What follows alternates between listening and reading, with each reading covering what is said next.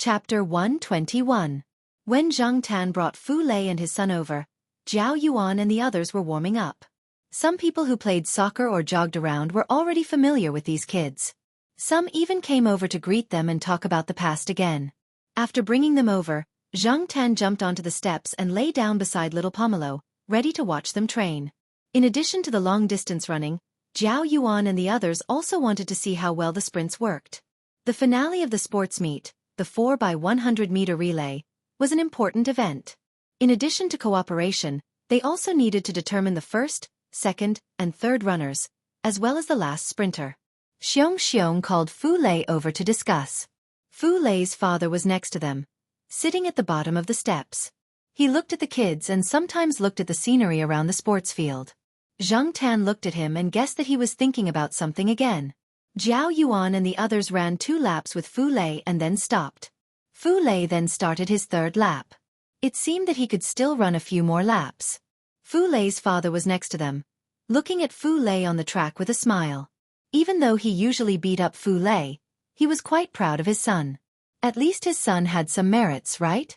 Fu Lei ran 4 laps before he stopped. Although he looked very tired, Zhang Tan felt that he could still continue. It was just his first time running today, so he needed to conserve some energy.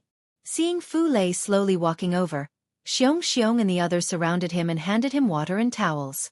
Fu Lei's father, who was sitting next to them, was laughing so hard that his eyes disappeared. On Thursday night, they had another training session, focusing on the relay. Some kids from nearby came over. Zhao Yuan, Lan Tianzhu, and Fu Lei made up a 4-person relay. The fastest runner was still Fu Lei. Xianxia let Fu Lei be the last runner. As for Xianxia, he could not run by himself. He was only strong, so he could throw the shot put.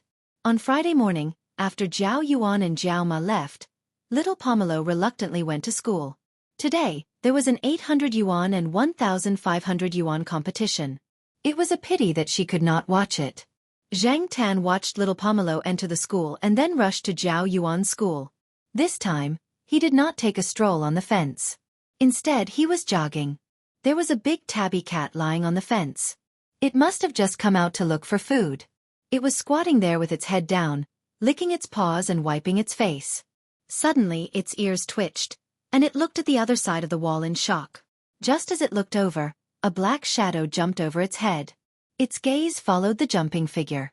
It raised its head, turned its head, and then looked back at the black shadow that had landed on the wall and continued to run away. After a few seconds, the cat remembered that it had not finished licking its paws and turned its head to continue licking. When he was almost at Zhao Yuan's school, Zhang Tan sped up. In front of him, there was a big cat that had just jumped on the fence. It was yawning.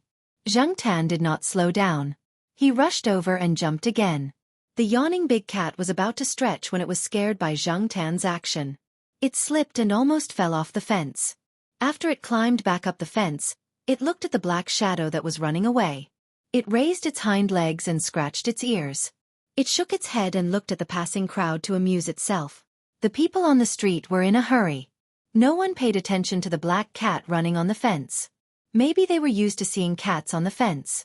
It did not matter if it was a white cat or a black cat. There was nothing to be concerned about. In this area, people and cats always maintained their own pace of life and did not interfere with each other. When Zhang Tan arrived at the field of Zhao Yuan's school, the opening ceremony was in progress. He looked around and saw many square formations in school uniforms on the field. After looking around, Zhang Tan did not find any tall trees or a suitable place to watch the sports meet. Finally, Zhang Tan's gaze fell on the wall behind the commander's desk. A huge poster was pasted on the wall, and a banner hung at the top of it. Zhang Tan walked over from the stairs and looked at the wall from the side. Although the wall was not very thick, it was wide enough for him to squat there and watch the situation on the field. At this time, the leader on the commander's desk was talking. The so-called simple explanation had been going on for 20 minutes. Many students in the square formation below were impatient. They whispered to each other and were glared at by the head teacher. After a while, they began to whisper again. Zhang Tan could feel their resentment even though he was far away. But soon, some students noticed the black cat approaching the commander's desk. They stopped whispering and stared at the black cat. It was much more interesting than listening to the leader's speech. Zhao Yuan was originally chatting with Suen, who was standing next to him, using a secret signal that only they knew. Suddenly, Fu Lei, who was standing behind him, poked him and pointed his chin forward. "Look at the commander's desk." Hearing Fu Lei's words, Zhao Yuan was still wondering what was going on. When he looked over, he saw his cat standing on the top step and striding towards the commander's desk with its head held high. Suen and the others also saw this scene. There were many black cats in the city, but when they saw the cat, they were sure that it was Zhao Yuan's cat. Other than his cat, no other cat would be so bold as to calmly run towards the commander's desk in front of so many people. Zhao Yuan's eyes twitched. He had heard about the military training from Jiao Wei. His cat must have found a good place to observe. He just didn't know if it would cause any awkward effects. Zheng Tan didn't care what others thought. After arriving at the commander's desk, it jumped directly onto the wall. The banner hanging on the wall was slightly higher than the top of the wall. Zheng Tan squatted behind it. The people outside could only see a black cat's head. The leader standing on the commander's desk didn't notice at all. He was still talking. On the sports field, friendship comes first, competition comes second. Zhang Tan yawned. Who would believe such nonsense? Without friendship, competition came first. What friendship did people who didn't know each other talk about friendship? Many people said that yawning was contagious. Therefore, the students who had been overly excited yesterday and were feeling sleepy after listening to the boring speech of the station leader, suddenly felt even more sleepy after seeing Zhang Tan yawn twice in a row. Zhang Tan tugged at the red banner in front of her out of boredom. She looked at the bald head of the leader who was speaking. Was this because he was tired? When the leader finally finished his speech and announced the start of the sports meet, the group of people let out a sigh of relief. The leader was still sitting there. There was a row of people sitting on the commander's desk. They were the judges for the first event. Zhang Tan didn't expect the first event to be broadcast gymnastics. Only the first-year students had this event. The second and third-year students didn't have it. There were more than 10 classes in the first year. They weren't arranged according to class number. It was completely based on drawing lots. It was fairer this way. No one complained about when to appear. It was all based on luck. Zhao Yuan's class was in 4th place. It wasn't bad. The second and third years had already left. Some of them were watching from the side. The athletes were doing some warm-ups.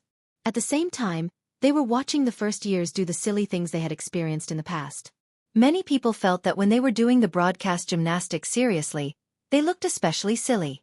Zhang Tan leaned against the background wall and peeked his head out to look down. Many people tried their best to do every movement well under the eyes of the school leaders. Moreover, it was a competition. However, if they overdid it, they would appear a little stiff. Coupled with their serious and childish faces, Zheng Tan really wanted to laugh. However, Zhang Tan wanted to see the performance of Zhao Yuan's class. When the third class came over, the fourth class was preparing and waiting at the side. Xianxia was standing in front of the group. From what Zhang Tan saw just now, the ones standing in front of the group were the leaders. They didn't have to be the sports committee members. Moreover, the leaders in front of them were all beautiful girls. Suddenly, there was a beast in this class. When it was finally Zhao Yuan's class, Zhang Tan felt that Zhao Yuan and the others were already a little stiff. Just as Zhang Tan thought, Zhao Yuan felt uncomfortable when he saw his cat watching him. Why did he feel like his cat was waiting to see him make a fool of himself? Zhao Yuan finally understood how Jiao Wei felt during the freshman military training at Tsinghua University. In fact, Zhao Yuan should be glad that there was only Zhang Tan this time. No other cats came. The music started. Xianxia, the fat and strong guy, was wearing a school uniform and white gloves. He stood in front of the group and led the exercises seriously. Although it looked a little weird, and people who didn't know better would definitely think that this was a mistake on the head teacher's part, this just happened to be the smart part of their head teacher. Actually, letting Xianxia lead the drill also had the effect of showing his face. Many people sitting on the command platform knew Xianxia. Before school started, Xianxia's mother had already met these leaders and teachers. The leader sitting in the center looked at Xianxia with a smile on his face. He looked very friendly. The leader of the class who just walked over didn't have this kind of treatment. Unfortunately, Xianxia didn't pay attention to the school leader at all. It was rare for him to have a straight face. Zheng Tan still wanted to laugh. Each class only had about 5 minutes. After an hour, they finished. Jiao Yuan's class was in first place, slightly ahead of the second place. The teacher of the first class had a smile on his face. Zheng Tan felt that the smile had a deeper meaning. Sure enough, the head teacher was not a simple character. After the broadcast exercise, the official competition began. The first morning was the 100m and 1,500-meter sprint. Jiao Yuan wasn't competing. Xianxia hoped that Fu Lei could run the 100-meter sprint. Unfortunately, each person could only sign up for 2 events, so he had to give up on the 100-meter sprint. Fortunately, the person who signed up for the 100-meter sprint was good. Even if he wasn't outstanding, the head teacher wanted him to try his best to be in the top 8. Because only the top 8 would be counted. The points for the first to 8th place were 9, 7, 6, 5, 4, 3, 2, and 1 respectively. The last event was the relay event, and double points were counted. There were preliminaries for the 100-meter sprint, but the 1,500-meter sprint was decided directly. Fu Lei had a number tag hanging behind his back. He was warming up. After the heats of the 100-meter sprint, his 1,500-meter sprint would begin. There were only a few people around Fu Lei, including Jiao Yuan. The others were either watching the heats of the 100-meter sprint, sitting in their own class area, writing encouraging notes, or reading books. The leaders on the podium had already left. Sitting there were people from the school radio station, as well as some students who wanted to cheer for their class athletes through the microphone. A few students wanted to poke Zheng Tan, but the wall was too high for them to reach. They could only throw paper balls. When Zheng Tan was bored, he played a paper ball game with a few girls. When Jiao Ma went to Jiao Yuan with a bag of water, she pointed at the cat playing with a few girls on the podium and said, "Jiao Yuan, why is our black charcoal there?" Chapter 122. After the 100m heats, it was time for the 1,500-meter sprint. Everyone in Grade 1 Class 1 knew that the only person in their class who ran the 1,500-meter sprint was Fu Lei, the bad student who was rumored to be very good at fighting and always skipping classes. In fact, many people were not very enthusiastic about cheering for Qin Guan. It was just that there was only the 1,500-meter sprint in the morning and the 100-meter sprint final after that. Some people who had just finished watching the 100-meter sprint heats were sitting by the side leisurely eating melon seeds. They were talking about what they had seen and gossiping about which class had indeed gotten first place. Only Jiao Yuan, Xianxia and a few others accompanied Fu Lei to the 1,500-meter sprint starting point. Fu Lei himself did not care if other people came to cheer for him or not. After all, they were all unimportant people. Zheng Tan was lying on his side against the background wall. His head was casually resting on the edge of the wall. He was looking at the world that had rotated 90 degrees. Occasionally, his ears would twitch because of the wind that blew past. The 1,500-meter sprint had just begun. Fu Lei and the other classes were closer together. More than 10 people were running in a line around the track. Fu Lei was in the middle and at the back. But Zheng Tan could tell from his expression that he was not nervous at all. During the first lap, there were not many people cheering for Qin Guan. Only a few shouts could be heard once in a while. But slowly, during the second and third laps, the gap between the 10 people was getting bigger and bigger. Some people in the class were getting anxious. During the third lap, some people automatically quit. But the others, even if they were at the back, were running very slowly and still persisting. Fu Lei was in 5th place. The first 5 people were closer together. Some people in Class 1 were excited. Even if they were in 5th place, the class would get an extra 4 points. During the 4th lap, the cheers got louder. The school track was more than 300 meters. The 1,500-meter sprint took more than 4 laps. Many people liked to speed up during the last lap. The first 2 people had already started to speed up. The people behind were not willing to fall behind, except for Fu Lei. Seeing that Fu Lei was about to be overtaken by the 6th person, the students of Class 1 were anxious. The students who were eating melon seeds couldn't sit still. They squeezed to the side of the track and shouted encouragement with the rest of the class. Zheng Tan looked at Jiao Yuan and the others. They looked more anxious than anyone else. Their faces were red, but they did not make a sound. It was only when Fu Lei started to speed up that the few of them who had been holding back for a long time began to shout. They wished they could take his place. The finish line had been pulled up. Fu Lei's speed was getting faster and faster. The fourth and third place also felt the pressure, but their legs were not listening to them. They were almost at their limit.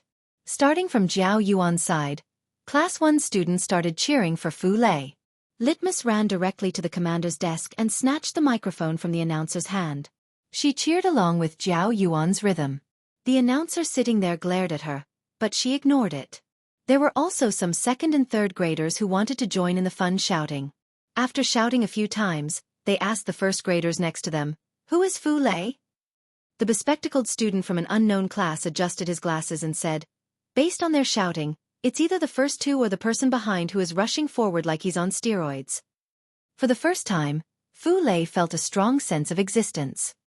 He heard those people shouting, "Fu Lei, go!"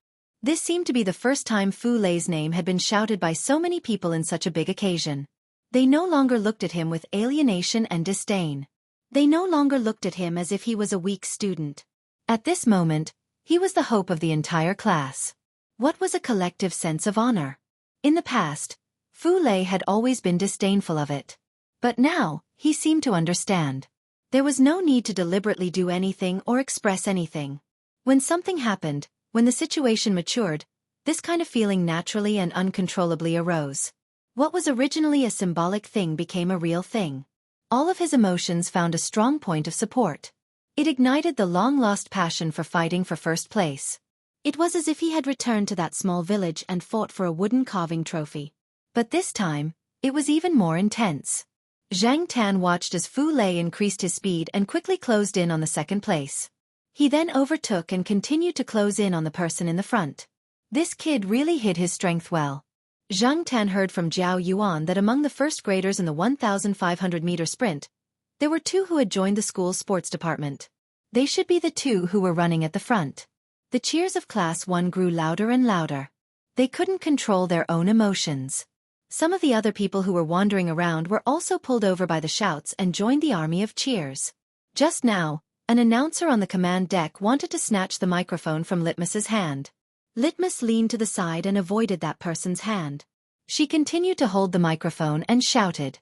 Some of the people from other classes around the field didn't know and thought that the school radio station was biased. In fact, the announcers sitting there also had a belly full of bitterness. Seeing the contestant from Class 1 start to rush for first place, they didn't try to snatch the microphone anymore. At this time, it was impossible to snatch it. This little girl was too strong. Zhang Tan glanced at the situation on the platform and felt happy in his heart. Then, he turned his attention back to Fu Lei, who was sprinting in the last 50 meters. The student who had maintained first place until now was worthy of being called a sports student. His sprinting speed didn't seem like it was for the 1,500-meter sprint at all. However, Fu Lei was a dark horse. In the end, he took the lead by 2 steps and won first place. Although he didn't break the record, getting first place was already a big surprise for Class 1. They cheered for a long time. The event that they didn't have much hope for had become the most unexpected surprise. Zhang Tan looked at Fu Lei, who was being supported by Jiao Yuan and the other students of Class 1 as they left the track. He slowly swayed his tail. What was this called? A good start? The first drop of blood? This was the first official first place until now.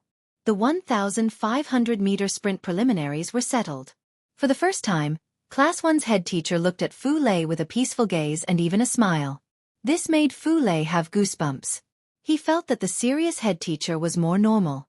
After the 1,500-meter sprint, the final of the 100-meter sprint also began. Those who got a good ranking were like heroes who returned in triumph, enjoying the crowd's applause and support. Those who didn't get into the top 8 silently squeezed into the mixed crowd and left the field in low spirits. After watching the competition in the morning, Zhang Tan got up and prepared to go back. He still had to go back to Tsinghua University at noon to accompany little Pomelo. He would come back in the afternoon. Poor Fu Lei. There were still 800 meters left in the afternoon. It would be tough for him. Other than Fu Lei's race, there were also Xianxia's shot put, Lan Tianju's long jump, etc. There were many events in the afternoon, but Zhang Tan was only interested in Xianxia's and the others. After watching her cat jump onto the wall and leave, Jiao Ma came back to take Jiao Yuan and the others to the staff cafeteria for lunch. She also took Fu Lei with her. When Zhang Tan came in the afternoon, the competition had already started. It was the same place. Zhang Tan jumped onto the background wall, stretched, and lay there, overlooking the entire field. There was no need to worry about people blocking his view. He could even see some of the long jump athletes. Xianxia was second in the shot put, just a little bit behind the first place. He was very depressed because of this. For half a day, except when he was cheering for Jiao Yuan and the others, he kept a straight face. Su An and Lan Tianzhu also participated in the high jump and long jump. Although they weren't in the top three, Zhang Tan heard from the announcer that one of them was fourth in the high jump and the other was fifth in the long jump. As for Fu Lei's 800-meter sprint, many students came to talk to him before Fu Lei ran the 800-meter sprint in the afternoon. They told him to do his best and not to be too stressed. After all, the 1,500-meter sprint in the morning was already tough enough, and he still had to run the 800-meter sprint in the afternoon. The 800-meter sprint was much shorter than the 1,500-meter sprint. Maybe because he was too tired in the morning competition, he only got third place. But the third place was enough to make the students of Class 1 happy. At least they could get a lot of points. Now, Class 1's total score was in first place. After watching the sports meet for a while, Zhang Tan got up and left. He didn't wait for Jiao Yuan and Jiao Ma. Jiao Yuan and the other boys would stay at school for a while. In the evening, Jiao Yuan went home and briefly told little Pomelo about today's competition. Then he went to bed early. He still had to run the 400-meter sprint and the relay tomorrow. The whole family went out for the next day's competition. Jiao Pa and little Pomelo also came to Jiao Yuan's school to watch the competition. Today was Saturday, so they had a rest. After arriving at the sports field, Zhang Tan didn't go to the commander's desk this time. Instead, he followed Jiao Pa and the others to watch the competition on a platform. Xianxia's parents also came, along with a few other parents in the family courtyard. They all stood together and watched the competition. Sometimes they would chat with other parents they knew. In the morning, Jiao Yuan got second place in the heats of the 400-meter sprint. He was qualified to participate in the final in the afternoon. At noon, a large group of people didn't go to the teacher's cafeteria. Xianxia's mother treated them to a relatively high-end restaurant outside. There weren't any high-end hotels nearby, so they had to make do with it. Fu Lei's parents didn't come, but they brought them with them. During lunch, the kids got together to discuss the relay in the afternoon and change their original strategy. Before they left, they looked at the positions of the runners of the 4x100-meter relay and estimated the distance of the fourth leg.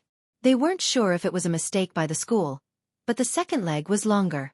They should let the fastest runner close the gap to save time. Therefore, Fu Lei, who was supposed to be the last runner, became the second runner. Jiao Yuan, who was the second fastest, was in charge of sprinting. In the afternoon, Jiao Yuan got third place in the 400-meter sprint final. He was very satisfied with this result. He got second place in the heats and fifth place in the overall competition.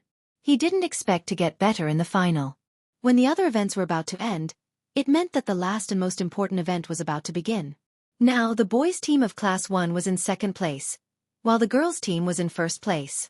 They were several points ahead of the second-place team.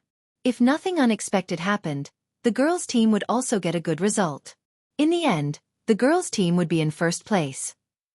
Therefore, the students of Class 1 all hoped that the boys' team could get a good result.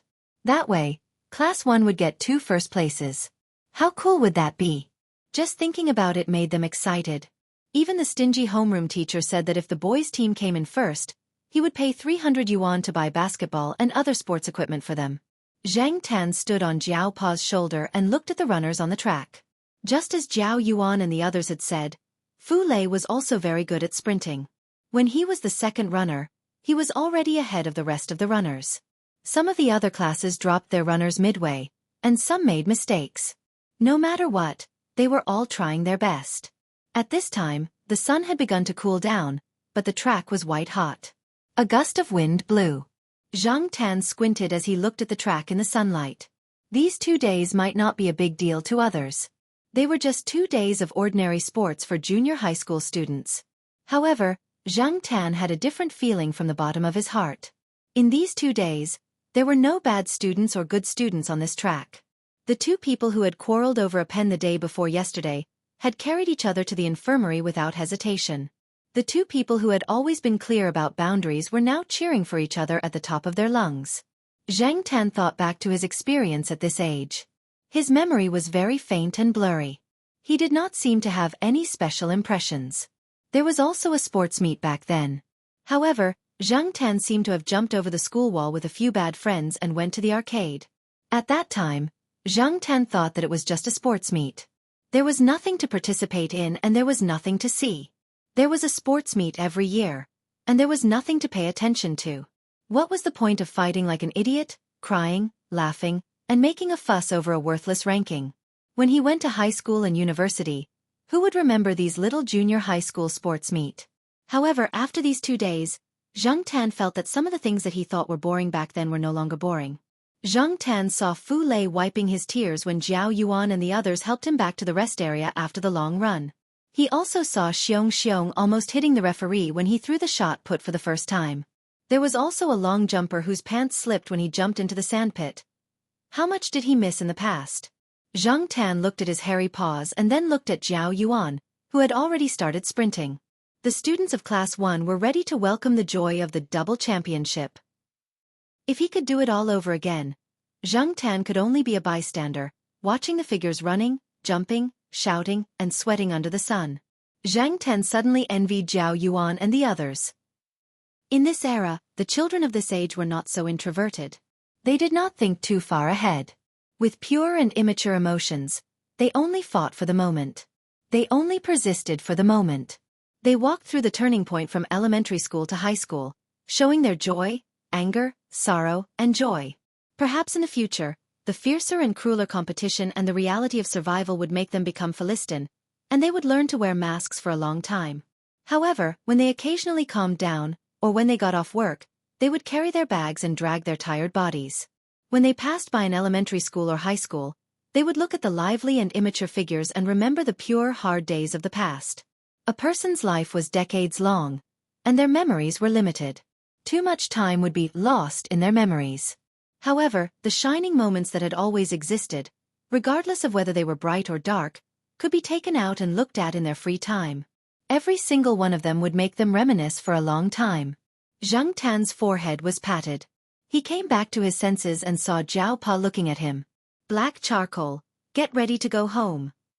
Taking a deep breath, Zhang Tan stretched his back and squinted his eyes as he yawned. Chapter 123. The joy of Zhao Yuan's class winning the sports meets double championship continued. The few children prepared to celebrate. They did not go to any big hotel, but to Zhao Wei's family's restaurant. Xianxia missed the fried rice meat there. Zhao Yuan, Litmus, Fu Lei, and a few other kids agreed to go to Zhao Wei's restaurant together later. The parents didn't want to restrict them, so those who had something to do had already left. Zhao Pa said that he would bring the kids there later, so there was no need for all the adults to come along. Before leaving school, Xianxia went to the bathroom. Eating, drinking, and going to the toilet was a big thing. Zhao Yuan and the others, who were carrying their backpacks, walked slowly to the school gate and waited for Xianxia outside. Zhang Tan squatted on the wall of the school gate, watching the students walk out in 2s and 3s. Some of them were still talking about what had happened today, and some of them looked depressed. Zhao Yuan and the others were talking about how to spend the hundreds of yuan that they had won. The money was included in the class fee, so they couldn't afford to pay for a meal. Therefore, even if they wanted to buy something, they could only buy some basketball or football. Buy some badminton rackets, but they don't have to be the best. Just make do with them, Litmus interrupted. Girls didn't play basketball or football. At most, they played volleyball and badminton. A few teachers walked out of the door and greeted Zhao Ma. They probably knew Zhao Pa, and were about to leave after a few words. However, when they saw Zhang Tan squatting on the wall, they pointed at him and asked Zhao Ma, "Is this your cat?" "Yes, he came to watch the sports meet with us," Zhao Ma said. "Oh, that's good. Huh." After that, the teacher left with the others. However, Zhao Pa felt that the haha in the teacher's words seemed to have a deeper meaning. Confused, Zhao Pa asked Zhao Ma. Zhao Ma told him some things that happened during the opening ceremony. Jiao Pa was silent. No wonder those people said, "Ha ha." Whose cat could jump onto the wall of the stage and watch the sports meet in front of so many people? While they were talking, Xianxia ran out. Jiao Pa gave him his school bag and 2 bottles of drinks left by Xianxia's mother. "Let's go, kids," Jiao Pa said to them, and they all went to Jiao Wei's restaurant together. Those who had bicycles rode them. Those who didn't have bicycles, like Fu Lei, let other people carry them. Jiao Ma rode with them. Jiao Pa didn't drive today. There were many people and cars in the area, so it was very crowded. There was no parking space, so he rode an electric scooter. Jiao Pa rode the electric scooter, and little Pomelo sat behind him. As for Zhang Tan, he continued to squat in the basket of the electric scooter. He adjusted himself to a more comfortable position, put his chin on the edge of the basket, and looked at the scenery passing by. "Hey, Zhao Yuan, your cat is so obedient. I have a cat at home too. When I put it in the basket, it's like confinement. It won't stay in the basket for even a moment. Even if it stays in the basket for a while, it will jump out when the cart starts moving. So every time I take it for injections, it's in a cage. By the way, what brand of cat food does your cat eat? It looks very strong," one of Jiao Yuan's classmates said. He was also one of the people who had participated in the relay race. "My cat is a bit special. It doesn't eat cat food. It eats the same food as us. It doesn't eat the food that we don't eat, either." Jiao Yuan paused, then continued, "It doesn't eat food given by strangers either." However, Jiao Yuan was obviously not sure about the latter part of his sentence. He had never seen his cat eat food given by strangers. Fu Lei had a deep understanding of this. "It didn't eat the fish head I gave it last time. Does your cat like to catch mice?" that classmate continued to ask. Of course. They chatted along the way, from whose cat is the best to how to not get splashed by the water when taking a dump, which was a topic that spanned a wide range of topics.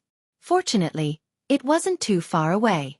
Soon, they arrived at Jiao Wei's restaurant. Jiao Pa's phone had run out of battery, so he used Jiao Ma's phone to call the restaurant. Jiao Wei's father waved his hand and said, "Okay, let them all come in." When they arrived, they found out that Jiao Wei's father had hung a closed sign in front of the restaurant to entertain the kids. Jiao Wei had already told his parents about the sanitary fee. He just ignored the special factor of Zhang Tan and attributed the main reason to Jiao Pa and Celestine. His parents were very grateful and had been thinking about how to thank him. After receiving the phone call today, they decided to close the restaurant and entertain the kids. "Where's Wei Wei?" Jiao Pa looked around and asked. Jiao Wei's mother had just finished washing the vegetables. She wiped her hands on her apron and said, "He joined some club. I don't know what he's been busy with recently. I heard that he stayed up late last night and only went to bed after 10 this morning. I think he's still in the dormitory now. He said that he'll come over later. He should be up now." Zhang Tan was lying on a chair in the restaurant. Litmus, little Pomelo, and Jiao Ma were playing cards next to him. Jiao Yuan and the other kids were either standing or leaning against their bicycles, chatting happily outside. Even Fu Lei, who usually didn't talk much, was gradually getting into the conversation. Zhang Tan pricked up his ears and listened.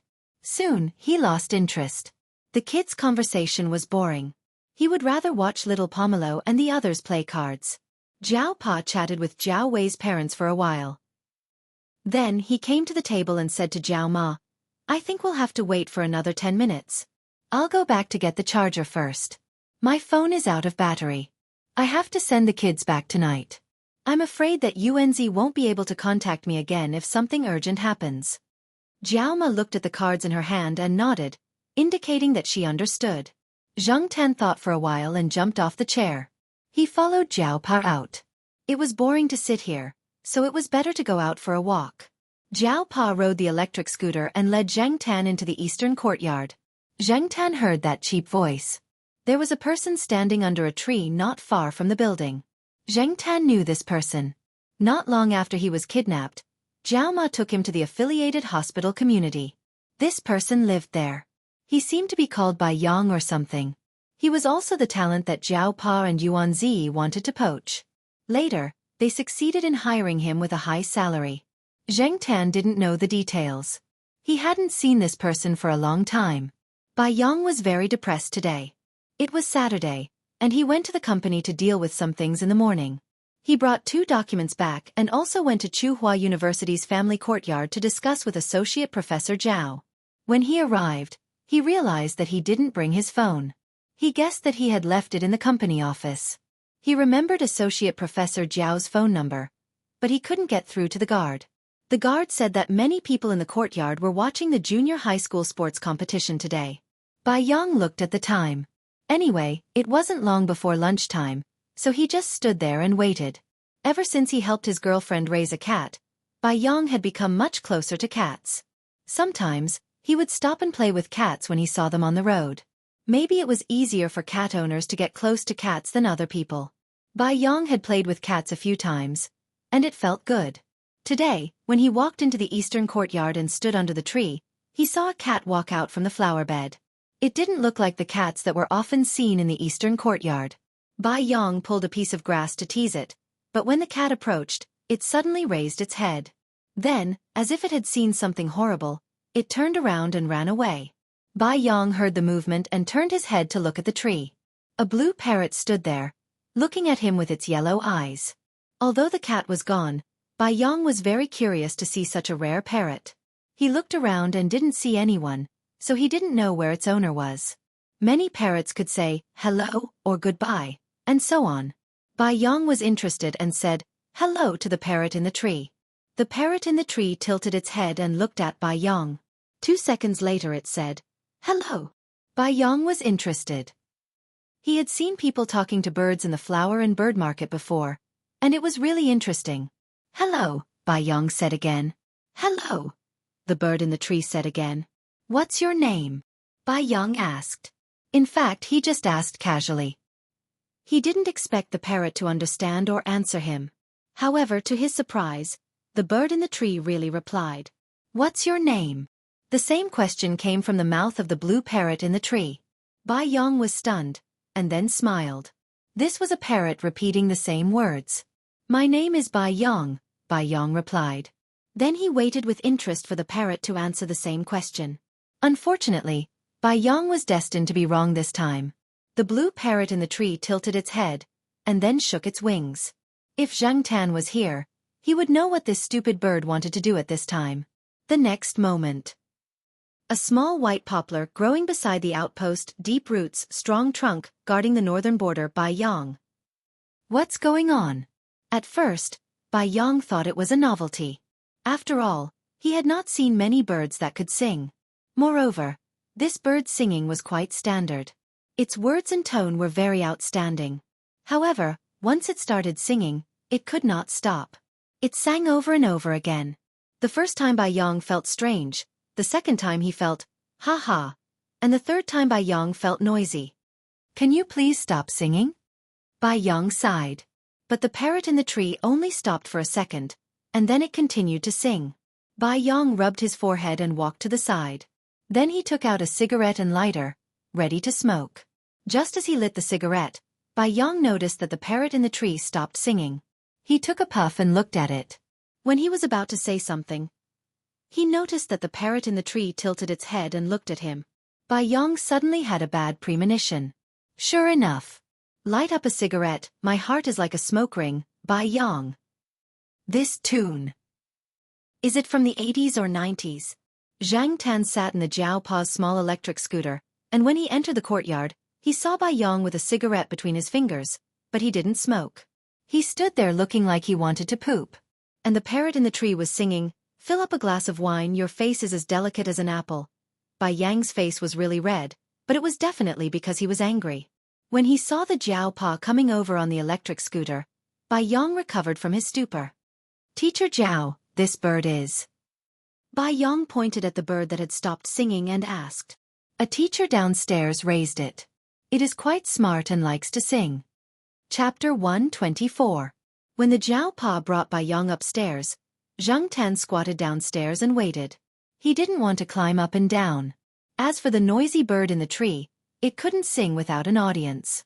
It stood on the tree and looked at Zhang Tan, who jumped up the tree and laid down. Its gaze lingered on Zhang Tan's cat ears for a while. After being glared at by Zhang Tan, It hummed and flew to other parts of the courtyard to find an audience. It originally wanted to bully the cat from before, but it didn't expect to meet Bai Yang, an audience. Compared to bullying other cats, it was more inclined to sing. Only when it couldn't sing would it look for someone to bully or hide in a corner to watch the show. Zhang Tan knew this bird's personality, so before it left, Zhang Tan wouldn't let his guard down. If he wasn't careful, this bird would bite his cat ears. So when General flew away, Zhang Tan was officially relieved. He yawned. Although he hadn't eaten dinner, he didn't feel too hungry. He had eaten some peanuts when he was at the Jiao Wei's restaurant. He guessed that the Jiao Pa and Bai Yang would talk for a while, so Zhang Tan could take a nap. However, Zhang Tan didn't take a nap for more than a few minutes before he heard a car horn. The sound was quite familiar. He opened his eyes and looked in that direction. He saw the third Master Feng's car slowly approaching. The car window was down, and the third Master Feng stuck his head out of the car and looked at the surrounding tall trees. Finally, his gaze fell on Zhang Tan. He immediately smiled and waved at Zhang Tan. The driver today wasn't the third Master Feng, but another person Zhang Tan had never seen before. He looked quite steady, and the driver's face was expressionless. Zhang Tan got up and stretched. He shook his fur, jumped down the tree, and came to the side of the car. Third Master Feng didn't seem to be getting out of the car. He was still holding a phone in his other hand. When he saw Zhang Tan coming over, he motioned for Zhang Tan to enter the car to talk. Although he was confused, Zhang Tan still jumped into the car and stood in the back seat. Then, he looked at Third Master Feng with confusion. Zhang Tan felt that the Third Master Feng was not here to take him out to play. If there were any arrangements, the Third Master Feng would have informed him long ago. However, Zhang Tan had not heard of any arrangements for the Third Master Feng during this period of time. It was usually Celestine who came to take him out to play. Feng Xiaokong, who was sitting in the back seat, looked at the black cat in front of him carefully. "Yo, your beard is growing well. It looks much better than before. You don't have to worry about people seeing you like this." As he spoke, Feng Xiaokong took out his phone and flipped through the photos he had taken before. He nodded as if to confirm. Then before Zhang Tan could flip open the phone, he threw the phone into his pocket and said, "I passed by Tsinghua University today, so I came to take a look and introduce some people. I have to leave soon, so I won't go upstairs."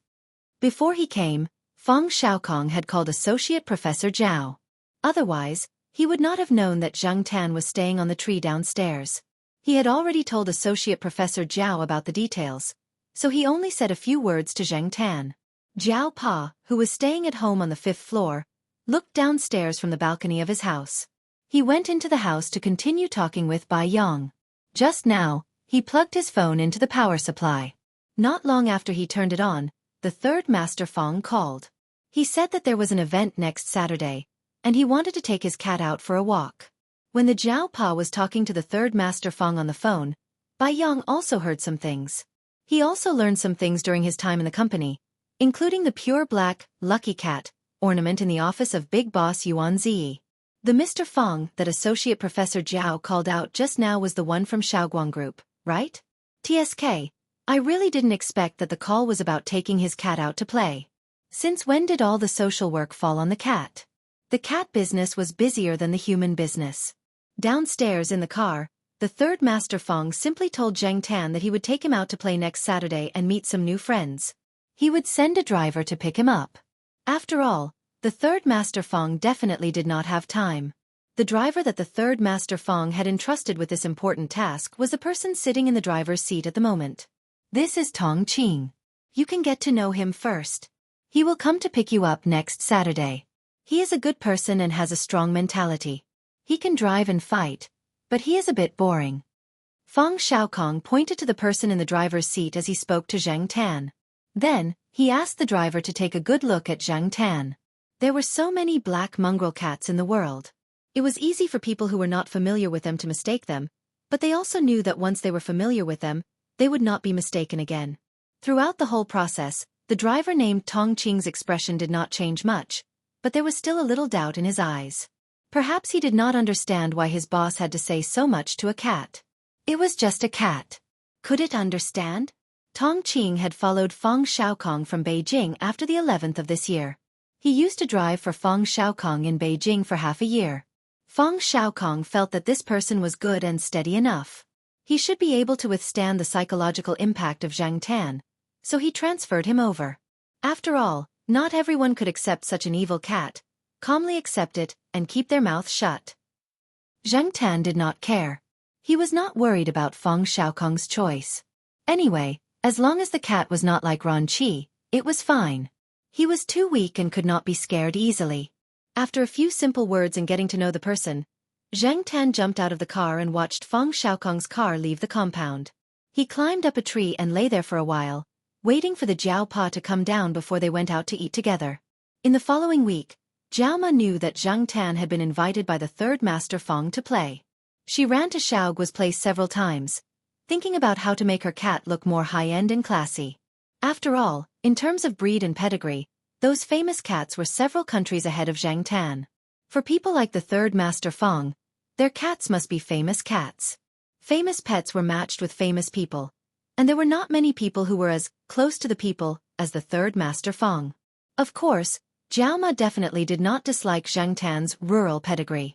She was afraid that Zhang Tan would be laughed at by others. Maybe people would not say anything because of the third master Feng, but when she thought about how her cat would be ridiculed by a group of people, she felt uncomfortable. Therefore, she spent the past week thinking about how to make her cat look better. Unfortunately, Zhang Tan was not interested in Jiao Ma's thoughts at all. He was not long-haired. Even if he went to Xiaoguo's place for pet grooming, he would not change anything. She also avoided things like mandarin jackets and bow ties. She felt uncomfortable wearing those things. She already had a natural fur coat on her, so why would she still need a mandarin jacket? Jiao Pa was much calmer. Although he did not understand Feng Xiaokong's thoughts, he believed that Feng Xiaokong would not let anything happen to his cat. Zhang Tan also felt that there was nothing to worry about. They were just going to have fun. Was there a need to be so nervous? It was not the first time he had been taken out to have fun. While Jiao Ma was thinking about how to make Zhang Tan look better, Zhao Lu was sitting on the other side of Feng Xiaokong's desk in his office. She had received an invitation for Saturday a long time ago. Her father did not have time as he was out of town, so she would go on behalf of her father. 2 days ago, when she met Associate Professor Zhao at Tsinghua University, she found out that the Zhao family's black cat was also invited. She did not understand. Zhao Lu roughly knew who would be going. Among them, there were a few who liked pets and liked to take them with them wherever they went. However, those were all famous pets. Why would they bring the black charcoal with the countryside bloodline to the event? Although Zhao Lu felt that this was not a good idea, her thoughts were similar to Jiao Ma's. However, based on her understanding of Feng Xiaokong, she knew that his methods were sometimes extreme or messy. To put it bluntly, he was just messing around. However, the results were always surprising. Feng Xiaokong was a legend in the industry. This guy's thinking always took a turn in the direction of the unthinkable when others did not expect it. After holding it in for 2 days, Zhao Lu could not hold it in anymore. She ran over to ask her third uncle what he was thinking. Feng Xiaokong finished reading the report in his hand and slowly closed the folder. Then, he looked at Zhao Lu and said, "When I was chatting with your dad last month, he mentioned an interesting story. In order to increase the survival rate of sardines, which are tranquil and prone to suffocation, a carnivorous and ferocious fish, such as a catfish, would be added to the sardines during transportation." The famous catfish effect. Zhao Lu knew about this. It was a common method used in management. Feng Xiaokong did not elaborate on the catfish effect. Instead, he asked, "Don't you think that these gatherings are too rigid? It's always the same group of people. They look so friendly and formal. It's too boring." Was it boring? Not really. At least, Zhao Lu felt that these gatherings were quite successful. They supported each other, strengthened the network of relationships, created some opportunities for cooperation, and so on. Moreover, weren't gatherings of this nature usually like this? Or to put it bluntly, did third Uncle Feng feel that these gatherings were not chaotic enough? That's why I feel that your dad's story makes a lot of sense. Feng Xiaokong said with a smile as he moved the roly-poly toy with a cat print on the table. Zhao Lu. That's not how you interpret it.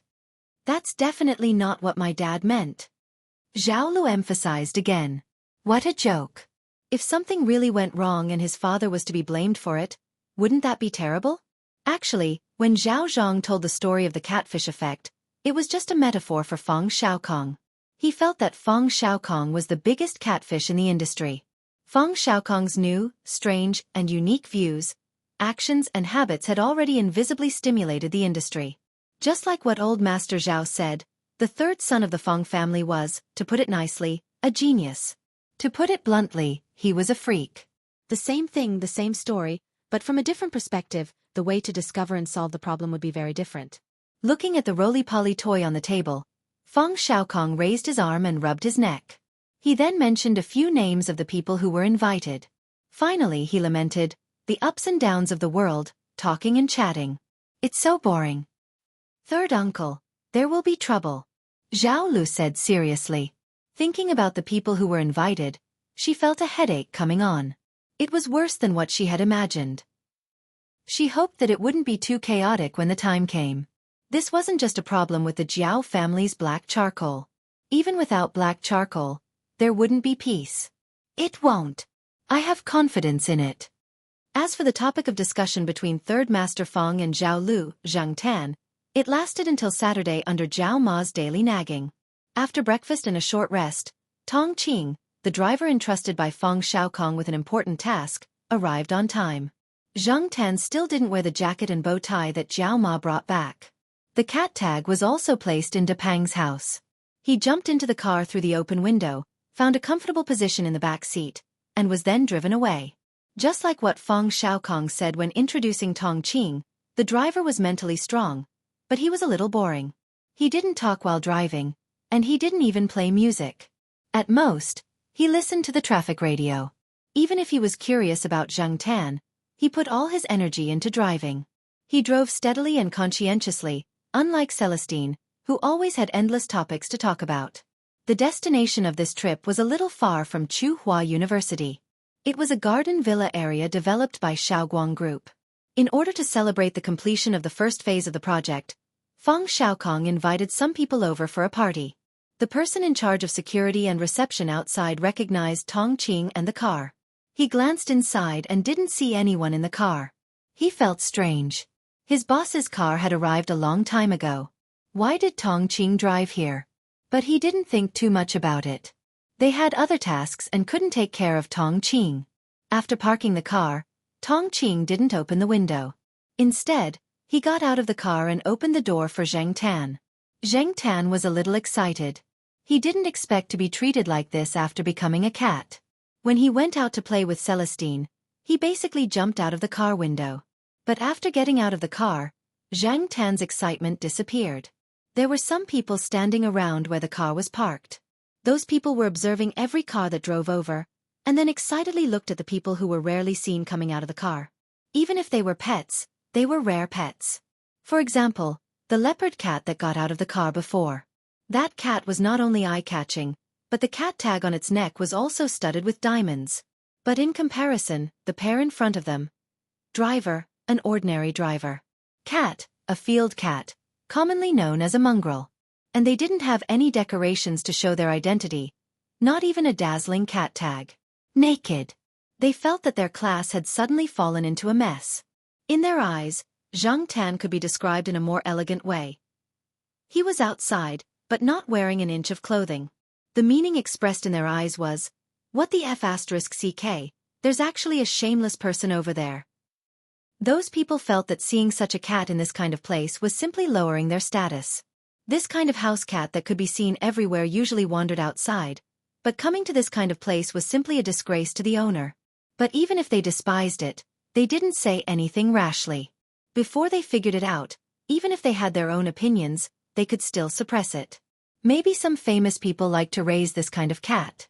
In fact, Zhang Tan was also puzzled. Did evaluating a cat's value require things like a cat tag, a collar, and those special little clothes? Did wearing a cat suit and a bow tie mean that the cat was quite gentlemanly? Did wearing armor comparable to that of a golden saint show that it was mighty and majestic? F***ck your paws. I'm just like this, going into battle with light, pure natural, 100% original goods. Zhang Tan turned his head and lifted his feet to walk forward. Chapter 125. Zhang Tan did not want to pay attention to those senseless people, but it was impossible to say that he did not care at all. However, This was not the place to cause trouble.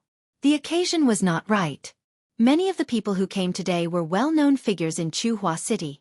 It was not that Zhang Tan was afraid of them, but it was mainly because with his current status, it was better for him to suppress his emotions.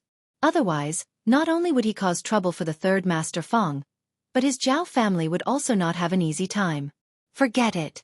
I'll just have to ask the third Master Feng for something to compensate me for this little bit of depression. Zhang Tan was not the kind of person who would not take advantage of the situation. As he thought about it, Zhang Tan walked forward. After a few steps, another luxury car drove over. It was long and imposing, and there were a few other cars following behind it. The people around no longer paid attention to Zhang Tan. They were all looking in that direction. Zhang Tan only glanced over curiously and saw an old acquaintance get out of the car. He did not expect Yi Hao to come here. After Yi Hao got out of the car, he did not leave immediately. Instead, he helped an old man out of the car. The old man had white hair and was wearing a tang suit. He held a walking stick and looked to be in good spirits. Zhang Tan felt that the old man did not need a walking stick to walk steadily. Zhang Tan moved his ears and heard some people whispering around him. There was some excitement in their words. Master Tang the Seventh? After looking at the old man again, Zhang Tan thought of the Monseigneur. That guy seemed to be riding on this old man's coattails. Not bad. This coattail could make the Monseigneur feel more at ease.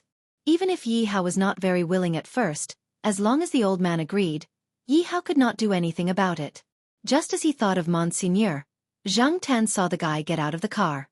There was a cat tag hanging around his neck. He didn't know what it was made of, but he guessed that it wasn't just an ID tag, just like the access card that Zhang Tan usually wore. It might have some other function.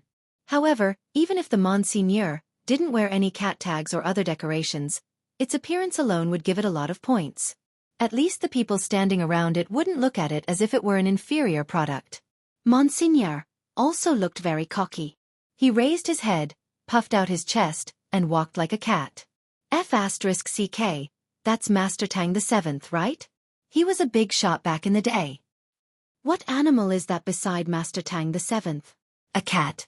Where did Master Tang the Seventh get this wild beast? I don't think I've seen this before. The one who came before also brought a big cat, but it was slightly smaller than this one. Hiss, why do I feel that this cat's gaze makes me panic? Me too. Is this the so-called murderous aura? No wonder it's Master Tang the Seventh's cat. It doesn't have the delicate feeling of those pet cats. It's so F***ing cool. Zhang Tan listened to the discussions of those people. He pulled his ears, turned around, and continued walking. Monseigneur saw Zhang Tan when he walked out. He wagged his tail a few times, then looked at Master Tang the Seventh and Yi Hao. He still stayed at the side obediently. Whose cat is that? Master Tang the Seventh turned his head and asked Yi Hao. He also looked at the black cat. He couldn't be blamed for being curious. It was strange to see a cat with a bodyguard on such an occasion. Although many people thought that Tong Qing was just an ordinary driver, Master Tang the Seventh was an experienced man. He had sharp eyes. He couldn't see a cat, but he could see people. Yi Hao had a strange expression on his face. He moved closer to Master Tang the Seventh's ear and whispered a few words. Master Tang the Seventh's eyes flashed. He looked at the black cat that was walking steadily without looking back. So it's that cat. Just as he was about to call out to the black cat, Master Tang the Seventh heard someone call his name. He looked and saw that it was an old friend. He temporarily put aside Zhang Tan and started talking with another person who had just arrived. He walked slowly and walked further and further away from the black cat. Zhang Tan and Tong Qing were brought to their destination by the person in charge of leading the way. They glanced around. The greenery here was very good. There were long tables on the lawn with all kinds of food. There were mainly a few children and some young people here. As for the important people, they were probably talking indoors. It was just as Feng Xiaokong had said. There were many same species here. There were cats and dogs, and they were all rare breeds. For example, the leopard cat with the diamond-studded cat tag was specially served, and the Himalayan cat in the arms of the sexy mature woman. In comparison, Zhang Tan felt that he was really a country bumpkin. In addition to the cats, there were also some famous dogs. A few large dogs were brought by people. They were some distance away from here, but they kept eyeing this side. They were probably trained, so they didn't bark all the time. However, it looked like they would come over and bite the cats here if they had the chance. There was a puppy running around here. Although it was still young, it was already very big. It was at least bigger than Zhang Tan. It was just like the Saint Bernard that had just arrived at the eastern courtyard. It would definitely be big in the future. Unlike the Saint Bernard, this little guy was not docile. A big cat was lying on a chair next to it, teasing it. The little guy could not jump up. It could only growl twice and bite the chair leg. Zhang Tan looked at the big cat lying on the chair. Its pattern was quite similar to a leopard. However, its big ears were different from leopard and leopard cats. It was more like the serval cats on TV. However, was it okay to raise a serval cat in a big city in this country? Or was it a hybrid between serval cats and other cats? The latter was more likely. The big cat had a leather collar on its body. The leash was different from that of ordinary domestic cats. It was quite similar to the leash used to walk dogs. While Zhang Tan was walking downstairs, Feng Xiaokong was chatting with a few people in the villa not far away. Zhao Lu was also there. However, in terms of seniority, she was the younger generation. Most of the time, she just listened and did not take the initiative to speak. These people gathered together and did not talk about any business secrets. The most they talked about was their pets. Old Lu, I heard that you got a Tai Bao Jin some time ago. I saw that you brought a red mastiff here today. The third Master Feng said to one of them. Tai Bao Jin's cub was given away. I found myself a big red lion mastiff. Old Luing said, but it's still too young, so it's not that impressive. I heard that a lot of people use green dragon dogs to fool people. Old Lu, you have to pay more attention, a man in his 40s said. Hey, am I the kind of person who can be fooled? Old Lu glared. Right, Wang Bin, what kind of dog does your second uncle have? Feng Xiaokong turned to ask a young man in his 20s. It is a Xianxia dog. My father's comrade gave it to him as a gift. It was not convenient to raise it, so he gave it to my second uncle.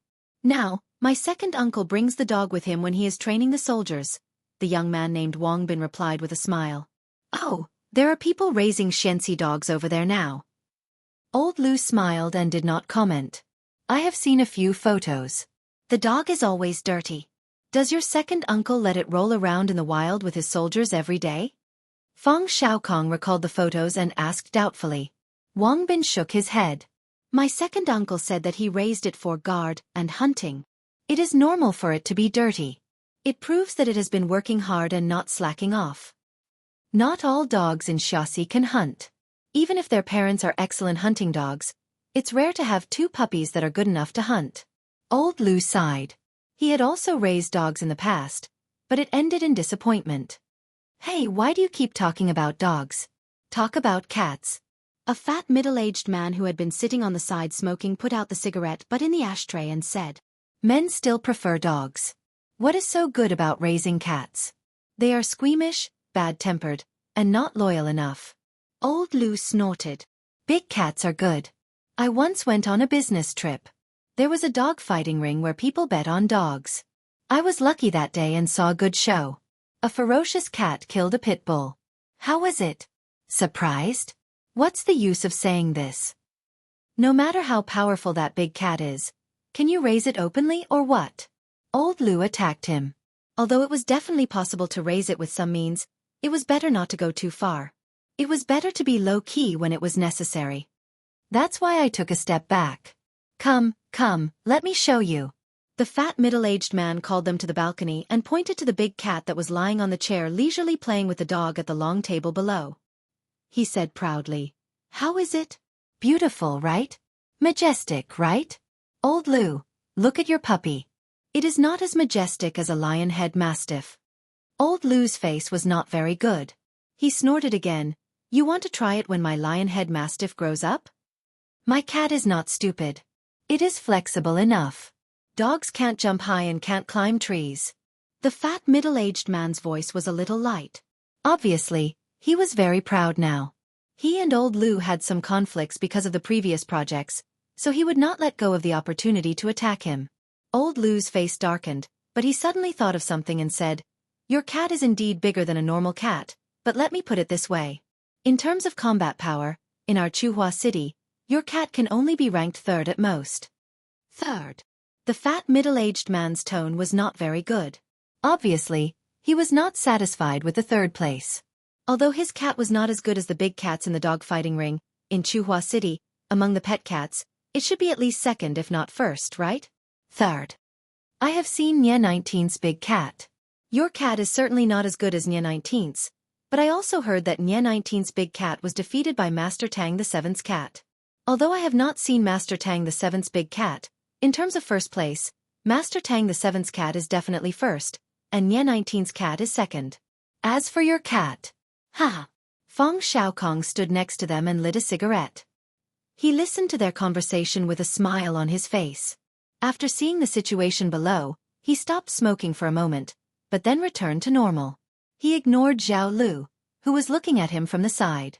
Zhao Lu was just going to look at the so-called big cat, but the first thing she saw was the black cat that was wandering around casually.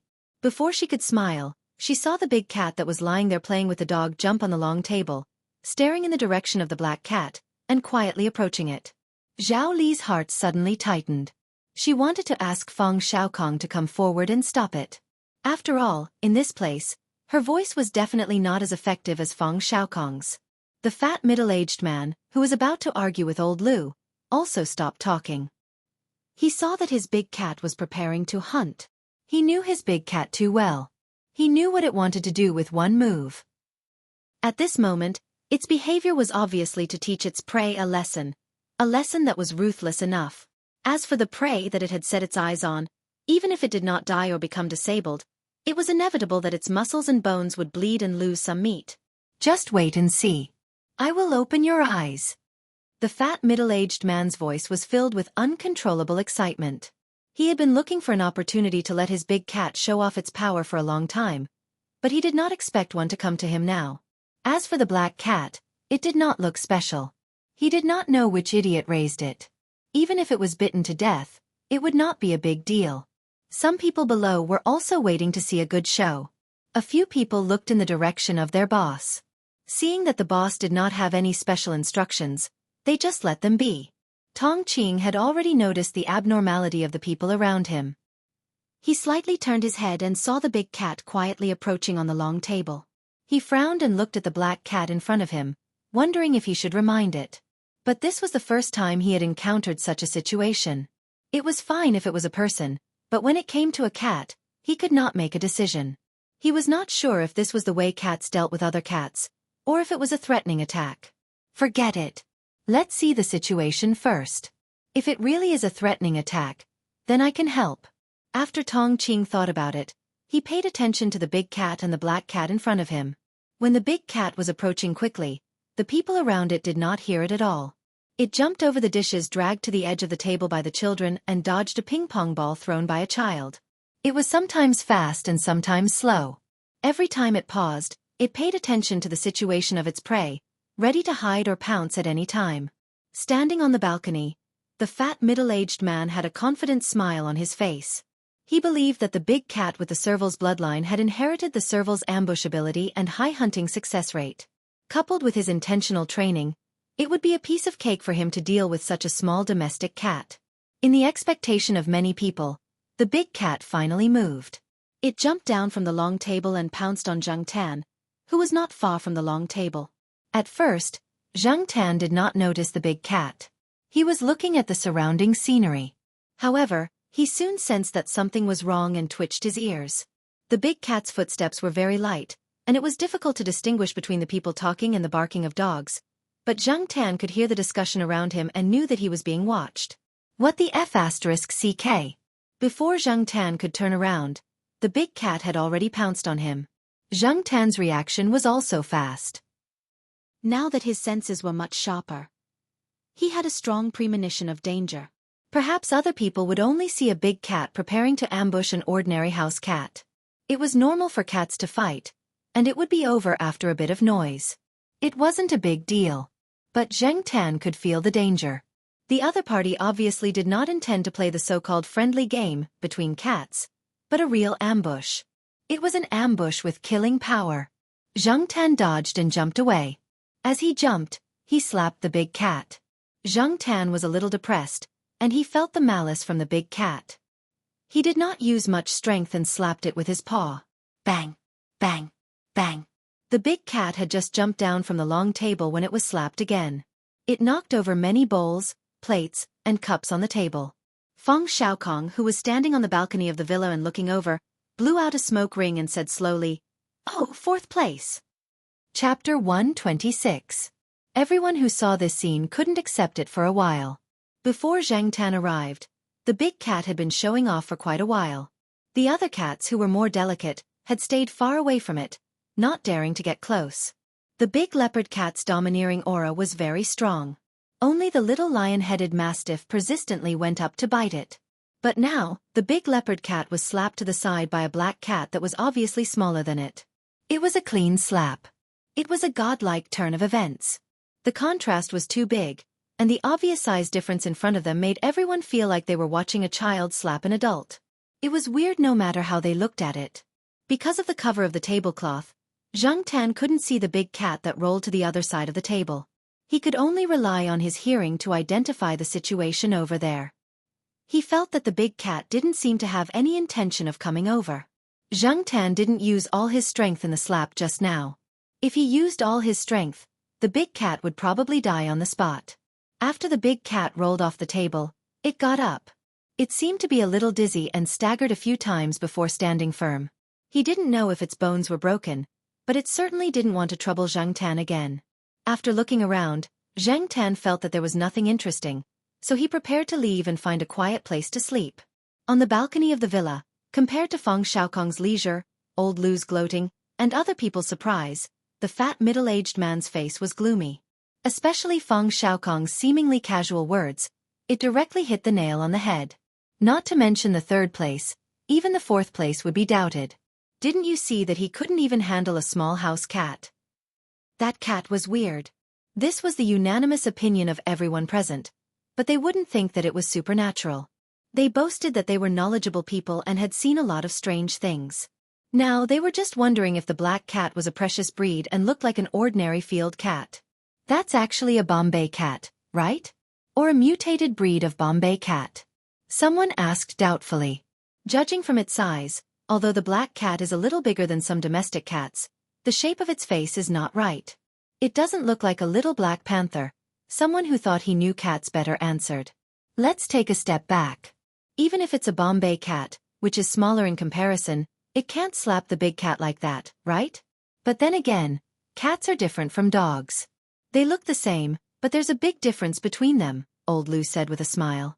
He didn't care what breed the black cat was, and he didn't care if it could really send a cat that was a size bigger than itself flying. Anyway, old Lu was happy to see the owner of the big cat being defeated. Who does that black cat belong to? Someone asked. Regarding this cat, which was considered to be one of the top 3 cats in Chuhua City, some people had already begun to have ideas in their hearts. They didn't necessarily like cats that much.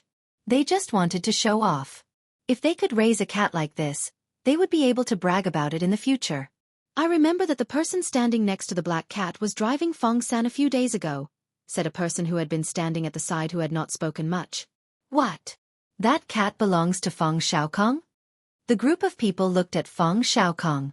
Their expressions changed. After 2 seconds of silence they said, "No wonder." No one said specifically what "no wonder" they were talking about. Third Master Feng was a freak. It was normal for him to raise a freak cat. Feng Xiaokong just calmly smoked his cigarette. He didn't refute the people's words. He just chuckled a few times.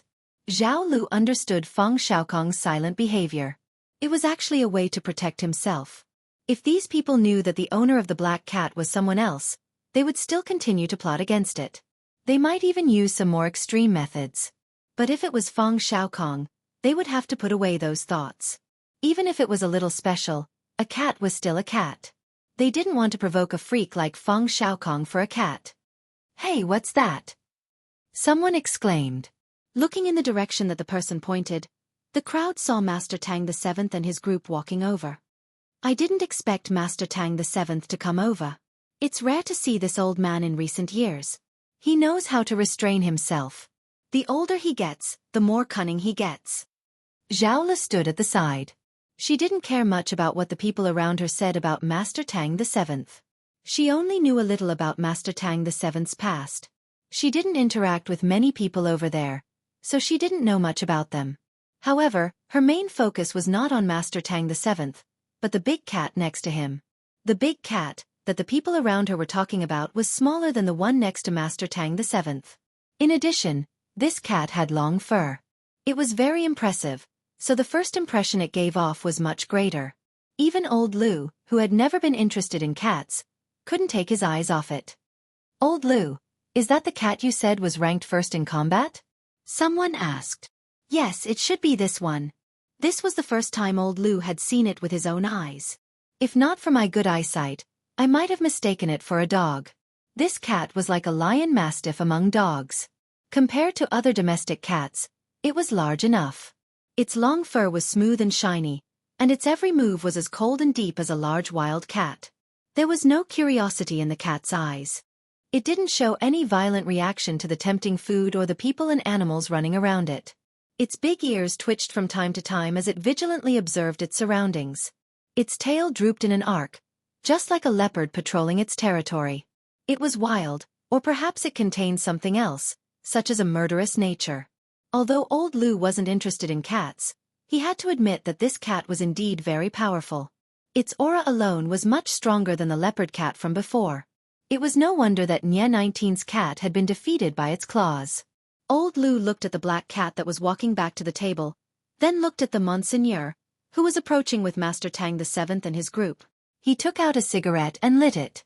Interesting.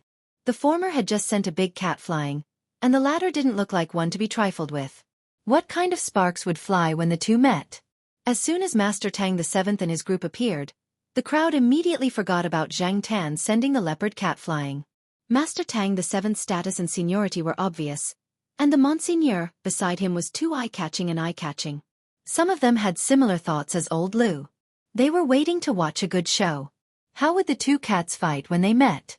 As for Master Tang the Seventh himself, although he wanted to maintain an indifferent attitude, there were still a few more wrinkles on his old face.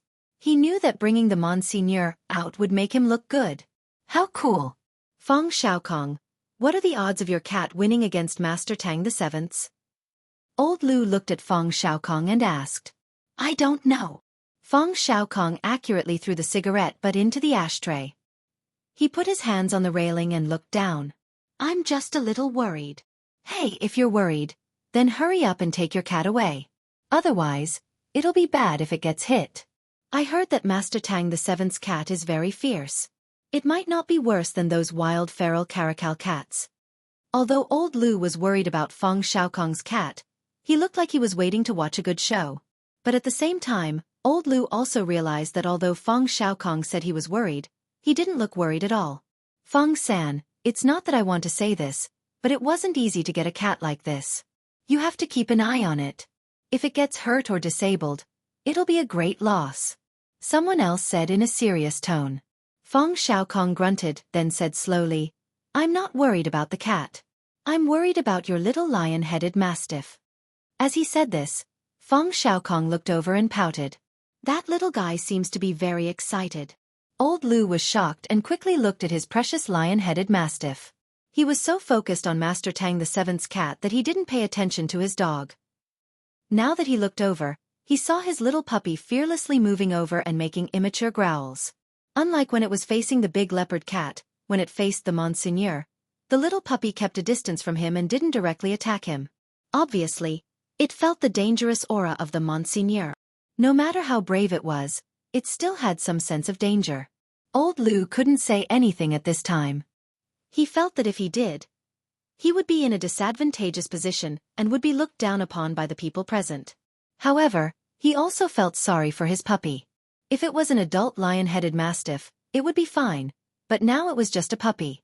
It couldn't even beat the leopard cat, let alone this one. Although he couldn't say anything, old Lu still hurriedly signaled to his subordinates, just in case. Zhang Tan was about to leave, but when he saw this scene, he stopped and waited to see what would happen next. He wanted to see how the Monseigneur would react. It had to be said that the puppy was indeed very brave. The lion-headed mastiff puppy barked a few times at the Monseigneur.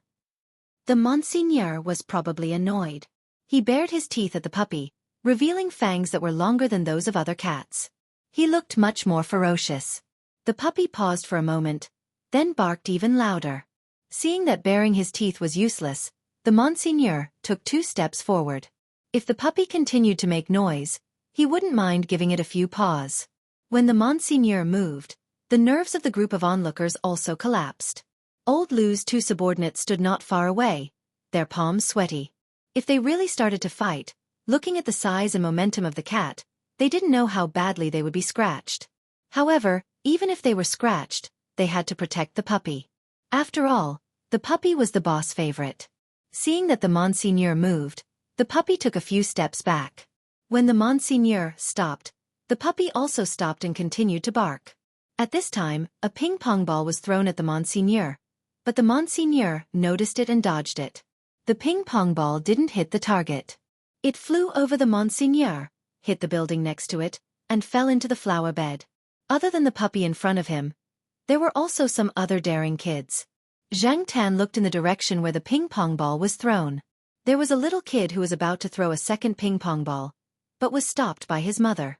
If he continued to throw it, wouldn't he be attracting hatred? He definitely couldn't attract the attention of Master Tang the Seventh's big cat. However, at the same time, Jianghu also felt that the Monseigneur was much more aggressive, and the puppy was still barking at it fearlessly. It was really looking for trouble. Just as Jianghu finished lamenting, the Monseigneur moved. This time, he didn't take 2 steps as a warning. Instead, he walked straight towards the puppy. Although he didn't make a direct and quick attack, his posture meant that he couldn't hold back anymore. Moreover, he gave people a strong sense of oppression, even though he was just a big cat. Many of the people close to him were more experienced bodyguards, and they could clearly feel the indescribable chill. Because of this, their evaluation of Master Tang the Seventh's cat increased by several levels. As the Monseigneur approached, the puppy retreated step by step. 5 meters away, 2 people were ready to rescue it. They were also familiar with the puppy. Usually, when old Lou took the puppy with him, they were also around to protect him. Therefore, if the puppy was smart, it would definitely run in that direction. However, to everyone's surprise, the puppy didn't run in the direction of the 2 people. At first, it was barking as it retreated, but when it saw the Monseigneur approaching, it turned around and ran towards Jianghu. When it was 2 steps away from Jianghu, it paused and looked at Jianghu. Jianghu. Why the F***ck are you looking at me for? The puppy wagged its tail and slowly moved towards Jianghu. When it got closer, it turned around and continued barking at the Monseigneur. The people watching from the balcony joked, "Old Lou, is your lion-headed mastiff's father a cat?" "Yeah, don't people look for their father if they can't beat them? Why didn't your lion-headed mastiff look for anyone but that black cat?" Another person chimed in. A dog relying on a cat's power? This was the first time they had seen such a thing. The few of them looked at it curiously. Feng Xiaokong looked over and thought, black charcoal has good relationships with people, cats and dogs, especially with puppies. Thinking back to when he saw this black cat with 3 puppies in the south, Feng Xiaokong couldn't help but smile. Some people were also excited by the current situation and were waiting for the 2 cats to start a PK battle. Unexpectedly, the Monseigneur wagged its tail twice, ignored the puppies, and walked steadily back to Master Tang the Seventh's side. "Hey, why aren't they fighting?" someone asked curiously. "Look at the 2 cats' reactions." "Feng Xiaokong, do they know each other?" someone asked Feng Xiaokong. "Oh, they know each other," Feng Xiaokong said as he turned around, yawned, and stretched his arms. Everyone. This matter-of-fact tone was asking for a beating. F***ck, if they knew each other, why didn't you say so earlier? Are you messing with us? The group of people was waiting to watch a good show, but they didn't expect that the only person watching the show was the 3rd Master Feng. Since Master Tang the Seventh was here, Feng Xiaokong also went downstairs to welcome him. After all, Master Tang the Seventh was considered the older generation. Since he was here in person, Feng Xiaokong had to be courteous. The others followed Feng Xiaokong downstairs. Although Master Tang the Seventh was much more restrained now, his claws were still sharp and couldn't be underestimated. Everyone had to give him some face. After exchanging greetings with Master Tang the Seventh, Feng Xiaokong asked Zhang Tan to follow him in. Chapter 127. Seeing Zhang Tan follow Feng Xiaokong into the house, Master Tang VII originally wanted to leave the Monseigneur outside, but after some thought, he decided to bring him along. As for the gutsy puppy, it also ran into the house. This time, it was quite obedient and followed beside Old Lu's leg. Old Lu looked a little better on the surface. At least the puppy did not run away with the cat.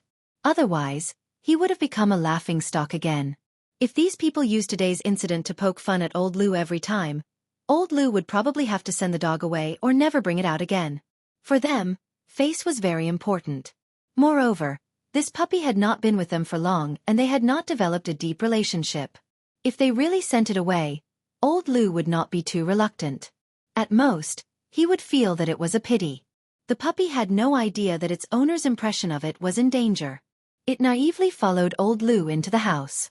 When it climbed the stairs, it missed a step and almost fell down. Fortunately, there were not many people who saw this scene. Everyone's attention was on Master Tang VII's big cat. Zhang Tan did not hear Old Lu call the puppy's name. Even now, he did not know what the puppy's name was. After following them to the second floor, the people there were already seated. Zhang Tan looked around and saw Zhao Li waving at him. He ran over and lay on Zhao Li's leg. Since he could not find a suitable place, he decided to lie on Zhao Li's leg for a while. Feng Xiaokong also waved. As for why Zhang Tan was lying on Zhao Li's leg instead of Feng Xiaokong's, did it need to be explained? The Monseigneur lay down beside Master Tang VII's chair. Its two front paws were stretched out and crossed. Coupled with the aura it exuded, it made everyone feel that this cat indeed had the demeanor of a superior. In comparison, Zhang Tan was much more casual. He was no different from an ordinary house cat. Zhao Lu even took out a comb from his bag to smooth Zhang Tan's fur. He looked just like a harmless house cat. If the crowd had not seen with their own eyes how this cat neatly slapped a cat that was twice its size to the side, they would not have noticed anything special about this cat. Everyone looked at the black cat lying on Zhao Li's leg and then looked at the Monseigneur, lying there in a dignified manner. They could not help but think, cats are really strange creatures. Unlike Zhang Tan and the Monseigneur, who were well behaved, the puppy could not stay still. It was probably teething and wanted to grind its teeth, so it bit at the chair leg of the chair Old Lu was sitting. However, not long after Zhang Tan lay there, he felt a gaze fixed on him. Looking up, Zhang Tan saw a fat middle-aged man. The man's gaze was complicated, and the content of his gaze was not very good. Zhang Tan felt that this guy was silently criticizing him. He originally wanted to ignore him, but being stared at like this made Zhang Tan feel uncomfortable. If this continued, Zhang Tan was not sure if he would go up and give him a few kicks. Zhang Tan could distinguish between good and bad intentions. The fat man was probably scolding him in his heart. Zhang Tan remembered that there was a teacher in the eastern courtyard who was also very fat, but he treated people very well. Zhang Tan had a good impression of that fat teacher. Say they were both fat men. Couldn't this person in front of him be fatter and prettier? Feng Xiaokong and the others were chatting, but Zhang Tan was not interested in the content of their conversation. This atmosphere that seemed to be harmonious but actually had a hidden agenda made him feel depressed. Jumping down from Feng Xiaokong's lap, Zhang Tan looked at Feng Xiaokong, then walked out of the door. Feng Xiaokong saw this and did not say anything, meaning to let him do as he pleased. The others just smiled. If the owner did not have any objections, why should they have any objections? The Monseigneur looked at Zhang Tan, then continued to lie there obediently. However, the puppy could not stay there any longer. It looked at Old Lu, then at the black cat that had already walked out of the door. It moved a few steps in that direction, looked at Old Lu, then moved a few more steps in the direction of the door. Old Lu could not stand it anymore. He whispered a few words to the person behind him, then took the puppy out. As soon as it got permission, the puppy started to chase after the black cat that was gradually walking away. It was jumping happily. Tong Qing was still following Zhang Tan. However, after he followed out, someone came over and whispered a few words to Tong Qing. Tong Qing was a little surprised, but then nodded. I know. That person was one of Feng Xiaokong's important assistants. In fact, although the assistant in charge of passing the message did not show it on his face, he might not have been calm inside. However, sometimes it was better not to ask too many questions. Just do your job according to the boss's instructions. After Zhang Tan came out of the room, he walked around the second floor and did not find any listening devices. Although the third Master Fong did not seem reliable, he was still worthy of recognition. Moreover, the people who came today had special identities. No one would like to have a surveillance camera pointed at them. The second floor was boring. Zhang Tan remembered that there was a backyard on the first floor. Before he went upstairs, he just glanced at it casually and did not pay much attention to it. Now, he decided to walk around. The puppy followed Zhang Tan downstairs. It was probably too excited and rushed down the stairs. When there were only a few steps left, it missed a step and rolled down. However, it had thick fur and a good physique. After it rolled down, it did not make a sound. When it got up, it was still in good spirits. Zhang Tan looked around. Fortunately, the big shots inside did not see it. Otherwise, the puppy would definitely be laughed at. Many people in the room did not see the scene where Zhang Tan slapped the guy with the pedigree of the cattail cat to the side. Therefore, they did not know about Zhang Tan's special and lethality. They did not have much vigilance against this seemingly ordinary cat. At this time, Zhang Tan had his own advantages. At first glance, he looked like an ordinary house cat. If he rolled around on the ground and walked around, people would definitely think that he was a stray cat. If people wanted to guard against such cats, it was at most to prevent them from stealing food. However, people would definitely be more vigilant against cats like Lord Ju and the big leopard cat that looked very much like a serval. They were so lethal that people couldn't help but pay attention to them. It was almost impossible for them to hide their true strength and play the role of a pig to eat a tiger. However, Monseigneur did not mean to hide. As soon as they appeared, they showed the posture of a king. Even if they were not domineering, they could still control the situation. Different types led to different lifestyles. But then again, Zhang Tan still preferred his current ordinary-looking appearance. He did not intend to pretend to be a pig to eat a tiger. He just felt that this way, he would have more freedom and enjoy some things that he had neglected in the past. Muddling through life, laughing and passing. This kind of thinking was absolutely impossible for Zhang Tan when he was still in human form. Some flowers and evergreen plants were planted in the back garden of the villa. Even in autumn, there was no sense of desolation. However, Zhang Tan was not in a good mood because of the beautiful scenery in the back garden. The reason was that when he walked to the back door, he saw a little kid playing with a model car in the garden. He looked a few years younger than little Pomelo, probably about 6 or 7 years old. Zhang Tan often heard Jiao Ma talk about things. Because Zhang Tan was the cat in the Jiao family, the adults in the Jiao family would also pay attention to other families with cats. These things became a topic of discussion after meals. It was said that those children were active, curious, and bold. They did not have a strong sense of responsibility and did not have a strong sense of right and wrong. When the adults did not deliberately teach them to care for animals, these little kids could pull their cats and dogs by their tails and swing them around. However, once they stretched out their claws to fight back and scratched or bit the children, the owner would beat them up. Or, they would lose their meals for a few days. In Zhao Pa's hometown, there was a saying that went, 3 or 4 years old are disliked by people, 5 or 6 years old are disliked by dogs. This saying was not without reason. Therefore, except for a few children that he was familiar with, Zhang Tan had always been avoiding children of this age. He would not be in a good mood when he saw this kind of children, especially boys. Boys were even more naughty. Therefore, when Zhang Tan arrived at the door and saw the people in the back garden, he immediately turned around and left. Before Zhang Tan took a few steps, Tong Qing suddenly spoke. Black charcoal, you need to go to the bathroom, right? Come, I'll take you there. Tong Qing waved at Zhang Tan, indicating that Zhang Tan should follow him. Zhang Tan was puzzled. When did he show that he wanted to pee or poop? However, going to the bathroom was not a bad idea. If he really wanted to poop, he could still poop. Zhang Tan was prepared to find a flower bed to relieve himself if he needed to pee and could not find a bathroom. Tong Qing thought that he would need to spend some time talking, but he did not expect that the cat would really follow him. When they arrived at the bathroom, Tong Qing closed the door and locked it after seeing the cat come in. The bathroom was soundproof, so even if they talked about something confidential, they did not have to worry about it being overheard by people outside. This was what the assistant had told Tong Qing. Ever since he came into contact with the black cat, Tong Qing felt all kinds of strange and subversive feelings. As a pet, it should act like a pet.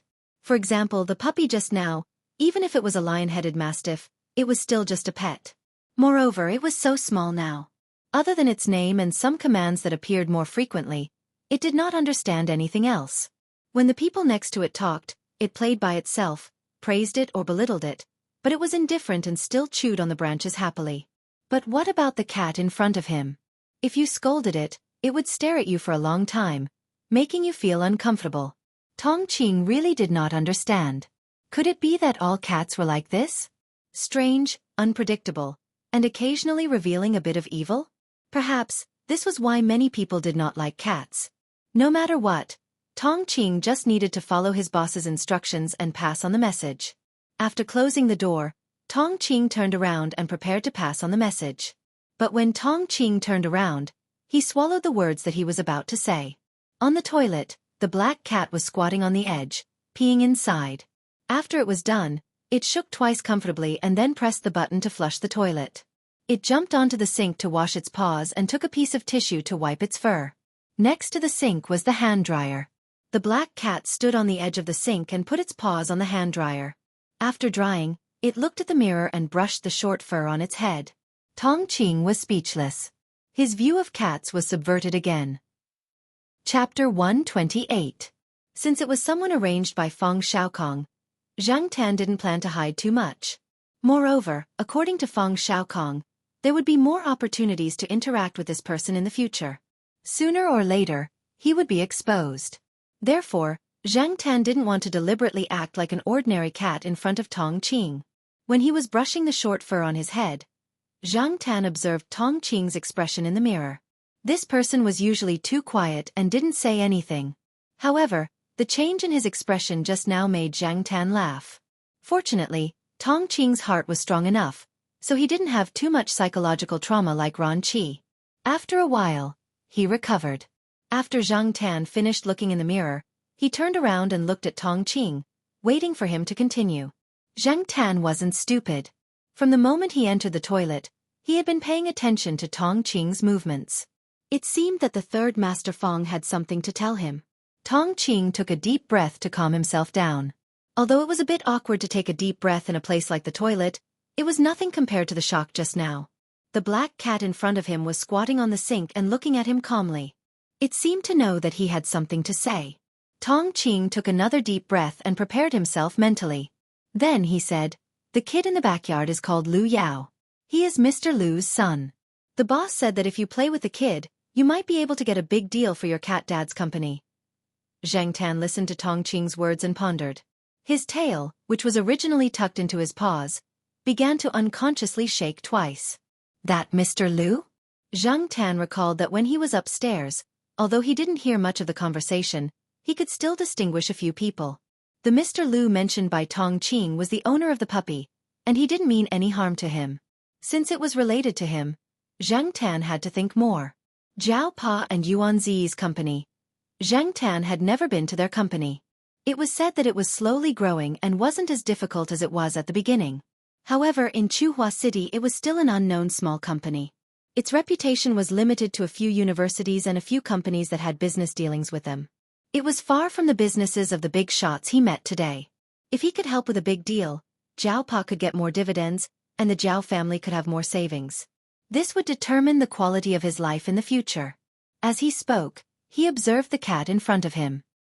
He saw that the black cat in front of him had its head slightly lowered, but its ears were erect and the tip of its tail was moving rhythmically. It looked like it was thinking of something. What a strange cat. No wonder the boss told them to get straight to the point and not to care about anything else. Other than telling Zhang Tan that he could indirectly attract business, Tong Qing also analyzed the factors behind it with Zhang Tan according to Feng Xiaokong's idea. Businessmen like old Lu were all very smart. Even if they could do business in theory, why would they give a big deal to a small company that they didn't know? The key was the child in the backyard. Although old Lu was almost 40 years old, he only had one son, who was only 6 years old. It was just that old Lu didn't know that he had a son when he was out and about. Lu Yao's mother just sent the child to him last year. Because she was short of money, she exchanged her son for some money and left. Due to the low sperm survival rate, Even though old Lu had been receiving treatment, physical therapy and psychotherapy had no effect. He thought of many ways but still couldn't create a human. He didn't have much hope at first, but he didn't expect such a pleasant surprise. After the DNA test was confirmed to be his, old Lu was excited and treated Lu Yao like a treasure. Unfortunately, probably because of Lu Yao's unreliable mother, the child's personality was a little gloomy. He didn't talk much and didn't like to communicate with people. Even animals avoided him when they saw him. Why did old Lu give away the iron-wrapped golden Tibetan Mastiff that he worked so hard to get? It was because the Tibetan Mastiff avoided Lu Yao or growled in warning. It was true that old Lu liked dogs, but his son was more important. Moreover, he had only had one son for so many years, and he treasured him a lot. He couldn't let his son be unhappy because of a dog, so he gave the iron bag gold to someone else and got this lion-head red mastiff. After Tong Qing finished speaking, Zhang Tan's first thought was that Feng Xiaokong even knew about Feng Xiaokong's secret. He couldn't help but sigh at Feng Xiaokong's methods.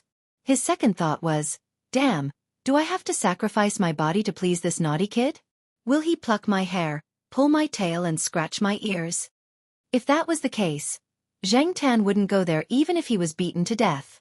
Anyway, Yuan Zi's company wouldn't go bankrupt because of the lack of such a potential big customer.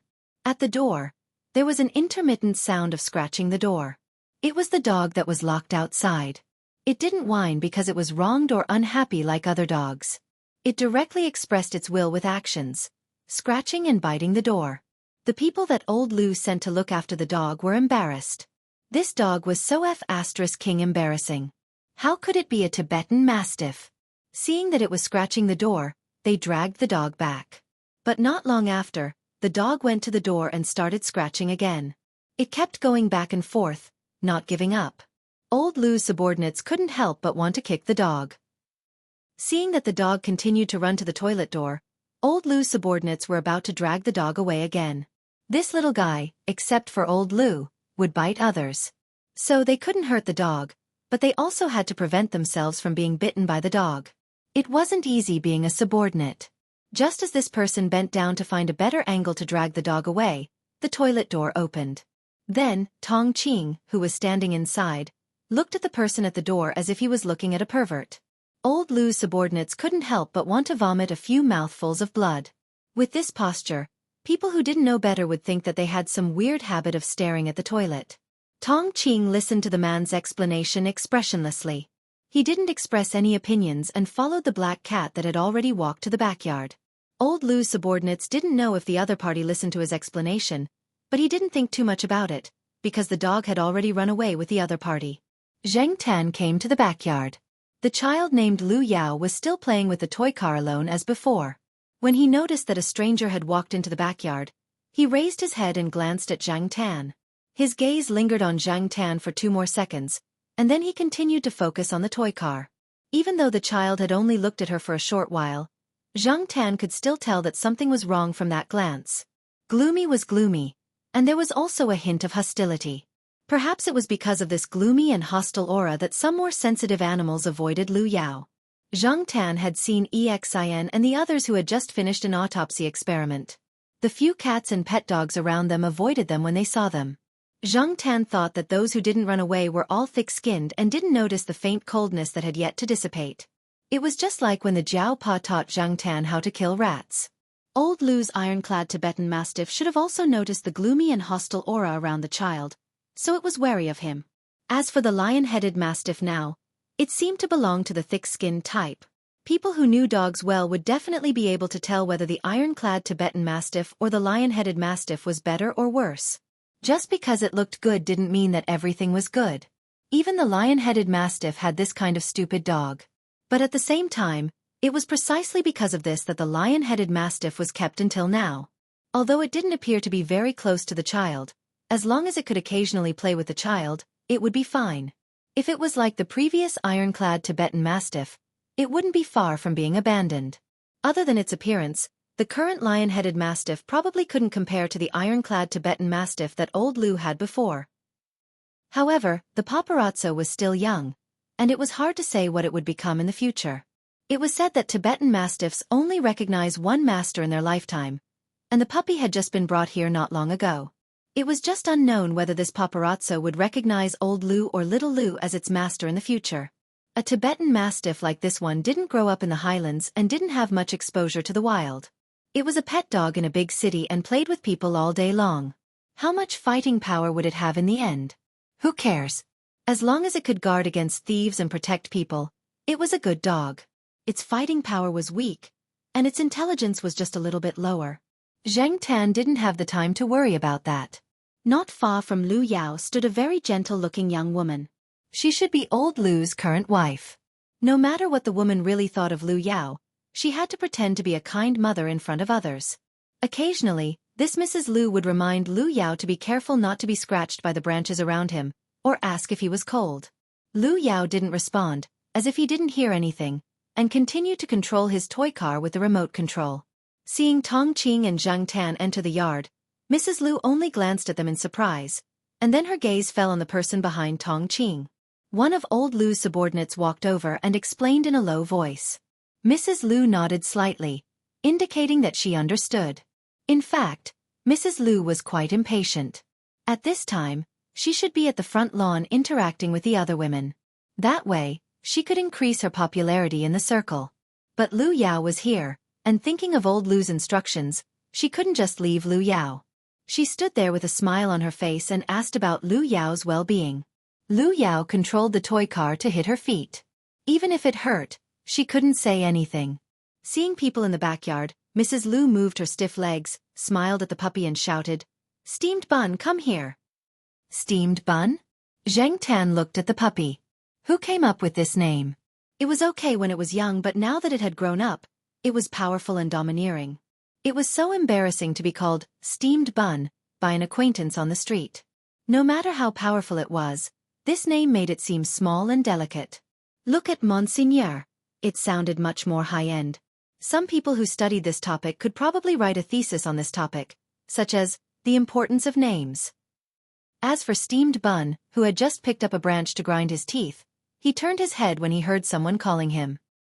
He was still chewing on the branch in his mouth. He looked at Mrs. Lu for 2 seconds, then turned his head back and continued chewing on the branch seriously. Zhang Tan was looking at Mrs. Lu's stiff smile with great interest when he suddenly heard the sound of a rapidly approaching car. Lu Yao's toy car was heading towards Zhang Tan. Tong Qing was just about to make a move, but when he thought of the situation at the long table outside, he stopped. Zhang Tan didn't panic at the approaching toy car. He raised his paw and prepared to stop it. With his ability, it was more than enough to deal with a toy car. But he didn't expect the toy car to suddenly stop not too far away from him. Could it be that this brat just wanted to scare him? Zheng Tan guessed. If that was really the case, this brat wasn't too bad. Lu Yao looked in that direction with confusion in his eyes. He didn't understand why this cat was different from other cats. If other cats saw the toy car drive by, they would jump away or run away from it. But the black cat not far away just calmly raised a paw and didn't seem to be afraid at all. The toy car didn't stop for long before it continued to run and circled around Zhang Tan. It wasn't fast, and it continued to circle around him. Zhang Tan narrowed his eyes. This brat was clearly targeting him. He didn't even have to take the initiative to go over. The brat's hand had already reached over. Sure enough, brats were brats. Even if they didn't talk much, were silent, and were a little gloomy, they were still brats. Sometimes, they didn't talk about principles and reason with you. The puppy, who had been gnawing on the tree branch excitedly, slowed down its gnawing speed and looked curiously in Zhang Tan's direction. As for the people standing around, they all had their own thoughts. Some thought that the black cat was definitely unlucky. Some thought that it wasn't good for their young master to be like this. Even if you want to hit a cat, you have to look at its owner first. There were also some people who had seen the black cat slap the offspring of the litter cat. They were nervous and afraid that the cat would go crazy and hurt people. If Lu Yao was slightly injured, they wouldn't be able to bear the consequences. Deducting their wages would be considered a light punishment. Zhang Tan was quite calm. He slowly swung his tail twice and looked at the toy car that was circling around in front of him. He suddenly felt playful. He didn't listen to Tong Qing's instructions and looked for an opportunity to jump towards the toy car. Zhang Tan spent a lot of time with little Pomelo in the Jiao family. Little Pomelo didn't have this kind of toy car. She had more dolls. Jiao Yuan felt that he had grown up. This kind of toy car was for children to play with. If he wanted to play with it, he would play with guns. Besides, Zhang Tan saw that a lot of effort was put into the design of this toy car. It was definitely not cheap. Jiao family wouldn't spend a lot of money on this kind of toy. Zhang Tan had played with similar toys in his memory. But at that time he was still human. Now that he thought about it, he still felt a little nostalgic. The quality of this toy car was good. It looked small in the eyes of a normal person, but to Zhang Tan, this car size was okay. He could still squat on it. However, because Zhang Tan suddenly jumped on the toy car, the running car stopped. The zzz sound was still coming out, proving that the motor was still working. Zhang Tan wasn't very satisfied. How could it not run with such a little weight? From the looks of it, this toy car couldn't possibly be unable to withstand the weight of his 10 kilograms. But soon, Zhang Tan felt the change in the toy car. Then, the toy car carrying Zhang Tan slowly started to move. Chapter 129. Zhang Tan squatted on the toy car. Although the car was running, it was much slower than when it was unloaded. Zhang Tan wasn't afraid of being thrown off. According to Zhang Tan's thoughts, of course, he wanted the toy car to run faster. That would be fun and exciting. However, he couldn't ask for too much. It was good enough that he could play with it. Just as Zhang Tan thought, Lu Yao didn't really want to hit him with the toy car. He was probably just curious. Moreover, this child was definitely not naive. At least mentally, he was a bit more mature than other children his age. This probably had something to do with his previous experience. Zhang Tan sat steadily on the toy car and kept his tail close to his side so that he wouldn't be hit by the toy car or the branches that stretched out from the flower bed. The backyard was quite clean. There were only some leaves that had been blown by the wind. The branches were pulled over by Lu Yao or picked up by steamed bun from the flower bed next to it. Overall, there weren't too many obstacles, and the toy car was running smoothly. Lu Yao was also very familiar with controlling the toy car. After running 2 laps, it didn't touch the flower pots on the ground, and there were no accidents. Steamed Bun, who had been chewing on the branch, looked at it for a while before spitting it out and running happily towards Zhang Tan. He ran and jumped behind the toy car. After running a few steps, he stopped, lowered his body, stuck out his butt, and called out at the toy car. Even if he didn't make a sound, he would stretch out his paws and scratch the air a few times. He grinned and had fun. Tong Qing carefully observed Lu Yao. Compared to before, the gloominess in the child's eyes was much less. It was like a gloomy sky suddenly turning cloudy. This was a good sign. No wonder the boss wanted this cat to come over. Tong Qing couldn't help but sigh. It was easy for people to be wary of each other, especially children like Lu Yao who had experienced some things with his mother. He was very wary of people and rejected strangers. Even people he knew were hard to get close to. This was one of the reasons why Lu Yao didn't go to the front lawn and play with the other children at the buffet table. It wasn't just Lu Yao. If Feng Xiaokong sent a child of the same age to approach Lu Yao, old Lu's people would more or less be suspicious and wary. Everyone knew that old Lu treated Lu Yao like a treasure. Since it wasn't easy to start with old Lu, they would look for the younger one. However, animals were different. Even old Lu and his subordinates probably wouldn't think that this cat had come here with some ulterior motives. What could a cat do? Even if it could fight and had great strength in the end, wasn't it still a cat? The toy car drove Zhang Tan around the yard. Someone had set up a plastic track in the yard. The toy car could run on it, and Zhang Tan could barely run on it. It was just that it took a little effort to climb the hill. But if you add a steamed bun to the two, steamed bun looked at the toy car that carried Zhang Tan to the plastic track. It wagged its tail and followed behind it. With its size, it was a little cramped on the plastic track. However, after taking 2 steps, it didn't see any abnormalities. Its courage grew, and it sped up to chase after the toy car and the black cat in front of it. Zhang Tan sat in the toy car. When it drove onto the plastic track, he turned his head to look behind him. When he saw that steamed bun was also following, he was worried that the track would be overloaded. However, when he saw that the track didn't shake or collapse, he was relieved. However, just as Zhang Tan was relieved, he saw steamed bun running over. Not only did it run, it even jumped twice as it ran. Ka! A section of the track collapsed, and steamed bun fell to the ground. The plastic track was only about 10 centimeters high, so it wouldn't be injured.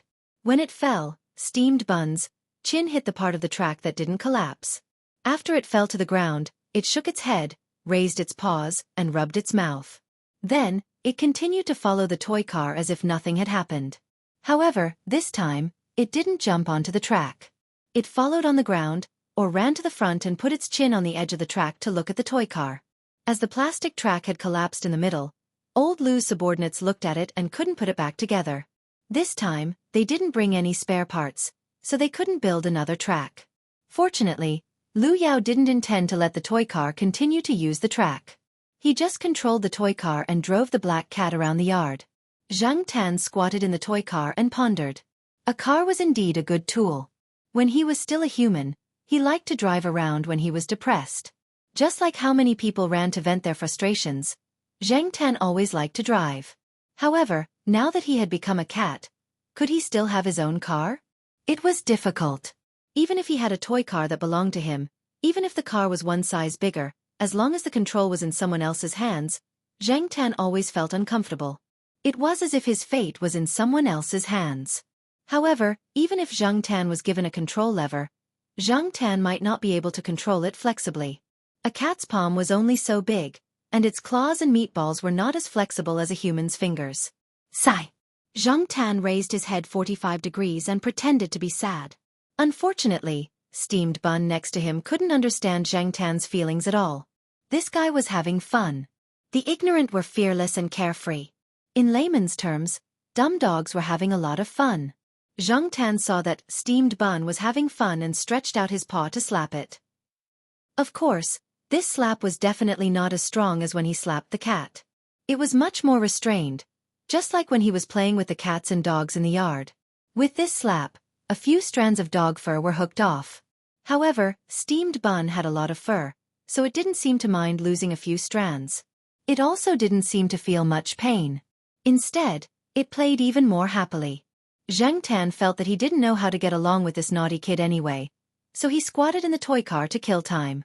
Occasionally, he could think about his worries. When he was unhappy, he would slap Steamed Bun a few times. When the toy car drove past the flower beds and decorative flower pots, it would hook its paw at the flowers and plants to destroy them. Sometimes it would also fish out a thin branch from the flower beds, bend its paw to hold it, and hit Steamed Bun. For dogs like Steamed Bun, playing, biting, fighting, and other activities could strengthen their neck muscles and make their bodies strong. In the future, Old Lu would probably train them accordingly. However, Steamed Bun was already so active and a little silly. What would it be like in the future? He would probably be like Ah Huang, who looked serious but had the heart of a fool. When Old Lu took some time to check on his son, he was happy to see his son's expression. It was rare to see his son in a good mood. Old Lu learned the whole story from his subordinates. Previously, he was still hesitating whether to send Steamed Bun away, but now he decided to let it stay. Looking at the situation at the moment, even if Steamed Bun wasn't very smart and wasn't as flexible as other dogs, at least it could play with his baby son, which was enough to prove its value. As for other people's opinions and ridicule, Old Lu sneered in his heart. Compared to his son, they were nothing. Steamed Bun, who was playing with the toy car in the yard, didn't know that its behavior would make Old Lu change his mind. The city's dog management regulations didn't have much binding significance for people like Old Lu. Following Old Lu, at least, could make Steamed Bun better in the reinforced concrete metropolis. Finally, it was time for lunch. The pets' dining table was arranged separately, and there were also people sent by each family to take care of them. The cats and dogs were separated. Zhang Tan didn't join the cats. He didn't want to join in the fun. He stayed outside and found a place to eat with Tong Qing. Fang Xiaokong sent someone to deliver food, and Zhang Tan just waited to eat. When he came over just now, he saw the serval's descendant that he had slapped. That guy saw Zhang Tan from afar and avoided him. Zhang Tan was too lazy to pay attention to it. If the cat didn't offend him, he wouldn't offend the cat. The man and the cat ate slowly outside. When Zhang Tan was almost done eating, he saw two people coming out of the villa. One was Zhao Lu, and the other was a young man he had seen on the second floor before. He seemed to be called Wang Bin. Looking at the way Zhao Lu and Wang Bin got along, The two should be quite familiar with each other. Zhang Tan wondered if he should go and listen to the gossip. Zhao Lu had already seen Zhang Tan and was coming over. After finding a wooden stool to sit down, Zhao Lu asked Tong Qing some questions about Zhang Tan's meals. The food that Feng Xiaokong sent over was almost finished, so Tong Qing couldn't tell what he had eaten. Tong Qing gave a simple answer. Seeing that the two of them probably had something to talk about, he stood up and walked away. It wasn't good to leave, because Zhang Tan was still in the same place. Zhang Tan thought he could hear some gossip, but the two of them didn't seem to be like what Zhang Tan thought. They were familiar with each other, but unfortunately, they didn't have that kind of interest in each other. The two of them talked about topics ranging from Zhang Tan, the cat, to Wang Bin being sent to the grassroots to train, and then to Wang Bin's younger brother, Heir Mao. However, when the two of them talked about Heir Mao, their tone was full of helplessness. Zhang Tan wondered what kind of person Heir Mao was to be able to make Wang Bin and Zhao Lu treat him like this. After lunch, many people left. They were all busy people, so how could they have the time to stay here and relax? Usually, many people like to have dinner parties. Feng Xiaokong was a relatively different person. When Zhao Lu asked why he arranged lunch but not dinner parties, Third Master Feng yawned. Early to bed and early to rise. It's good for your health. Zhao Lu wanted to bang his head against the wall. Of course, not everyone left. Some people just happened to have time and stayed for a while, such as old Lu. They would continue to chat with Feng Xiaokong. Zhang Tan stayed there to play with Lu Yao and steamed bun for a while before going home. He didn't know what Feng Xiaokong said to old Lu, but one day, when Zhang Tan was lying on the sofa at home watching TV, he heard the Jiao Pa talking to Yuan Zi on the phone. They talked about this big client, Boss Lu, who had suddenly arrived. Only then did Zhang Tan know that this matter was really done. The Jiao Pa and Yuan Zi also learned some of the reasons from Feng Xiaokong. Yuan Zi specially bought a bunch of food, some for the two children, and some for Zhang Tan. Before coming, Yuan Zi also burned 3 incense sticks in front of the black maneki Nico in the office. It was unknown who taught him this. If it was in the past, Zhang Tan would have been interested in the food. But now, Zhang Tan's mind wasn't on it. It was fine before he came into contact with the toy car. After coming into contact with it, Zhang Tan kept thinking about it in his heart. There were a few days when he dreamed of driving the car for a spin. He didn't sit in someone else's car, nor did he sit in the basket of little Pomelo's bicycle. Instead, he was driving his own car.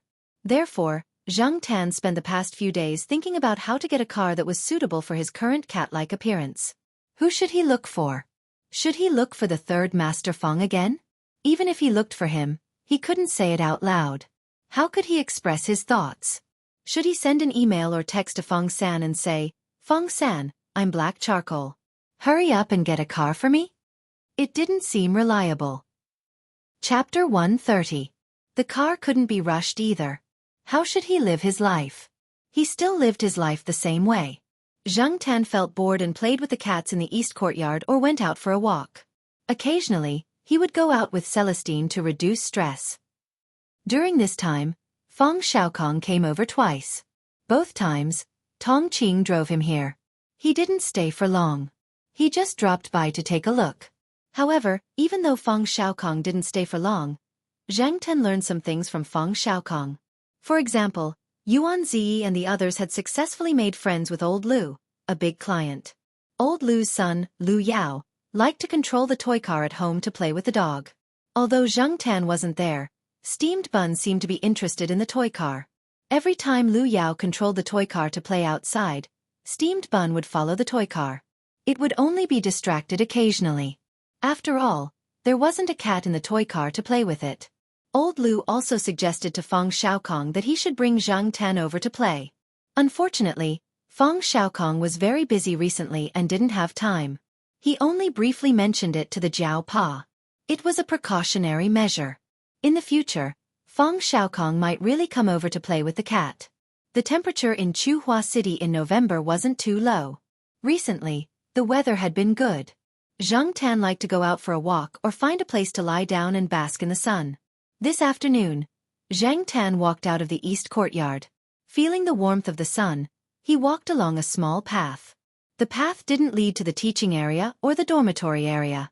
There were more old houses there, and the school didn't seem to plan to move that area in the past 2 years. At least, Zhang Tan hadn't noticed any big movements there. It wasn't as noisy as when the houses near the side door were demolished to build the dormitory. A few birds of unknown species walked around on the grass, pecking at the grass. They were probably looking for food. After seeing Zhang Tan, the timid and cautious ones had already flown up or jumped away, while the bold ones remained in place. However, they still maintained their vigilance. As long as Zhang Tan approached, they would definitely fly away. Zhang Tan was not in the mood to catch the birds. If it were Huang or the sheriff, they would probably be interested in them. Anyway, Zhang Tan was not in the mood to catch birds. As for Depang, that guy had started to put on weight again. Depang's grandmother was probably worried when she saw Depang like that. Every time she went out, she would bring Depang with her so that he could move around more. The so-called moving around more was just taking a few slow steps. The grandmother was old, so she didn't walk fast. Depang didn't feel tired when he followed her. It was said that at the place where the old lady was learning how to sing Kuan opera, someone used something to tease Depang. However, Depang did not give them any face, so it was impossible for him to move. When he was annoyed, he would jump to a high place and lie down to sleep. It looked like he was too lazy to push. While thinking and walking, Zhang Tan found a good place to bask in the sun. He jumped onto the roof of a one-story old tiled house and found a comfortable place to lie down and bask in the sun. After jumping up, Zhang Tan found that there were other cats on several old tiled houses similar to this one. They were all lying there lazily, basking in the sun. After seeing Zhang Tan, 2 of them curiously observed Zhang Tan for a while. Then they probably felt that Zhang Tan was not a threat, so they became sleepy and continued to sleep with their eyes closed. Although these cats seemed to be too lazy to move, as long as there was any abnormal movement, they would immediately react. When they heard footsteps that belonged to a person running, a few cats that were closer to the roof immediately opened their eyes and looked in that direction. They guessed that very few people came here, so their reactions were slightly bigger. The cats that were further away just moved their ears or squinted their eyes lazily to look in that direction. When they found that nothing was wrong, they yawned, changed their position, and continued to sleep. The old tiled house Zhang Tan stayed in was closer to the small path. When he heard the footsteps, he didn't want to look, but he felt that the footsteps were familiar, so he opened his eyes and looked down. With this look, it really made Zhang Tan endlessly shocked. Jiao Wei? Today was Monday. If he remembered correctly, this guy had classes on Monday afternoon. Zhang Tan remembered it so clearly because one time when they were eating at a small restaurant, Jiao Wei and his roommates happened to be there.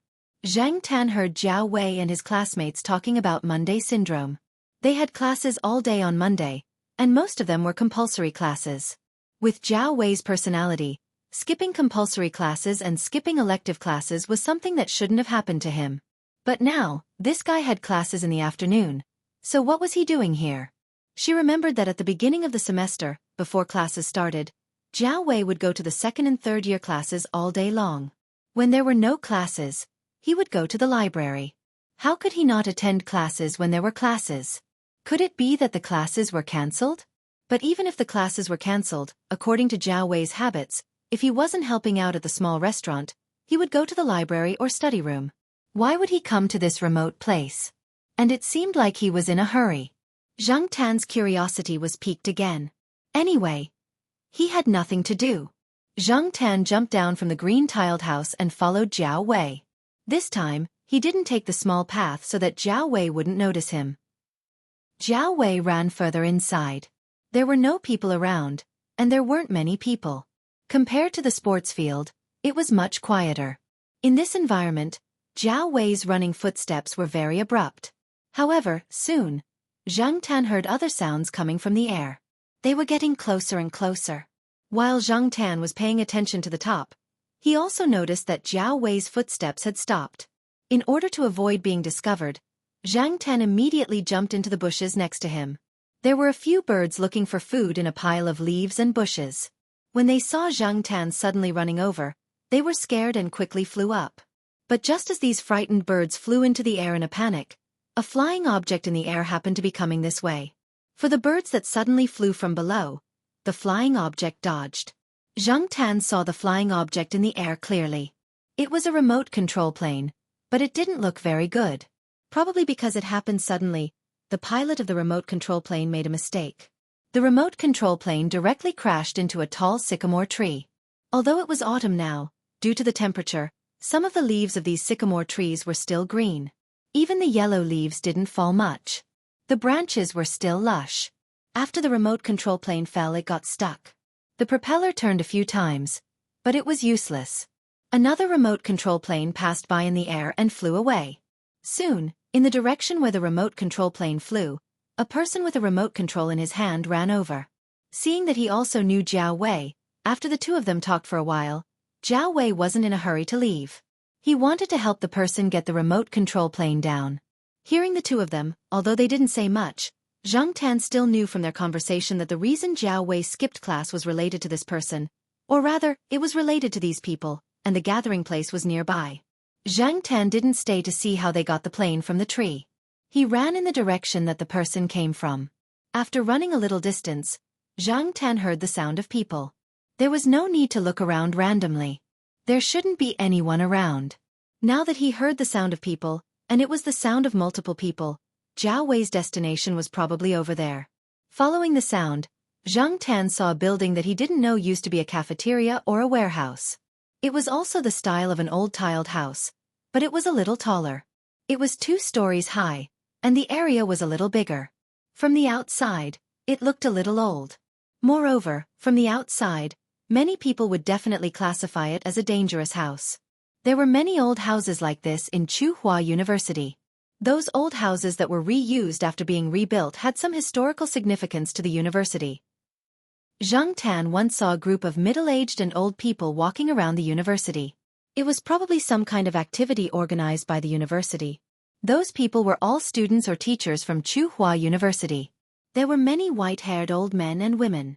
When they saw the familiar buildings in the university, they would take photos as a souvenir. At the same time, they also reminisced about the past when they were studying or teaching. There was no lack of rich and powerful people among these people. Even if it was for them, the university would spend a lot of effort to rebuild those old houses. As for the other old houses that didn't have much significance, they would directly tear them down and rebuild them. Zhang Tan had never heard of any historical significance to the building in front of him. However, Zhang Tan wasn't familiar with the old houses in the university. Even if there was a historical significance, he wouldn't completely understand it. When Zhang Tan used to walk around the university, he had passed by this old tiled house before. There were some barriers around it, and it looked like it was under construction. When he passed by it, he heard some noises coming from inside. However, at that time, Zhang Tan didn't pay too much attention to it. He also didn't climb in to take a look. Now, it seemed that there might be some secret hidden in this old building. After climbing over the fence, Zhang Tan found that some of the windows at the bottom were open. Although Zhang Tan couldn't see the movements of the people inside from his angle, he could tell that it was quite lively inside from the sounds he heard. There was also a rustling sound, which was similar to the sound of Lu Yao's toy car running. Could it be that Jiao Wei came here just to play with this kind of remote control toy? If it was in the past, Zhang Tan would definitely think that these people were very childish. But now, Zhang Tan was interested in the remote control car, so he didn't think too much about it. He went to a window in the corner. From the sounds, there was no one there. Jumping on the windowsill, Zhang Tan carefully looked inside. The person closest to the window where Zhang Tan was standing was a young man in his early 20s. He crossed his legs and sat on a wooden stool with peeling paint. His back was against the wall, and he was holding a Rubik's Cube in his hand. What surprised Zhang Tan the most was that this person's eyes weren't on the Rubik's Cube in his hand. Zhang Tan didn't know where he was looking. If he didn't see the Rubik's Cube in his hand first, Zhang Tan would have thought that this person was thinking about something else. Zhang Tan watched this person restore the color of the cube in a very short period of time, then scramble it, restore it, and scramble it again. During the whole process, this person didn't even look at the Rubik's Cube in his hand. Brother Cheng, there's a problem with the wheel. It's hanging on a tree. Let's wait for another 10 minutes. A person came over and said to the person playing with the Rubik's Cube. Seeing that the person playing with the Rubik's Cube nodded, the person left. Chapter 131. 10 minutes later, Jiao Wei and the person who took the airplane model from the tree came together. The person who was playing with the Rubik's Cube put the restored 6-sided Rubik's Cube on the wooden shelf next to him. The wooden shelf was very old and had many scratches on it. The legs of the shelf were also cut. This shelf and some similar tables and chairs in this building had been repaired to varying degrees. The repaired places were much newer than the original places, but they were also worn out. It seemed that this place was frequented by people. Since everyone is here, let's start. Senior Chung stood up and said. Zhang Tan stood by the window and looked at the people taking out model cars one after another. There were some differences in their appearances. Some looked like miniature sports cars and were very exquisite. Some looked like miniature off-road vehicles. There were also some that looked like unfinished products with incomplete shells or no shells at all. Some of the parts inside were exposed. These people were really playing with toy cars. Zhang Tan didn't have time to look down on them. To be honest, Zhang Tan was jealous because he didn't even have a toy car now. There were several circular runways in the cleared field. Each circular runway was different. Some were flat, some were sprinkled with sand, and some had small stones thrown inside. Moreover, some of the circular runways were sloped, as if to simulate different road conditions. There were other tracks, but Zhang Tan didn't have time to observe, because several people had already put their toy cars on the flat track. After the countdown, the 4 miniature sports cars started running. The 4 cars were running very fast. Compared to Lu Yao, the drivers here were much better. It was probably because of their age, but it was also because these people were veterans. Staring at the cars on the track for a while, Zhang Tan suddenly felt that something was wrong. After thinking about it, he realized that it was too quiet. Lu Yao was a silent and bad-tempered brat, and the people here didn't seem like introverts. Just now, Zhang Tan heard them bragging and chatting. But now, when it should be noisy to liven things up, it was strangely quiet. Of course, the sound of the car running was the clearest. There were no cheers as Zhang Tan had expected. Could it be that all older children looked like this when they played with toy cars? Why didn't they shout excitedly like a child? Zhang Tan shifted his attention from the running car to the people standing on the side of the track. The 4 people controlling the toy car stood there, their expressions changing as the car moved. They were either nervous, excited, or annoyed, but none of them made a sound. As for Jiao Wei, he was the same as the others. He was looking at the running toy cars on the track with a notebook in his hand. A few steps away from them, someone was staring at the device on the table. Zhang Tan had no idea what it was for. About 10 minutes later, Zhang Tan heard senior brother Cheng yell, "Stop!" Only then did the 4 cars stop. Finally, after 10 minutes of silence in the sports car, it became noisy again. It was quite intense, much livelier than before. However, Zhang Tan heard very little about the speed and ranking of the cars. These people were talking about coefficients and equations. Zhang Tan didn't understand some of the theoretical and technical things. Even when he saw the data on the pages in their hands, Zhang Tan felt like he was reading a heavenly book. It seemed that these people weren't playing with toys. Instead, they were going deeper into the research. Jiao Wei was probably a newcomer, so he didn't talk much. Most of the time, he was taking notes and listening to other people's explanations and suggestions. When he raised his head and was about to talk to someone, he suddenly saw the black cat standing by the window in the corner. It was craning its neck to look at them. Jiao Wei. He didn't even need to look at it closely or call out its name. He could recognize the cat at a glance. Why was it here? Jiao Wei suddenly had a bad feeling. The people next to Jiao Wei noticed him and looked over. They also saw Zhang Tan. "Ha, another cat is looking at our sports car," said the person. Again. Jiao Wei looked at the people around him, puzzled. He thought that these people would be surprised. He didn't expect most of them to be so calm.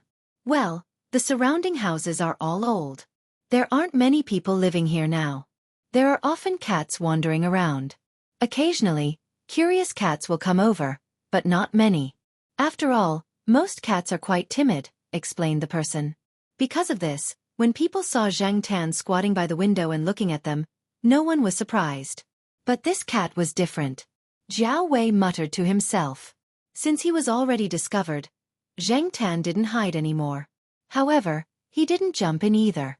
He moved closer to the window and continued to watch. These people had run a few rounds. Every round, the car model was different, and the track was different as well. Even though they talked about the results after the race, most of them talked about the technical aspects of the race. Zhang Tan was a complete amateur. When Zhang Tan was still a human, someone gave him a car model when he bought a car. He kept it as a toy. That kind of thing. Many people kept it as a collection. Most people still thought that people who used remote controls to drive toy cars outside were children. At least, that was what Zhang Tan thought. Zhang Tan didn't know how much progress car models would make in a few years. He didn't spend much effort to understand. However, seeing these people play with model cars, he was very interested. After that day, Zhang Tan often came to this area in the afternoon. He would sunbathe on a low-tiled house not far from the old house. When he heard the noise inside, he would go over to watch.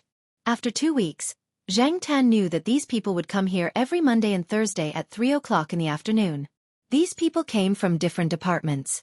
Some were from mechanical engineering, some were from electronic information, some were from mathematical statistics, and some were from physics, chemistry, and other departments. They gathered together because of a common hobby. And the leader of these people was that senior brother Cheng. As for the details, Zhang Tan didn't know. It was too difficult to find out. Every time these people came to the sports car, they would bring some simple and portable equipment. After the race, they would take what they needed to take away.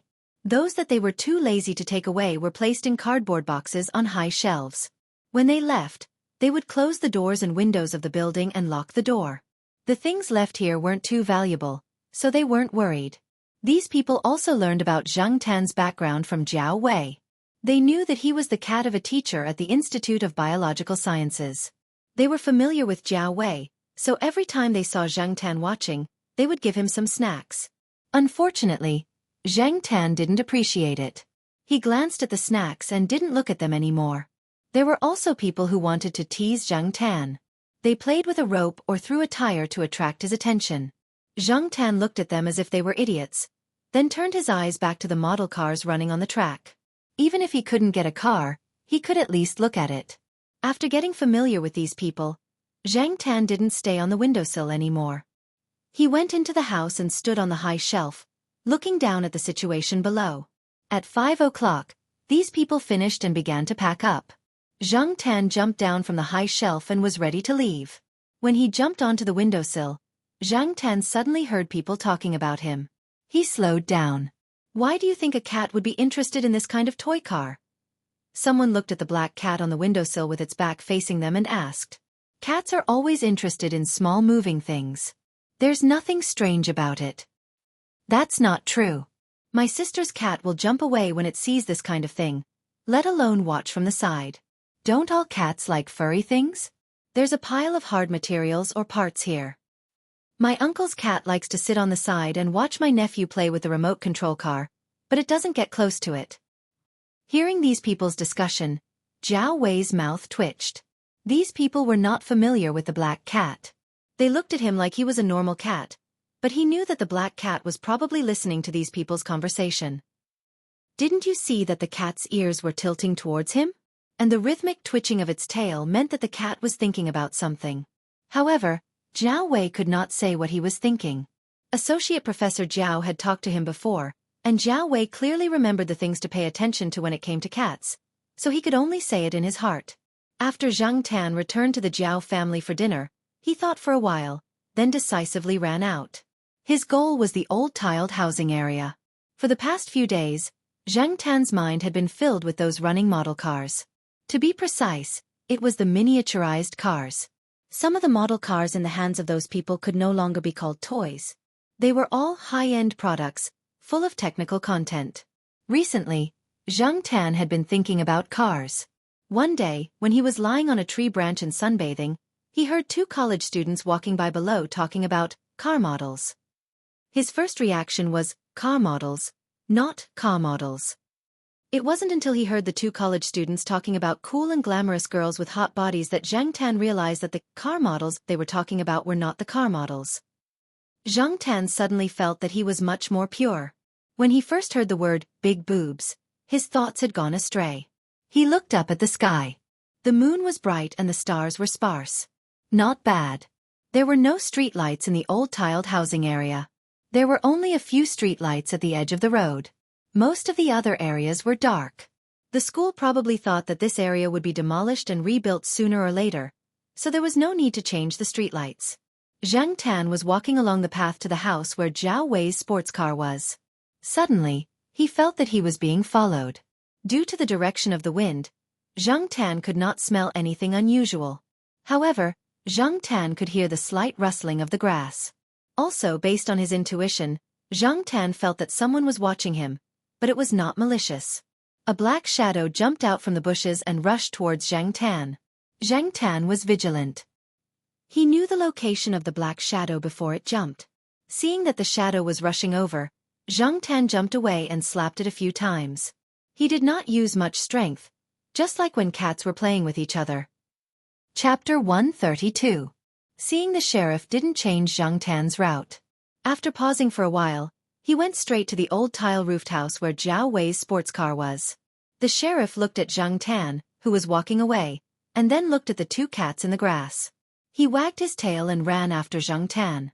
However, the cats in the grass also followed. For these cats, they didn't have a specific destination. They were just there to play. As Sheriff followed Zhang Tan, he would also turn to the side and play with the cats. The sounds of the cats playing attracted more cats to come out to play, and more cats gathered around. This phenomenon wasn't because of a leader. In the cat family, only lions lived in groups. Many people said that cats were more independent. Perhaps it was because of this independence that cats' personalities were formed. Sometimes, their thoughts were different and unpredictable. Of course, cats living in the human world also looked for companions to play with.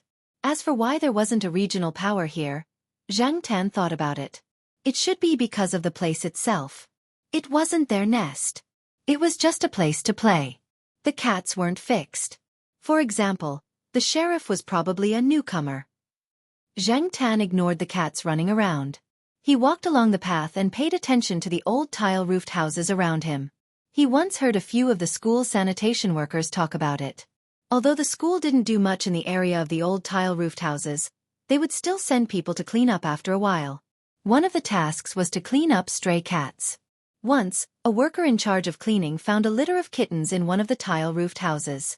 He didn't see the mother cat, so he didn't know what to do. In the end, a sanitation worker brought the litter of kittens home to feed. After that, he didn't hear the mother cat meowing around. He guessed that the mother cat had gone out to look for food.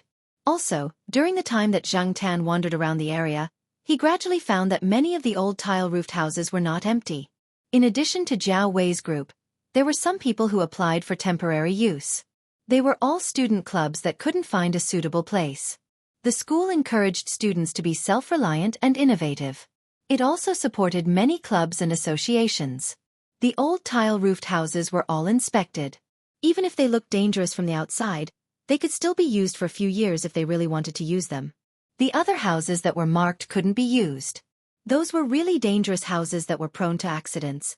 In this way, with people around, the probability of stray cats settling down here was even lower. Therefore, the cats that came here to play were not the cats that had settled down here, but the cats that lived in the surrounding areas. Some of them were from the west side courtyard, and the one that had been chasing the sheriff the most was one of them. Because of this, Zhang Tan wasn't afraid of being besieged by a group of cats. If that really happened, even if Zhang Tan was stronger, the result wouldn't be good. Zhang Tan climbed over the construction fence outside and came to the old tile-roofed house where Zhao Wei's sports car was. He looked around and saw that the door was tightly shut. The door was a kind of thick wooden door that looked a little old. The reason why they didn't use a metal door or a fence door was probably to avoid the suspicion of 300 taels of silver here. After all, the surrounding tile-roofed houses all had wooden doors. Zhang Tan didn't go in through the door. There was a window next to it that didn't have glass in the upper right corner. After Zhang Tan jumped on the windowsill, he climbed in through the broken window. After Zhang Tan, the sheriff climbed in. For cats, climbing through windows wasn't necessarily less than walking through doors. It was easy and very familiar. Although some of the other cats had followed them over, only 2 of them had managed to climb into the house. After the sheriff and the other 2 cats went in, they sniffed around and looked around. Zhang Tan didn't care about them. He jumped on a shelf and found a car model that hadn't been installed yet, as well as a matching remote control. The sheriff didn't understand what Zhang Tan was doing. When he saw Zhang Tan put the car model on the track, He went over and sniffed it. He raised his paws and patted it, but found it boring. He was about to leave to find something fun when he suddenly heard the car model make a sound. He was so scared that he arched his back and jumped back. But soon, when he saw the car model start running on the track, he became bold and followed beside the track. Zhang Tan used his paws to press on the remote control. It was a little unfamiliar and inconvenient to control the car model. The remote control was big and inconvenient to hold, so Zhang Tan directly put the remote control on the ground. As soon as it started running, the car directly hit the plastic barrier beside the track. Zhang Tan walked over and flipped the car over and put it on the track again. After a few seconds, he hit it again and flipped it over. Also, because it was a circular track, it was a little difficult to drive. Zhang Tan's current cat paws were not good at controlling details. He had never felt that it was so difficult to control a toy car model. Just like that, he hit it, flipped it over, hit it again and flipped it over again. After a few repetitions, the situation became much better. Now he could reduce the number of hits and flips in one lap to less than 5. He was too focused just now. When Zhang Tan looked around again, he found that there were a few cats watching around the track. They were probably wary of new things, so they didn't get too close. At first, the sheriff followed the car, but later found that the car was fast and the car was only running in this area, so he squatted there and stared. After resting for a while, Zhang Tan was ready to start again. Suddenly, his ears moved and he looked outside. Then he ran to the side and jumped on a chair by the window. He stood up and looked outside from the window. A construction fence was pushed, and a sneaky figure came in from outside. Under the moonlight, even human eyes could see them. Unfortunately, there weren't many people around at night. Young couples rarely came here on dates. After all, there were no streetlights and no sense of security. Thief. That was the most likely possibility. But there was someone in this shabby place? After the person came in, he looked around and found that there was no one else. He called the people behind him to come in together. A man and a woman. They looked very young, like school students. There were too many young couples like this. They could cover for anything, but Zhang Tan felt that these two people's skills were not as good as the two in the East Courtyard. Their skills weren't high, so they were easier to deal with. When the people outside pushed the construction fence, the cats outside were scared and ran away, so the man and woman didn't notice how many cats were around. The construction fence was built with some light materials, and it wasn't of good quality. It had been a long time, and now several places were damaged. With a push, a big gap could be opened, and it was easy to come in. Zhang Tan saw them coming to the window. He jumped off the chair and looked around. There was a wrench in the corner. It was probably not used often, and it was covered with a layer of dust. Usually, no one paid attention to it, and those people didn't put it together when they were packing. Zhang Tan walked over and picked up the wrench, weighed it, and quietly came to a place 4 or 5 meters away from the door. The few cats in the room also heard the movement outside. The cat near the door retreated inside to join the others. Zhang Tan was now walking upright. He wasn't afraid of the cats here telling on him. After all, these cats couldn't even understand his unusual behavior, let alone find someone to tell on him. Holding the wrench, Zhang Tan listened to the two people talking in a low voice at the door.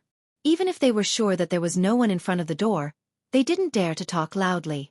After all, at this time, they couldn't be sure if someone would pass by on the other side of the construction fence. Is there really something valuable in here? How much can it be sold for?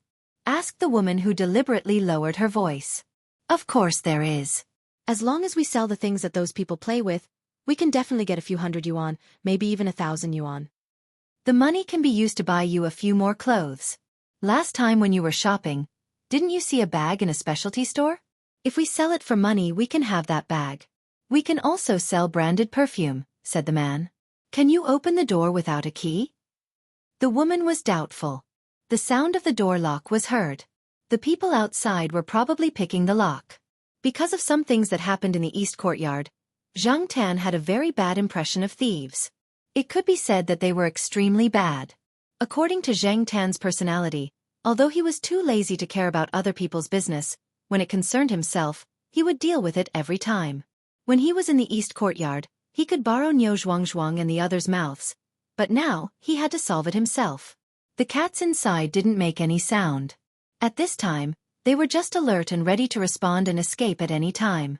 The wooden door gradually opened with a long creak, and the silver moonlight shone in. "Hey, I told you, this door lock can't stop me," said the man proudly. "Be careful, don't suddenly run out." The woman seemed to be a little scared, but the temptation of branded clothes, bags, and perfume was too great. She still followed in. "It's okay, there's definitely no one."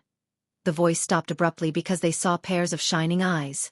In the silent night, under the silvery white moonlight, in the old tile-roofed house, especially when both of them were guilty of something, suddenly seeing these shining eyes would always make one feel terrified. "Ah!" The woman wanted to scream, but just as she made a sound, the man covered her mouth. "Don't be afraid, it's just a cat, not a person." Although he was also shocked just now, but probably because he had done this kind of thing more often, the man's psychological quality was stronger than the woman's. However, before he could finish his words, he felt a sharp pain on his face. Bang! Blood splattered from his nose, and one of his front teeth fell out. Someone once lamented that when a thief met a cat, what could the cat do?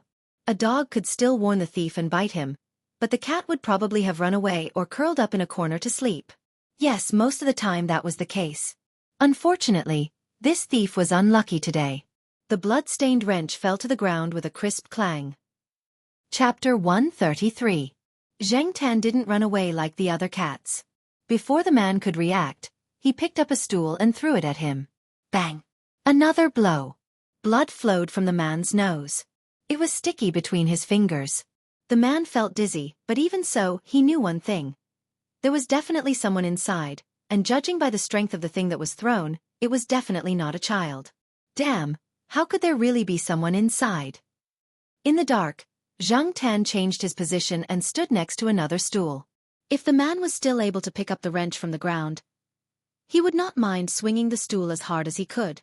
The reason he did not do so was because Xianxia was not sure whether it would kill the man or not. Compared to the thieves at the eastern courtyard, Xianxia did not have that much hatred toward them. He wasn't afraid that the man would discover him. As long as he didn't rush out and throw the stool, no one would associate him with the stool. In fact, Xianxia wanted to jump over and kick the man, but he didn't want to be discovered, so he tried to hide as much as possible. He just wanted to create the illusion that there was someone inside. As for the woman, she had a lot of crooked thoughts, but she didn't have much courage. What happened just now really scared her. She wanted to find some long tools on the ground to defend herself. The cats looked at the Trojans. But when she lowered her head, she directly met a pair of bright cat eyes. She saw that the cat was standing 2 steps away from her. It didn't move and just stared at her. She couldn't see much emotion from the pair of bright eyes because of the reflection of light. Whether it was friendliness, curiosity, or vigilance, they were all covered by the light.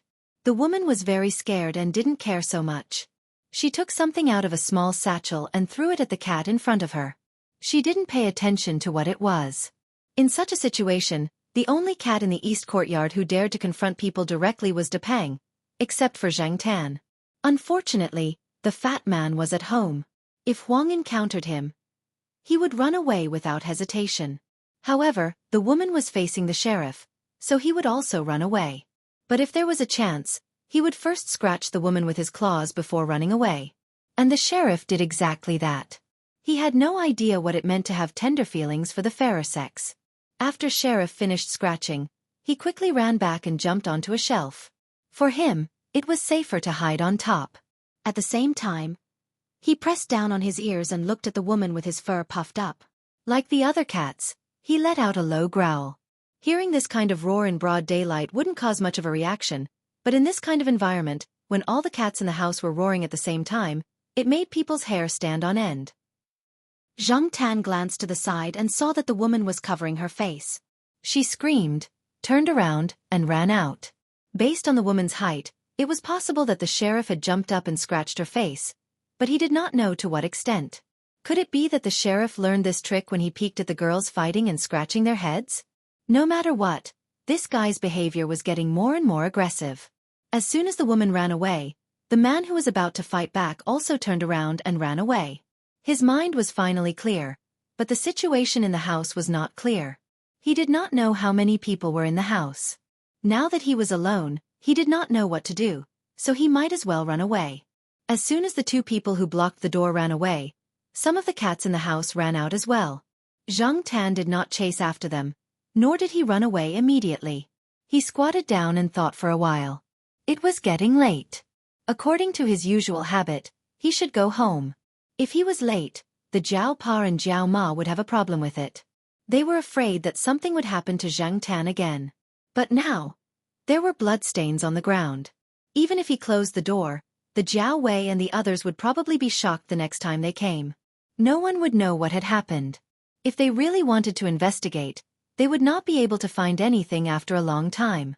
It would be too late to take preventive measures. Today was Thursday. There were still 3 or 4 days until the next time they came. No one knew if there would be more thieves in the next 3 or 4 days. If there was a first time, there would be a second time. The things left here were not worth much, but that was only relatively speaking. Even if they could only be sold for a few thousand yuan, the thieves would still remember them. Most of the people who played this game were probably not short of money. People like the Jiao Wei were in the minority. However, those people had spent a lot of effort to tidy up the place. If they messed up and lost some parts, they would definitely be unhappy. Should he remind them, or should he just stay out of it? He could just walk away. The people here knew that although there were not many cats living here, there were many cats around. They would not think that it was Zhang Tan. Besides, there were thieves here, not the cats. If they wanted to blame someone, they should blame the thieves, not the cats. Zhang Tan did not want to be nosy, but if he could make those people thank him this time, even if he damaged their cars in the future, they would not be angry, right? Instead of thinking about asking for help, it was better to let people owe him a favor. This was the conclusion that Zhang Tan came to after meeting some people and experiencing some things. For people like He Tao and Yi Hao, if you asked them for help, even if you took out some benefits in exchange, they would at most satisfy your request temporarily. However, it was different to let them owe you a favor. That was a long-term investment. After making the decision, Zhang Tan put the cars and remote control that he had just played with back to their original places, and then walked to the side of the circular track.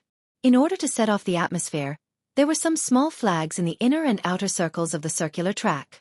There were flags in red, yellow, white, black, and blue. There were also pictures and words drawn by those people on them. Zhang Tan pulled out some of the small flags and threw them on the ground. Otherwise, it would be too conspicuous to pull out just one. Grabbing the small white flag with the words on it, he rubbed the sharp end of the flag in the blood that had not yet coagulated. Then, Zhang Tan carefully held the clean flagpole in his mouth and ran out. The sheriff ran out after him, but after just a few steps, he could not see Zhang Tan's shadow. He wagged his tail and turned back to have fun. Anyway, there were still a few cats inside, so he could continue to play for a while. Zhang Tan ran to Jiao Wei's shop with the small flag stained with blood in his mouth. During this period of time, Jiao Wei's small restaurant had been doing well. Jiao Wei would help there at night and not return until after 10 o'clock. At this time, Jiao Wei was helping to wipe the table. The last group of people had just finished eating and left. While he was wiping the table, a figure suddenly rushed over and jumped onto the table, leaving a few footprints. Zhang Tan put the small white flag in front of Jiao Wei, wondering if this kid could tell the origin of the small white flag. Jiao Wei looked at the small flag in front of him and was stunned.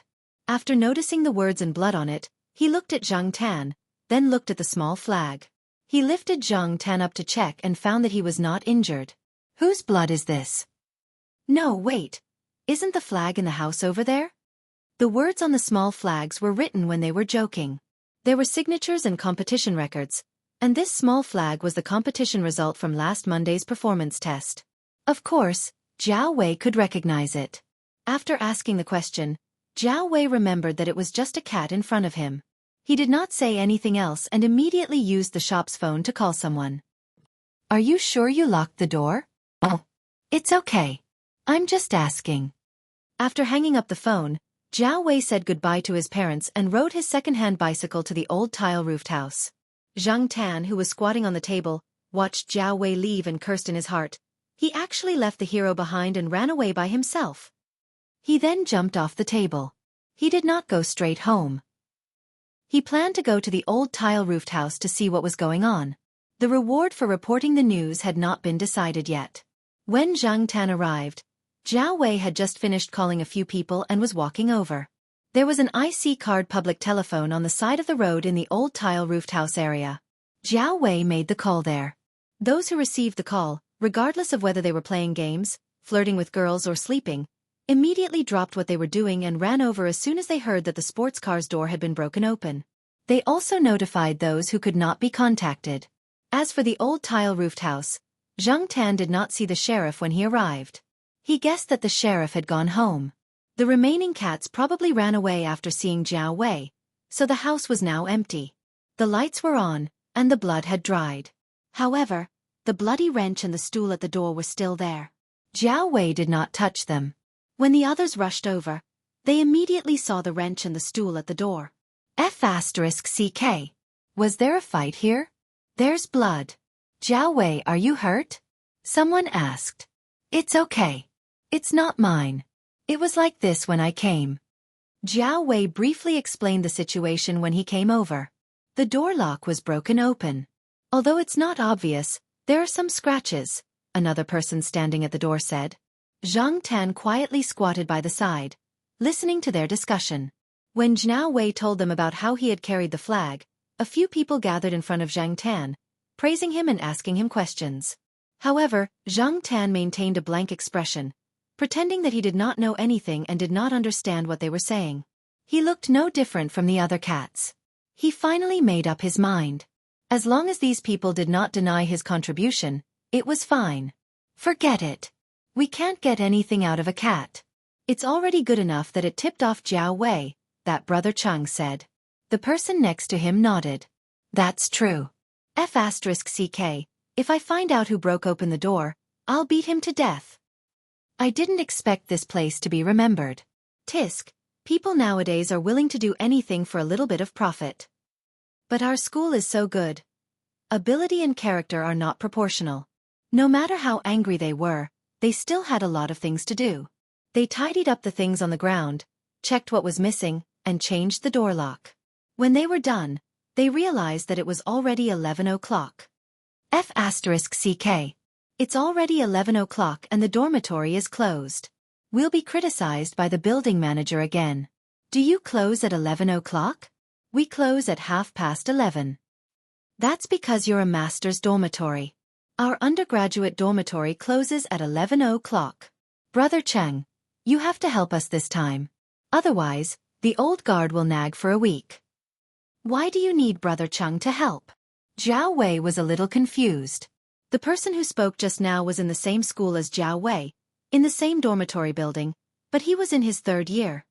He's just trying to show off his face. He'll treat people according to their preferences. Someone at the side interrupted. We can't afford to offend the building manager. He looks like an ordinary old man, but he might be a relative of some school leader. In the past, a student in our building quarreled with the building manager. He thought that the building manager was just a stinky old man in charge of guarding the door, a low-class employee. He didn't expect to be called by the counselor for a talk the next day. Later, we found out that the old man's son is from the school administration building. I heard that he has some power. Chapter 134. Because of the incident with the thief, the people who played with car models had a much better impression of Zhang Tan, and their tolerance for him had also increased a lot. Someone even made a simple 1/8-scale car for Zhang Tan to play with. But for many things, after the novelty wore off, one would get tired of it. Zhang Tan didn't like to let others control him, and when he was surrounded, Zhang Tan felt like he was a monkey in a circus, squatting on a model car and waiting for those people to control the remote control to make the car run. After playing with it a few times, Zhang Tan stopped squatting on the car and didn't feel as excited as when he first saw the toy car. So every time when it was time to go, he would stand by the window and watch those people play with the car, take a nap, and imagine his own small car. Zhang Tan himself knew very well that the car thing was just a fantasy, and it was impossible to have a special car that belonged to him. After all, he was just a cat now. Who would spend so much effort and money to make a car for a cat? And even if he spent money on a cat car, he might not be able to use it, and it would be a waste of money. Even if these students were grateful for Zhang Tan's warning, they would only allow Zhang Tan to play with the car. After yawning, Zhang Tan was ready to change his lying position, but when he turned his head, he saw someone standing not far away from the bush. It was an acquaintance. Zhang Tan thought that he was very alert, but just now, he didn't notice Tong Qing standing there at all. This person's presence was really weak, and because of this, he couldn't be underestimated.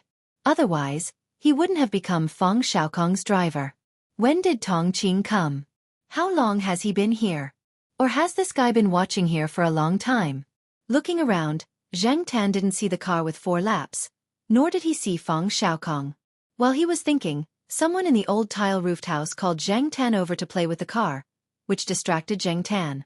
When he looked back out of the window again, Tong Qing was no longer there. Puzzled, Zhang Tan didn't stay there for long. He jumped out of the window and ran toward the east courtyard. When he passed by the guard, Zhang Tan deliberately slowed down to let the guard see him. If Feng Xiaokong had been here, the guard would definitely say something. Not only Zhang Tan, but also Huang, the sheriff, Sahara, and other pets passed by the door. When the guard saw them, he would say a word or two or call their names. He was probably lonely here and had no one to talk to. Whether it was the security guards or the building managers, they all had sharp eyes and good memories. They would remember who had come and who they were looking for after just one visit. Therefore, as soon as the security guard saw Feng Xiaokong's car, he knew that he was looking for Teacher Zhao's house in Block B. Unfortunately, the guard only said, "Oh, you're back so early today." He continued reading the newspaper and didn't mention the 4 circles at all. This made Zhang Tan even more puzzled. If he didn't come to the courtyard to look for someone, why would Tong Qing appear at the old tile-roofed house? Tong Qing wouldn't act at will without Feng Xiaokong's instructions. In other words, Feng Xiaokong must have known that he went to the old tile-roofed house to look at people playing with cars. Then, would the 3rd Master Feng buy a car model and send it over? Zhang Tan lay on a sycamore tree and thought about the possibility of the 3rd Master Feng buying a car model. Over the next few days, Zhang Tan deliberately observed and didn't find Tong Qing. He also didn't hear Zhao Pa mention Feng Xiaokong and the car model. Now, Zhao Pa was busy again and Xian didn't see anyone. As for Su Chu, he stayed in the laboratory all day in order to shine at this year's annual academic meeting. It was the end of the semester again and the 2 children were preparing for the final exam. The people around him were busy running around. Zhang Tan felt that he was really bored out of his mind. De Pang was napping on the balcony. Huang had diarrhea and was resting at home. He didn't know where the sheriff went again. When he was bored, Zhang Tan liked to walk around and see new things. Otherwise, Zhang Tan really felt like he was just waiting to die. It had been a long time since he went to the Jiao Yuan school. Zhang Tan decided to walk there. This time, he wanted to walk a little further to see. On the way to the side door, he passed by a sports field. There were many people running on the basketball court. There were also people cheering and shouting. There was probably a basketball game going on. Zhang Tan jumped up a tree and prepared to take a look. Before he could stand firm, he heard a loud voice shouting, "Brothel men! Come on!" Hearing this, Zhang Tan almost slipped down from the tree. When he steadied himself and looked over, he found that it was the G Institute. There was a sign next to the basketball court. G Institute 04 vs 04 Economic Management. Compared to middle school and elementary school students, college students were much more relaxed. After experiencing the devastation of the college entrance examination, this kind of college exam was nothing to them. Recently, there were still many people on the basketball court. Especially in this situation, the players on both sides seemed to have been injected with chicken blood because there were beautiful girls from the School of Economic Management standing around them. There were many men in the School of Economic Management and many girls in the School of Economic Management. Regardless of whether they were from the School of Economic Management or the School of Economic Management, the players on the basketball court were full of energy to show off. In the rest area, a student wearing the G Institute 04 uniform took 2 sips of mineral water and said to the person next to him, "In middle school, I always liked to wear the uniform of my idol in the NBA. Now, I always like to wear the stupid uniform with my name in school printed on it. I even get a little excited wearing it." As he said this, he shouted to the court, "Boys from the School of Economic Management, beat the School of Economic Management." The School of Economic Management standing on the opposite side of the court glared at them. The guy who shouted became more and more cocky. No matter what, the girls on the opposite side were looking over, right? Just as Zhang Tan and the boys from the School of Economic Management were looking at the girls together, in an office on a certain floor of the Department of Engineering, Cheng Zhong looked at a contract in front of him and felt a little conflicted. It was very common for graduate students to take on private jobs. Although graduate supervisors always hoped that their students would devote all their time and energy to their projects, with their meager salary and state subsidies, they couldn't even afford to buy a bag for their girlfriends. Therefore, those who could afford to take on private jobs would do so. Cheng Zhong started taking on private jobs when he was an undergraduate. He wasn't afraid of being criticized by his supervisors. After all, the supervisors knew in their hearts and just pretended not to know anything. At this moment, the contract in front of Cheng Zhong was very attractive, but this job was a little puzzling. Mr. Fong, I've never done this kind of car model before. It's okay. I believe in your ability. I've seen all the jobs you've taken in the past. They're very good. But this model, according to the information, it was bigger than an ordinary 1/8 scale car model. It was not suitable for children. Who was this for? Cheng Zhong didn't understand, but the other party didn't want to reveal too much.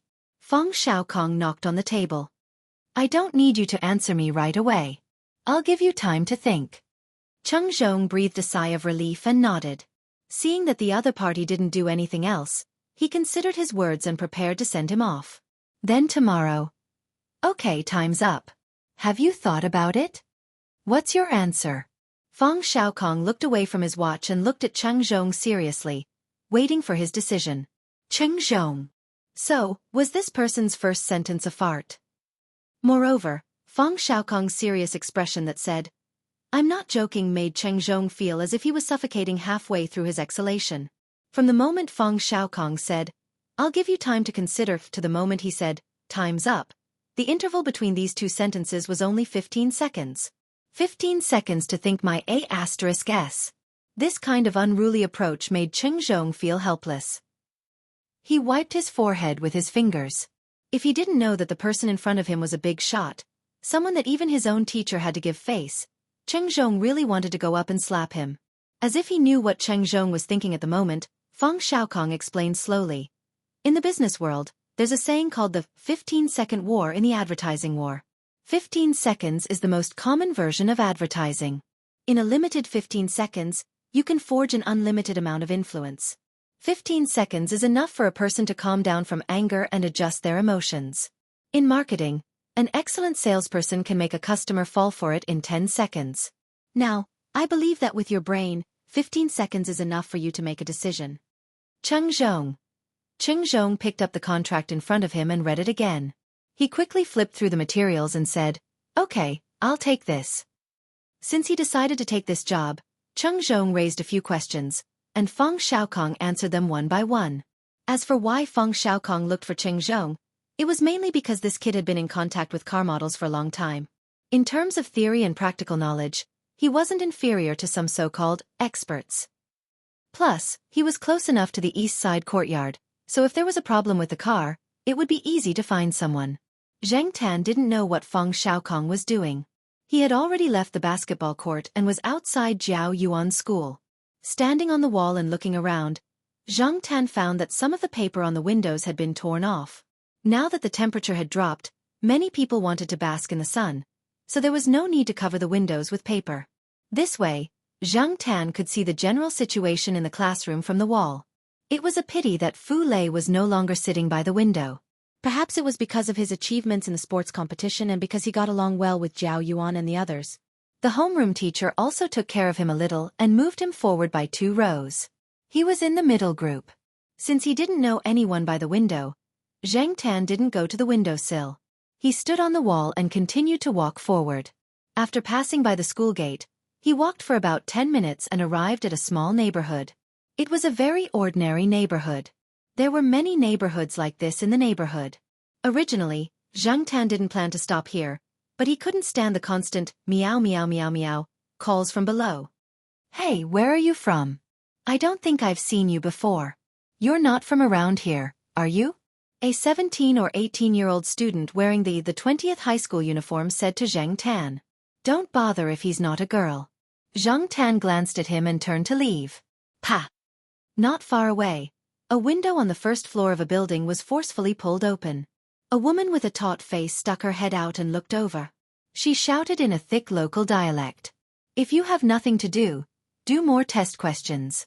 What time is it now? Why aren't you nervous? Learn from your brother. Don't play with cats all day. I think your IQ is almost as low as a cat's. Chapter 135. After shouting, the woman poured out a cup of cold tea and slammed the window shut. Zhang Tan turned his attention back to the student who had been criticized as having the IQ of a cat. From the looks of it, he seemed to be immune to such words.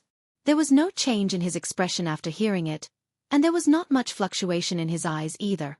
Clearly, this was not the first time this had happened. The student pulled a dry straw from the corner of the wall and prepared to play with the cat. Zhang Tan did not plan to pay attention to him. He lifted his foot and continued to walk forward, looking at the surrounding terrain and buildings. After taking a few turns, Zhang Tan's ears twitched. He heard some construction sounds coming from the construction site. Looking in the direction of the sound, Zhang Tan could only see the arm of a crane peeking out from between two buildings. There were too many buildings around and too many people. Zhang Tan could not find a good vantage point to observe the construction. Why did that place feel familiar? He could not remember where it was. Zhang Tan was strolling in a new area. His sense of direction was a bit blurry, so he did not think too much about it. After strolling for a while, he went back along the road. On the way back, Zhang Tan passed by the neighborhood again. The student in the high school uniform was talking to another person. He did not know what they were talking about. The honking of the surrounding cars was too disruptive. When the honking stopped, Zhang Tan walked closer. He heard the person snort in disdain and say, "How can a sparrow know the ambition of a swan?" The man in the school uniform smiled indifferently.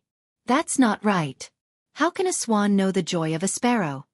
Zhang Tan squatted on the wall and listened to the two people debate about sparrows and swans. One had a sense of superiority that said, "You don't know how big the world is." The other had a look that said, "This is how I am. What can you do to me?" Listening to their conversation, Zhang Tan also learned that the person in front of the man in the school uniform was the brother in the Learn from Your Brother. Both of them were in the third year of high school. They were in the same school, but it was not the provincial key high school of Tsinghua University. It was just a normal high school that was relatively close to here. Not to mention who was right and who was wrong, and who was in the right. Zhang Tan could only sigh after listening to their conversation. They were indeed in the third year of high school. They were fluent in classical Chinese. Sometimes, 3 idioms would pop out in one sentence. It was very difficult for a poor student like Zhang Tan to listen to. After a few minutes, the brother impatiently left. The man in the school uniform stood in place for a while. When he turned his head to look outside the neighborhood, he saw Zhang Tan squatting on the wall. "Hey, you're here again?" The man, who had been expressionless just now, immediately smiled. He picked up the withered straw that had been thrown aside and prepared to play with the cat again. Unfortunately, Zhang Tan did not want to play with him. He lifted his feet and went home. Everything in Tsinghua University was still the same. It did not seem to have changed at all.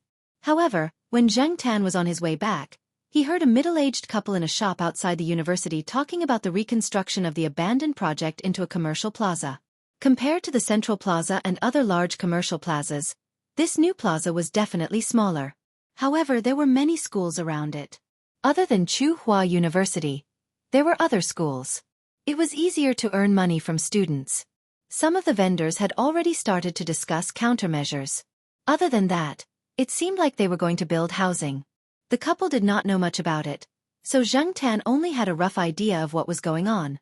No wonder he felt that the construction site was familiar. It turned out that it was that place. He had heard Celestine mention it a while ago.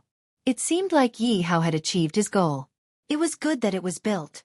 There would be another place to play. However, he did not know how many years it would take to build it. He hoped that Yi Hao would be more efficient. The next day, Zhang Tan still walked along the same road as yesterday. When he arrived at the residential area, he saw the man in the school uniform from yesterday. This guy seemed to be preparing to go out. When he saw Zhang Tan, he nagged for a while. He seemed to be in a hurry and did not say much. The man in the school uniform was not wearing his school uniform today. He had changed into a casual and cheap sportswear. When he walked out of the residential area, the woman shouted a few times from the window. It was nothing more than a few words that scolded the man for not doing his job and only knowing how to play all day. Because she saw Zhang Tan again, the woman looked down on the cat's IQ again. Just as he walked out of the residential area, the man in the school uniform bumped into a familiar person. He should be a neighbor. Zhongyan, did you have a month off? How was the monthly exam this time? The man asked. Just so, Zhongyan said helplessly. Sigh, you really need to learn from your brother. Yesterday, I heard that your brother did test questions until 11 at night before going to bed. This time, he will probably be in the top 10 of the class again. The man blabbered on for a while. Zhongyan's expression did not change. After listening to half of it, he made an excuse and left. When he left, Zhang Tan saw the man shaking his head at Zhongyan's back. He sighed as if he was saying, "This child is really unteachable." Zhang Tan looked at the kid named Zhongyan who was gradually walking away. He moved the tip of his tail, thought for a while, and followed him. He wanted to see where the kid was going to play. When they passed by an alley, Zhongyan bought some wine from a shop at the entrance of the alley and walked into the alley. The alley was relatively old. Zhang Tan had seen it when he passed by here yesterday, but he did not go in to take a closer look. Now that he followed Zhongyan through the alley, he realized that the buildings at the other end of the alley had been demolished. Standing at the exit of the alley, Zhang Tan could see the construction site not far away. It was not an abandoned construction site. It was an old building area that had just been demolished. It seemed that the scope of the construction this time was quite large. It was a big project. No wonder Yi Hao had done so much preparation. After Zhongyan left the alley, he looked around and then walked in a direction. This area was not surrounded by building boards. Zhongyan's destination was a temporary duty room. There were a few people gathered there, surrounded by smoke. Smoking was prohibited on the construction site. This duty room was one of the few temporary smoking places. Many of the people smoking in the duty room knew Zhongyan. When they saw the wine in Zhongyan's hand, their smiles deepened. Although they could not drink now, it was not bad to have a few sips during dinner. Zhongyan entered the duty room for a short while. He walked out of the construction site with a middle-aged man wearing a hard hat. Zhang Tan stood at the entrance of the alley and looked over there. The man in the hard hat looked around and pointed at Zhang Tan's direction. He then walked over with Zhongyan. Zhang Tan jumped onto a short building that was not demolished. He watched the two walk over. This cat followed you here, right? The man took off his hard hat, pointed at Zhang Tan and said to Zhongyan, "Hey, Brother Ning, if you didn't mention it, I wouldn't have noticed. I saw this cat for the first time yesterday. I don't know whose it is. It is quite bold and not afraid of people." Zhongyan looked at the black cat on the short building and said. Brother Ning just smiled and shook his head. He did not dwell on this issue. Instead he asked, "How was your monthly exam?" "Not bad," Zhongyan answered. Compared to the resident of the community, Zhongyan seemed to be more sincere when he answered. "What do you want to do this time?" Brother Ning asked. "I really can't hide anything from you." Zhongyan scratched his hair and said, "Winter vacation is in a month. Anyway, I have nothing to do. I want to find some work to earn some living expenses." "Brother Ning, are you short of people at the construction site?" Hearing Zhongyan's words, Brother Ning frowned. "Why do you want to work here? Does your mother not give you living expenses? Even if she is biased, she should not be so biased.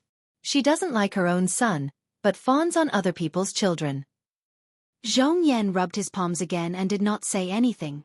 "Well, you'd better put more energy on your studies. Next year you can get into a good university.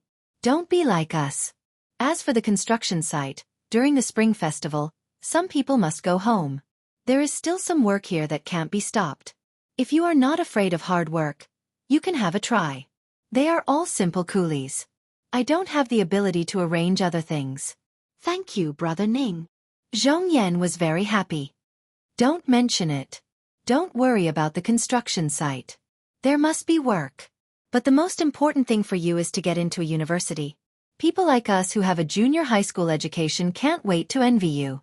"Brother Ning, aren't you doing well now? In the past 2 years, you have bought a house and a car. You also have a wife and children." Although Brother Ning and the others were not knowledgeable, skills could not be learned well from books. Brother Ning and the others had been in this line for several years. They had become familiar with it and made some money. You don't understand. Even if we have money, those people in the society still look at us with contempt. Although they are very polite in front of us, they may belittle us in their hearts. I have heard a lot of words like vulgar, shallow, country bumpkin, nouveau riche. I used to tell myself that those people were jealous, but there are too many people like that. We can't deceive ourselves. While speaking, Brother Ning found that Zhong Yan lowered his head. He felt that he probably put too much pressure on this child. So he changed the topic and said, "But our boss used to tell us that some people's intelligence only comes from books, but some people's intelligence can penetrate into society. Now it's hard to say who will live better in the future. Everyone has his own evaluation standard. We just need to live our own life. Times are progressing. As long as we uneducated people live better than those intellectuals, we will be satisfied. Little Zhong, even if you are not good at studying, you have a good brain. You will definitely be better than us in the future." Zhong Yan did not refute, nor did he explain anything. Instead he asked, "Brother Ning, does your boss have any taboos? I will pay more attention at that time." "Taboos? It should be nothing. You know that we have been in the underworld." "Oh, I remember. I heard that our boss doesn't like cats, especially black ones. But our boss doesn't come here often, and you can't bring the cat into the construction site. It should be nothing. You just need to know." After talking for a while, Brother Ning stood up, patted the dust on his pants, and walked towards the construction site. Watching Brother Ning leave, Zhong Yan said to the black cat lying there, "Alas, I really envy you cats. They eat, sleep and eat. They don't have to worry about anything." Chapter 136. The reason why Zhong Yan liked cats could be traced back to when he first moved here. A single-parent family formed a new home with another single-parent family. But Zhong Yan didn't have any sense of belonging to this new home. That age was the rebellious period where metaphysical, psychological activities and physical activities coexisted. Zhang Tan didn't know what Zhong Yan had encountered. Every family had its own difficulties, and Zhong Yan didn't go into detail. However, Zhang Tan could guess from Zhong Yan's words and expressions that it was definitely not a good memory. At that time, Zhong Yan, who had just quarreled with his mother, ran out of the building and stayed in the corner of the neighborhood wall to vent his anger. The slanted sunlight made the wall cast a black shadow on the ground. Zhong Yan hid in the shadow of the corner of the wall. He was only one step away from the sunlight, but he still didn't want to take half a step. The more Zhong Yan thought about it, the more aggrieved he felt. He wiped his red eyes and suddenly found the outline of a cat in the shadow of the wall. Turning his head to look, the glaring backlight made Zhong Yan dazed for a moment. Standing on the narrow wall, the cat looked down at the people under the wall casually, as if nothing could disturb its mood. Raising his hand to block the sunlight, Zhong Yan retreated away from the wall. Looking at it from a different angle, without the glare of the sun, Zhong Yan saw that the cat was looking at him. After looking at each other for 2 seconds, the cat narrowed its eyes, turned its head, and continued to walk forward. When the cat stood in the sunlight and narrowed its eyes, Zhong Yan felt a pleasant warmth surround his body, as if the whole world was smiling. He stood in the same place and watched the cat walk further and further away under the sunlight. When Zhong Yan was in his neighborhood, he always seemed to be wearing a mask. He only showed a little of his true nature when he was playing with the cat. In contrast, Zhang Tan could see Zhong Yan's perfunctory attitude when facing his mother and brother. The people around him always liked to compare Zhong Yan with his half-brother. To sum it up in one word, it was pale in comparison. They felt that Zhong Yan couldn't compare to his brother in any way. The human heart is too complicated. You cats don't understand. Actually, I don't understand it either. I just feel helpless.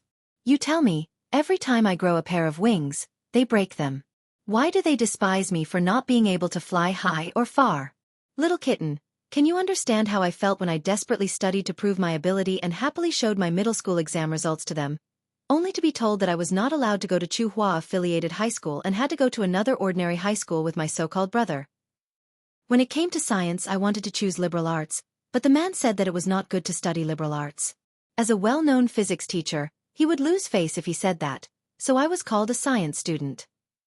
So later on I thought, why should I be in such a hurry to prove myself? What was the point of letting himself fall and bleed? Sometimes, being too outstanding might not be a good thing.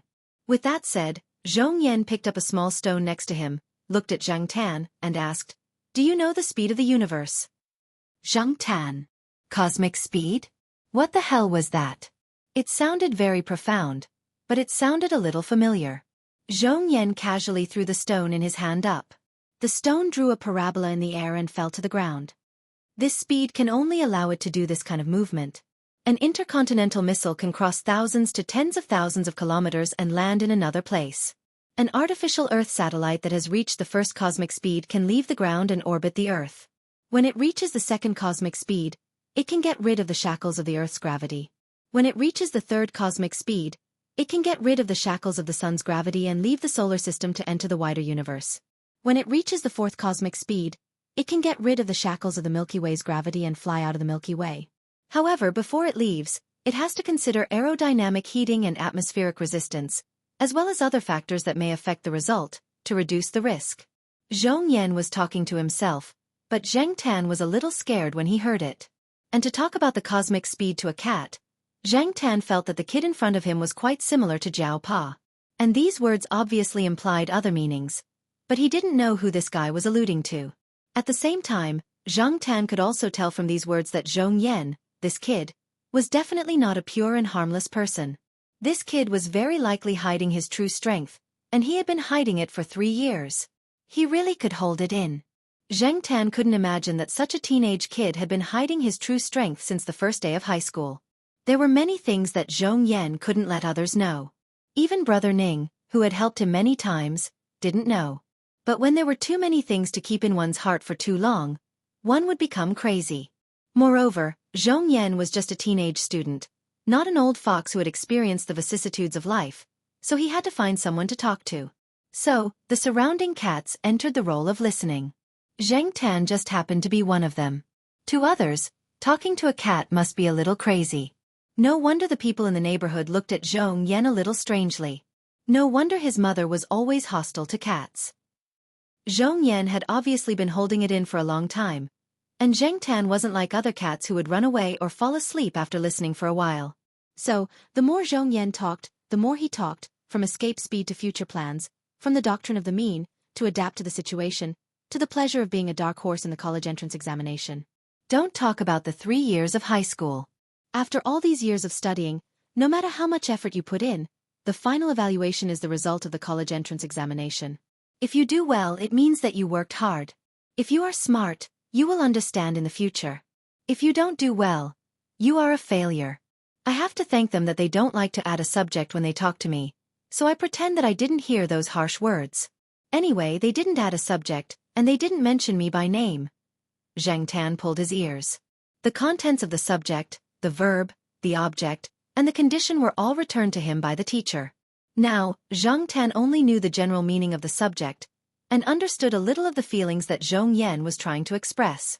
As for Zhong Yan, to put it nicely, this guy didn't forget to find opportunities to step on others when he was wearing the skin of the doctrine of the mean.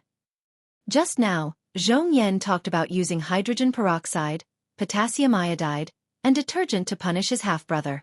In the end, no one put the suspect on him. This guy was perverted, thick-skinned, and shameless enough. Maybe it was because of his past experience that Zhong Yan's temperament became what it was today. This guy obviously wanted to leave his current family. What about after the college entrance examination? What about his future plans? He probably had his own arrangements. Whether the plan was mature or not, Zhang Tan just admired this guy's endurance. People like this always made people afraid. In the future, when he grew up, who knew what he would become? After sharing his secret, Zhong Yan picked up the pebble by his feet and threw it into the distance with all his might.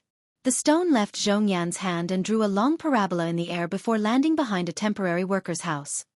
F***CK. Who the F***CK threw it?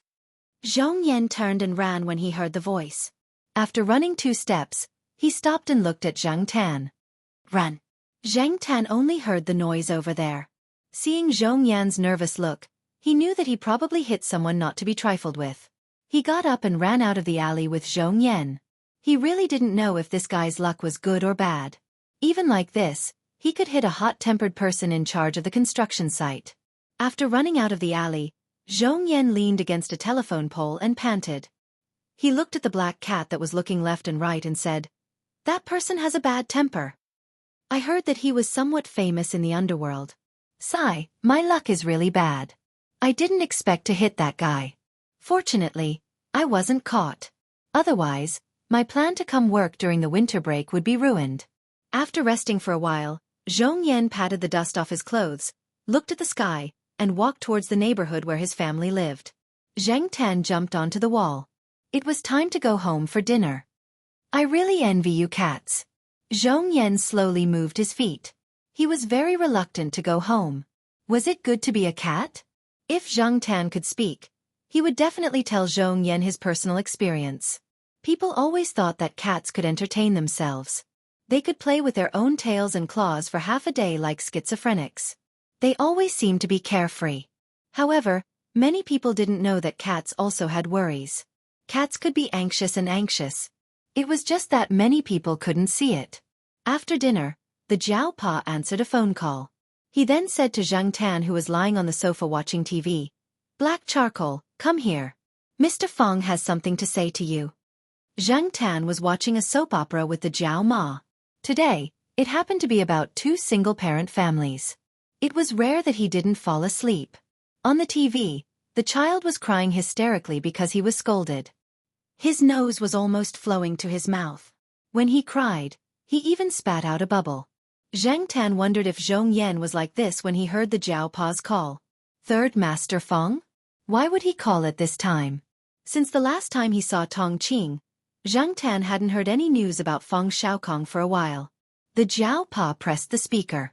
Zheng Tan jumped onto the table, squatted next to the phone, and raised his paw to make a sound to let the other party know that he was listening. "Black Charcoal, I've been busy recently. I didn't have time to take care of you. I'll give you a surprise later. However, you have to do me a favor. One day before New Year's Eve. You have to make some preparations then."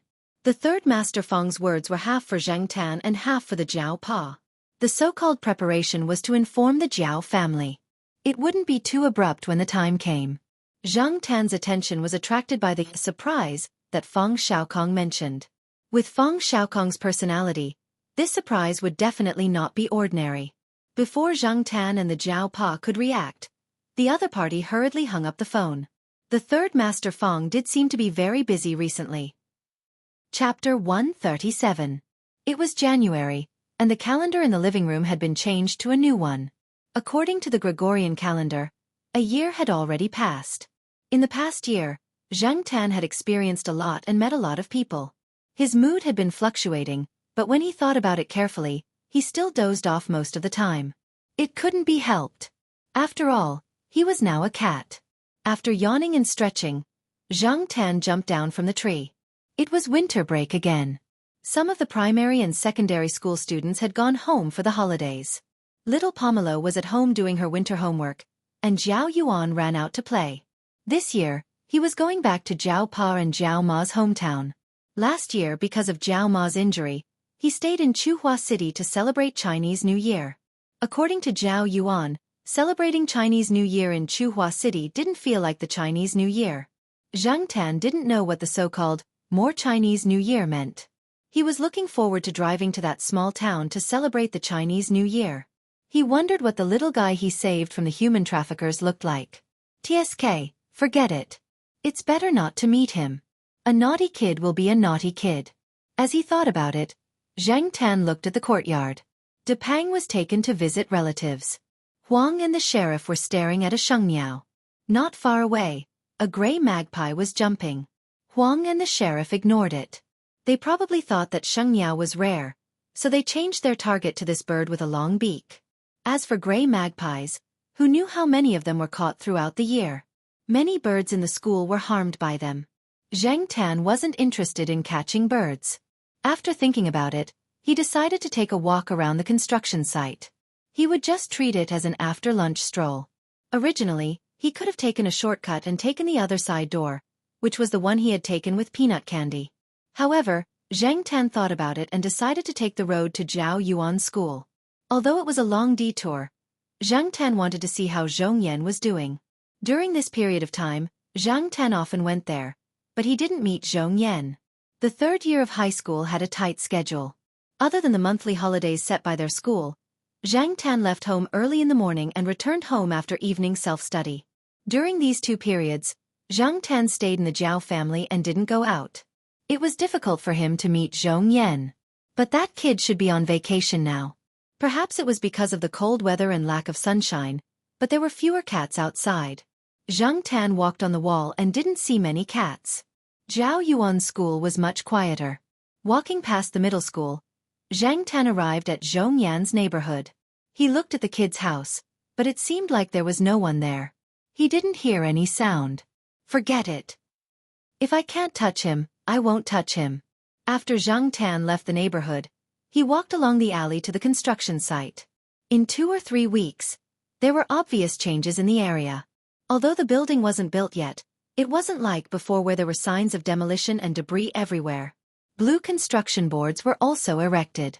Zhang Tan looked at the advertising billboards next to him. There was the name of Yi Hao's company on it, but Zhang Tan's main purpose wasn't to look at the company's name. He wanted to find a suitable place to observe from afar, but after looking around, he didn't find a suitable spot. Last time, a suitable billboard had been moved, and today, he couldn't find a replacement. The construction site was definitely not a safe place for cats and they might be caught by the workers to drink with them. However, Zhang Tan didn't have too many scruples. If any of them came over, Zhang Tan wouldn't mind making a big deal out of it. Anyway, Yi Hao would only punish that worker if he wanted to punish them. Zhang Tan knew that he had a backer, so he dared to come to the construction site so blatantly.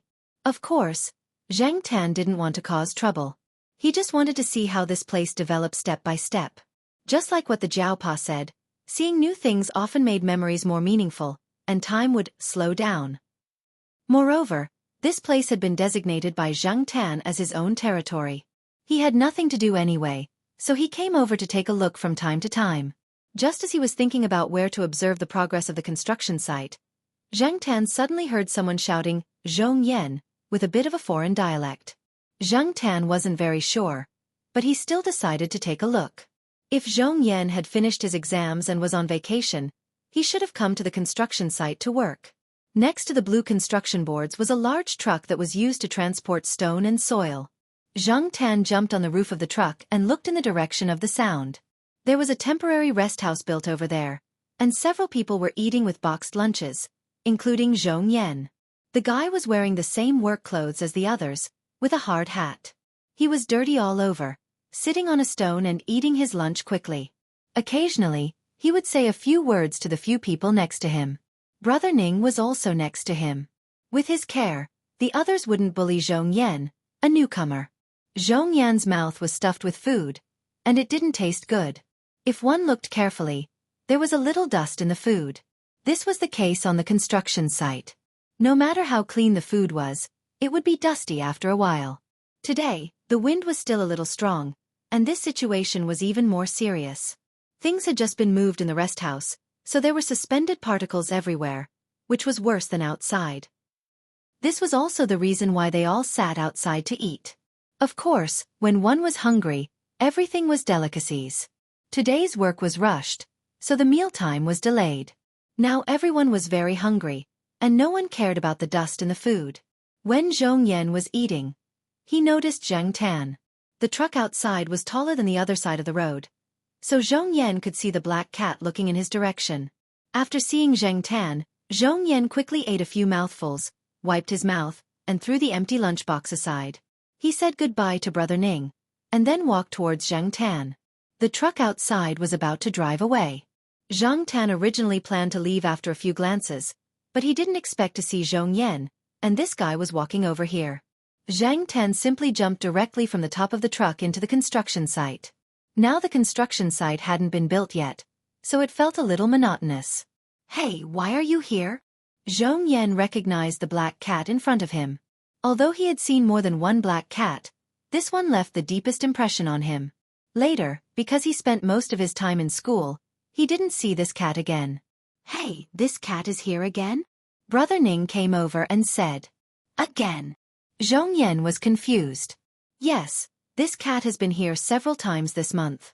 A few days ago, The billboard in the south hadn't been torn down yet, and this cat was squatting on it and staring at the construction site, like a supervisor. Brother Ning joked. Several times when they had dinner and drinks at the construction site, someone had proposed to catch this cat to go with the drinks. Anyway, no one knew. It was he who recognized this cat, so that the people below would not have any bad ideas. But this cat is too conspicuous to stay at the construction site like this. It's easy to get into trouble. You know, some people who work here often do this kind of thing. Fortunately, this cat is in my area, or it would have been caught and drunk in another place. Brother Ning said. Zhang Tan glanced at Brother Ning, and continued to observe the construction site.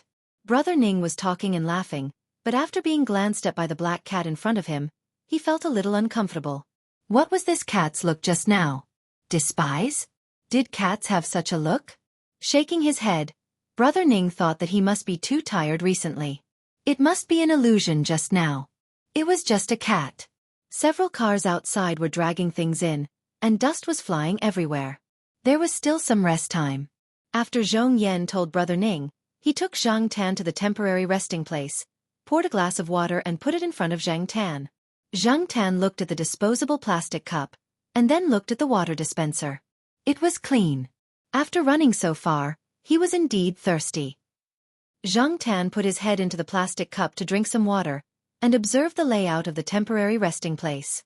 There was nothing special, but the surrounding air was really bad, and everywhere was gray. Hey, isn't this the cat that looks like a supervisor? Several people sitting in the room said after seeing Zhang Tan. Although they felt that it was a waste for Zhong Yan to pour water from the water dispenser to a cat, they would not say anything because Zhong Yan was protected by Brother Ning. These were all small things, and there was no need to care about them. A person who had not finished his meal threw a fishtail in the bowl over, but Zhang Tan did not even look at the fishtail. Hey, this cat doesn't even eat fish? It must be a pet given by a human. It will eat it after a few meals. Raising such a cat is really wasteful. A person next to them interrupted. Little Zhong, does this cat belong to you? Someone asked. No, it belongs to my neighbor. Zhong Yan did not say too much. In fact, he did not know where the cat came from either. While they were talking, a person came in from outside with a big plastic pot in his hand. However, the words printed on his work uniform were different from Zhong Yan's. Worker Li, we don't have much water here. The water delivery person will come in the afternoon. You can only receive 1/3 of the water at most. Brother Ning accompanied him in and said. This worker Li was about 40 years old. He was not in the same area as Zhong Yan, so he was not under Brother Ning's charge. He was not afraid of Brother Ning, and often looked down on others because he was older and had some people above him. As soon as worker Li entered the room, he saw Zhong Yan holding a disposable plastic cup and giving water to a cat. He immediately started to talk. You are giving a stupid cat pure water from the water dispenser? Didn't you say that the water was running out and it was short of water? I see that you have quite a lot in stock. If so, I won't be polite. Also, is this cat to go with the wine? It just so happens that some of our people are hungry again recently. Remember to tell us when you want to kill the cat. Everyone who sees it will get a share. Worker Li went to the water dispenser and started to fill the big jug with water. If he did that, the people here would be thirsty later. Brother Ning hurried over to stop him. What? Worker Li, I can't compare to a cat? Do you think I am a beggar with such little water? Little Ning, I don't mean to criticize you. Worker Li was getting more and more excited. He scolded Brother Ning in front of so many people in his area. Obviously, he did not give Brother Ning any face. However, Brother Ning was no longer the hot-blooded young man who would rush forward with a steel pipe no matter what the situation was. He stopped Zhong Yan, who was about to explain, and several others who looked angry and were about to speak. He knew Engineer Li. If Zhong Yan and others spoke, it would definitely have the opposite effect. Brother Ning took a deep breath and was about to defend himself. He had no choice. The bastard had someone above him. Although he also had someone above him, otherwise he would not be the person in charge of this area. But if the situation was not serious, there was no need to go to the top. Before Brother Ning opened his mouth, someone outside called Brother Ning's name.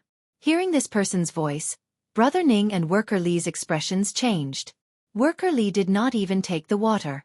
He immediately put the jug aside, tidied up his clothes, patted the dust off his body, and went out with a humble smile on his face. Before Brother Ning went out, he made a gesture to several people. Some of the people who followed Brother Ning in this area were old acquaintances. They knew the meaning of Brother Ning's gesture. The people who were angry just now and looked like they would rush up and start a fight the next moment changed their attitude instantly. Zhong Yan, who had only worked here for a few days, was a little confused. The people next to him whispered to him that a big shot was coming and he should behave himself. Little Zhong the cat. Someone reminded him in a low voice. Was it the boss that Brother Ning mentioned? Thinking of Brother Ning's words, little Zhong was anxious and was about to put the cat into the cardboard box in the corner. Zhang Tan avoided Zhong Yan's outstretched hand and came to the back of the square table made of wood in the middle. Zhong Yan wanted to go over again, but it was too late. The people outside came in. The person who came in first was also in his 40s. He said a few words to the people next to him and asked about the recent progress here. Judging from the voice, it was this person who called Brother Ning's name just now. Is this the big shot? He seemed to be easy to talk to. Little Zhong was a little nervous. He knew that he could not judge a person by his appearance. The first impression was not everything. He only hoped that this person would leave as soon as he saw him. Unfortunately, things were different from what little Zhong thought. The people outside all came in. Brother Ning was not as strong as before. Worker Li also put away his arrogant look and was a little respectful and careful. And the person who was surrounded in the middle was the boss that Brother Ning once mentioned to Zhong Yan. When Zhong Yan saw this boss, his first impression was that this person was not easy to deal with. Although he wore a faint smile and looked gentle, Zhong Yan had an intuition that this person was a tough nut to crack. What should I do? Zhong Yan stood on the side and lowered his head, trying to block the cat behind the table. Unfortunately, Zhang Tan did not cooperate with him and jumped directly on the table. Zhang Tan heard the voice outside just now. Although Ran Qi only said one sentence, Zhang Tan still recognized him. Ran Qi had always been avoiding cats, but Zhang Tan knew that even if this person was afraid of cats, he would not do anything to him. Seeing the black cat jump on the table in the middle, not only Zhong Yan, but also Brother Ning and several other construction site workers wanted to spit out blood. Damn, this cat is too good at causing trouble. Brother Ning regretted that he allowed Zhong Yan to bring the cat in just now. At this time, Worker Li seized the opportunity to make fun of Brother Ning. He said sarcastically, "Oh, there is a black cat here. By the way, I just saw that the people here were feeding it the purified water from the water dispenser. Don't you think it is a waste?" Ran Qi, who had just stepped into the door with a faint smile on his face, saw the black cat squatting on the table, and his face cracked. They looked at each other speechlessly and could only cry. This sentence was somewhat appropriate for the situation. He was not moved, but angry and regretful. Chapter 138. Why are you all blocking the door? A voice came. Zhang Tan's ears twitched. Hey, another familiar face. Coming out today was the right choice. Maybe in the future, there would be no need to look for observation points or be on guard against the construction site workers with ulterior motives. He could come here openly. Hey, Brother Leopard, you're here too? Said the middle-aged man with a smiling face who had led the way. Many people here knew Ran Qi, but most of them didn't know Leopard. After all, Leopard didn't come here often, and Ran Qi was the one in charge of managing this place. What's going on? Asked Leopard. Leopard's expressionless face made the people around him very nervous. The people who had been crowding around the door all backed away, leaving only Ran Qi standing in the middle of the door. Without waiting for the man to explain, Leopard had already strode in. As soon as he entered the door, he saw the black cat standing on the table in the middle of the room. Black charcoal? Why are you here? Leopard looked around and didn't see Celestine's shadow. According to the usual pattern, Celestine shouldn't be free today. Brother Leopard, you know this cat? The middle-aged man leading the way asked doubtfully. Yeah. Leopard didn't explain much. Leopard had only come today on a whim. They didn't know much about construction, but Yi Hao had said that now they were all outsiders and insiders. All they had to do was go around and supervise them. Whether they knew the industry or not was one thing. Whether they went to check was another. This was a matter of attitude. Therefore Ran Qi, who didn't know much about construction, and Leopard, who happened to be free today, came to wander around. They didn't expect to meet Zhang Tan. There were a lot of people around. Even if they didn't know the details, they could guess the general situation from Leopard's attitude. Leopard was expressionless just now, but now he was smiling. The others did not know, but Leopard and Ron Chi, who were always by Yi Hao's side, knew very well that the black cat had played an important role in being able to come into contact with the third Master Feng. Although it could not be said to have contributed much to the project, in terms of social interaction, it was thanks to the cat. Even Master Tang the Seventh had spoken. At that time he had said, "You have to pay more attention to that black cat. Who knows, you might need its help in the future." Leopard did not quite understand how much help this cat could provide. No matter how great a cat's influence was, it would not be able to affect such a large project. But since Master Tang the Seventh had already spoken, all Leopard needed to do was to obey. Master Tang the Seventh and Yi Hao both had the same attitude, so it would not be wrong to do as they said. Zhang Tan ignored Leopard and Ron Chi. He stared coldly at Engineer Li. Leopard, who knew a little about the cat, could tell that the cat was not in a good mood. He glanced at the pale-faced Engineer Li and did not say anything. He just asked the surrounding workers to leave. It was time to go to work, and it was not a good idea to squeeze in here. Zhong Yan was also pulled away by Brother Ning. Only a few people who accompanied Ron Chi were left in the room, as well as Brother Ning, who had gone out to make arrangements for the work. The person who led the way told them what had just happened. Brother Ning added a few words. He did not exaggerate and was just telling the truth. Ron Chi kept a straight face and sat in the seat furthest away from Zhang Tan. Leopard did not care about it now. Although he used to think that the cat was evil, he did not care about anything else as long as it could help his people.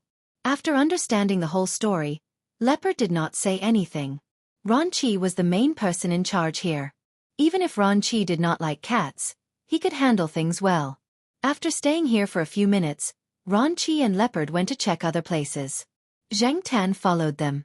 After the inspection, Leopard bought Zhang Tan a roast chicken. Zhang Tan only ate a bit of the drumstick. Although Zhang Tan was in a bad mood, a roast chicken was not enough to buy him over. Zhang Tan knew that Ron Chi and Leopard would solve the problem. He did not throw a tantrum. Everyone benefited from each other. There was no need to fight over a small matter. Zhang Tan knew this clearly. Leopard sometimes said a few words to Zhang Tan. This was all thanks to Celestine. Celestine had told Yi Hao, when facing this cat, you have to speak human language. You can't fool it like a pet that doesn't know anything. Ron Chi and Leopard were next to him at that time. They also heard this, but one had never practiced it, and the other was practicing it for the first time. Could a cat understand human language? Leopard did not think so before, but now he was hesitant. After eating and drinking, Zhang Tan went home to sleep. Ron Chi and Leopard, who had finished their inspection at the construction site, also went back to report to Yi Hao what had happened today. That cat is everywhere. Yi Hao rubbed his forehead. 2 days later, Celestine drove Leopard to the eastern courtyard. It was almost New Year's Eve. Although New Year's Eve did not mean much to the people in the city, it gave some people an excuse to solve some interpersonal problems. Leopard was ordered by Yi Hao to come and take a look. With Celestine there, it was more convenient. After all, the Zhao family did not know Leopard. However, when Celestine's car drove into the courtyard, he saw a car parked in front of Building B. The third Master Feng was standing there, proudly saying something. Early in the morning, the Zhao Pa received a call from the third Master Feng, saying that he would come over. Zhang Tan looked at the calendar. Tomorrow was New Year's Eve. He was on time. When the third Master Feng came over in the car, he did not go upstairs. Instead, he asked Zhang Tan to go downstairs. When the third Master Feng opened the car door proudly, Zhang Tan saw a small car. He could not take his eyes off it. It was smaller than the kind of car that children drove. It was designed to look like an off-road vehicle. It was convertible, and the steering wheel was relatively big. He did not know how it would look like. Zhang Tan was happy. He suddenly felt that the third Master Feng was a good person. He was very considerate. No wonder Tong Qing appeared at the place where the Jiao Wei and the others had their sports car. He knew that Zhang Tan liked cars, so he asked someone to make it for him. What do you think? Not bad, right? Do you want to drive it out? The third Master Feng leaned against the car door, shaking his legs. He was as smug as he could be. Leopard and Celestine's jaws almost fell out. Was this the third Master Feng? Was this really the third Master Feng? Feng Xiaokong glanced at Celestine's car, but he did not plan to pay attention to it. Instead, he said to Zhang Tan, "The weather is good today. Let's go for a drive. But you have to do me a favor." Zhang Tan was very happy with the car in front of him. The car was in the back seat, and the space was too narrow. Zhang Tan squatted on the car to feel it. He could not drive, and his heart was itching. Besides, he was very grateful to Feng Xiaokong. Since he could help, he would do it. As long as it was not life-threatening and he did not have to do anything perverted, it was fine. Celestine and Leopard opened their mouths and watched the 4 cars drive away. As for Zhang Tan, he did not notice Celestine and Leopard at all. Tong Qing had blocked their view, and after getting in the car, he only cared about the car. He completely ignored Celestine. That little bastard who despises the poor and loves the rich. Celestine scolded jokingly. Celestine was only joking, but Leopard was already irritated. He never knew that the third Master Feng had such a side to him. He treated him like a familiar person or a friend, and not like a business partner. Feng Xiaokong sat in the front passenger seat and told Zhang Tan what they were going to do today. There was nothing else. In summary, drive around and play with the children. Their destination was Old Lu's house. Old Lu's house was a large villa, and the backyard was big enough for Zhang Tan to drive around. Lu Yao's little friend did not seem to be doing well recently. Old Lu was annoyed. Today, Feng Xiaokong said that he would bring the cat over to play. Old Lu purposely turned down some work and waited at home. When they arrived at their destination, Old Lu and Lu Yao both came out to greet them. Steamed Bun followed behind them. After not seeing him for so long, Steamed Bun had grown a lot, but Zhang Tan still felt that this guy looked a little silly. When Lu Yao saw Zhang Tan, his eyes lit up. Today, his dad told him that the black cat would come over to play with him. Early in the morning, he took out his favorite toy car. It was big enough for 2 cats to run around on it. However, when Tong Qing pulled out the custom-made car from the car, Lu Yao's expression became surprised. He looked at the car, and then looked at the black cat that could not wait to jump into the car. Was this a competition? Zhang Tan did not think too much about it. There were no outsiders on private property, so he could let loose. The usage of the car was actually very simple. Zhang Tan used to play with cars, so even if he was driving a toy car, he could handle it. He put 2 paws on the steering wheel, and the brake was just a button. He did not need to use his legs at all. It was an electric car. After pressing the start button, the car began to run. Zhang Tan controlled the steering wheel and excitedly drove the first exclusive cat car since he turned into a cat. Lu Yao recovered from his surprise and immediately controlled the remote control in his hand to let his toy car catch up. As for Steamed Bun, he ran happily and jumped between the 2 cars. Tong Qing followed behind them, just in case. He had previously doubted that a cat could drive such a car, but now it seemed that he had underestimated the ability of a cat. This cat could drive a car on its first try. No, it could drive a car on its first try. It had to be said that this cat was really amazing. However, this cat was special and could not be judged by common sense. As for what Feng Xiaokong said to Old Lu about, this cat was trained, it was pure nonsense. Feng Xiaokong and Old Lu sat on the side. Someone would take care of the child, so they just had to sit there and watch. At the same time they would talk about some business. At first, Old Lu was a little absent-minded. Most of his attention was on Lu Yao. His heart ached for his son, who was sweating from running. He was worried that his son would fall sick or be tired. However, when he saw Lu Yao laugh, he was relieved. He was very pleased.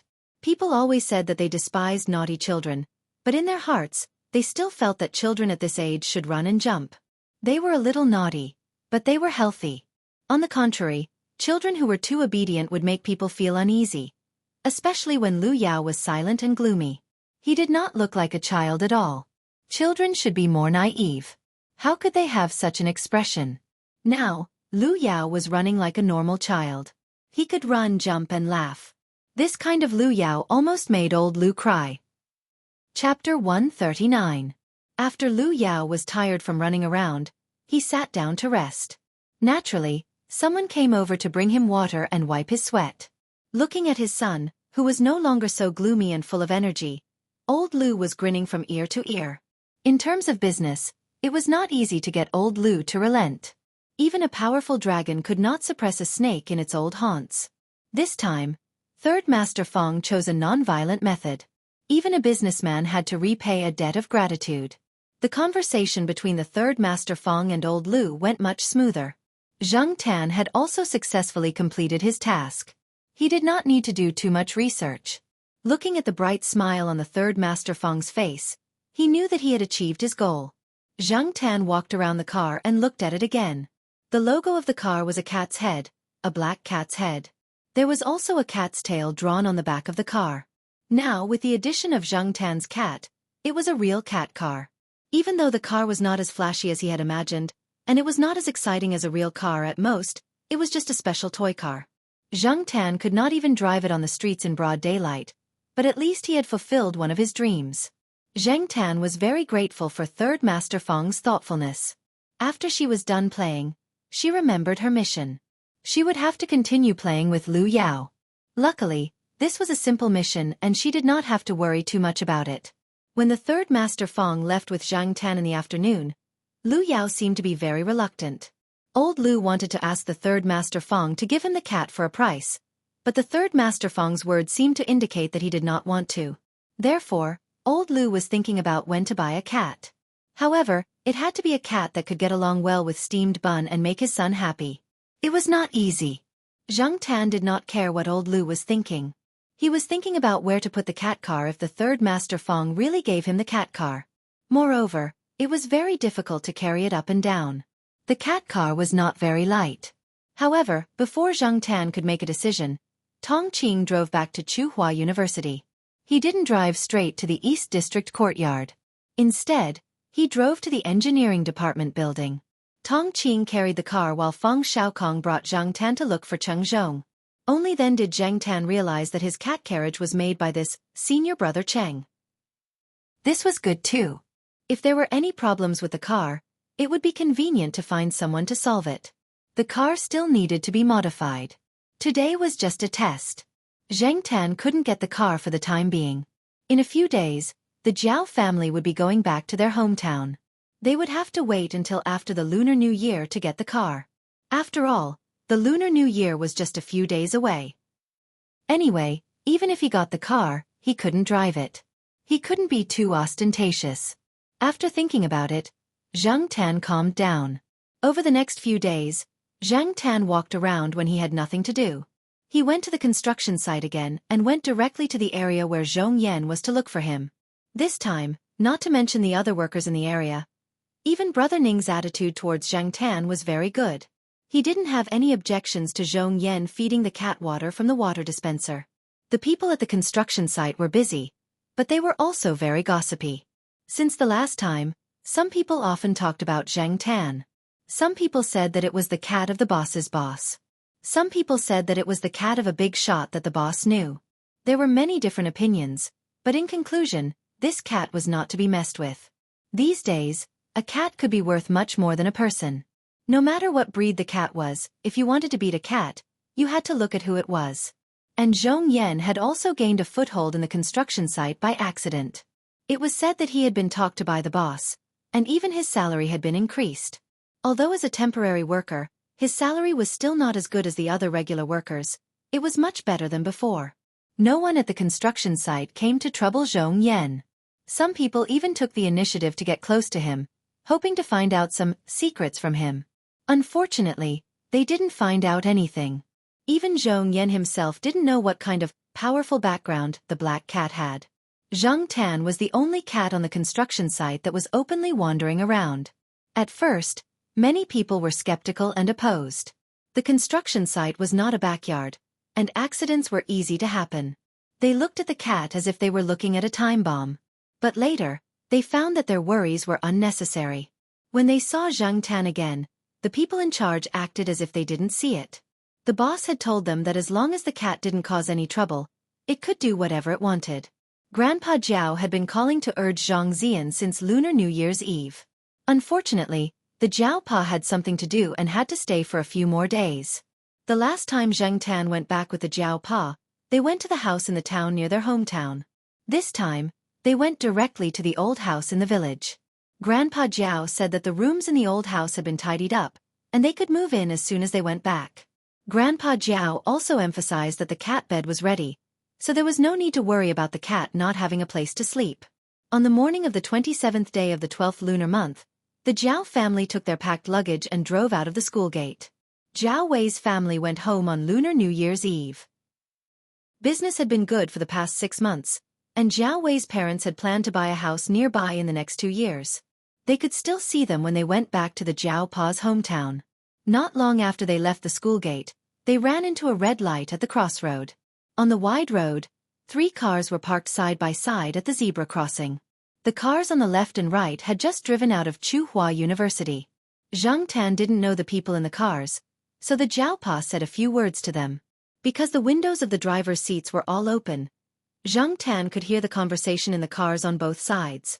The people in the car on the left were talking about space-time bending and the Hubble redshift, while the people in the car on the right were talking about the flow mosaic model of cell membranes and the endosymbiotic origin of mitochondria and chloroplasts. Zhang Tan's ears twitched. Forget it, I'll just watch the Jiao Yuan and little Pomelo play chess. There was a bit of a traffic jam in the city, but it was much better when they got on the highway. The Jiao Yuan and little Pomelo were playing chess more comfortably. Little Pomelo was a newbie, and she hadn't been playing chess for long. The Jiao Yuan suggested this because he felt bored in the car. To show fairness, the Jiao Yuan gave little Pomelo a rook, a horse, and a cannon each. Jiao Ma sat in the passenger seat, looking back from time to time and guiding little Pomelo. Zhang Tan had never played chess before. Even if he was introduced to chess at the same time as little Pomelo, he was still a newbie, so he couldn't help much. He could only watch them play. When he was tired, he looked at the road signs beside the highway and calculated how long it would take to reach the destination. The cannon general has no chess pieces, little Pomelo said calmly. Zhang Tan's eyes moved from the road signs outside the car to the chess game on the seat. He couldn't help but laugh when he saw it. The game hadn't started for long, and the Jiao Yuan was already defeated by little Pomelo. Jiao Yuan was stunned. He couldn't believe it. The game hadn't started for long, and he was already defeated? He was even defeated by a cannon. Suddenly, Jiao Yuan felt very embarrassed. He scratched his ears and cheeks. Seeing this, Mother Jiao laughed and briefly explained the game to Father Jiao. Many veterans are easily defeated by a cannon when they play against a newbie. Your father was the same. I was invited by an elder in the village to play chess with him. He also gave me a rook, a horse, and a cannon each. It was my first time playing against such a veteran, so I was excited and nervous. But not long after, the elder was defeated by a cannon. I still feel happy when I think about it. Father Jiao talked about his experience in the past. He still remembered that the elder's face turned red when he was killed by the heavy artillery not long after the game started. Who asked that elder to underestimate the enemy? But I only won that one time. After that, I didn't win against him again. Every time I went back to play chess with him, I never won. But now, the old man doesn't allow me to play rook, horse, and cannon. He only allows me to play rook, horse, and cannon.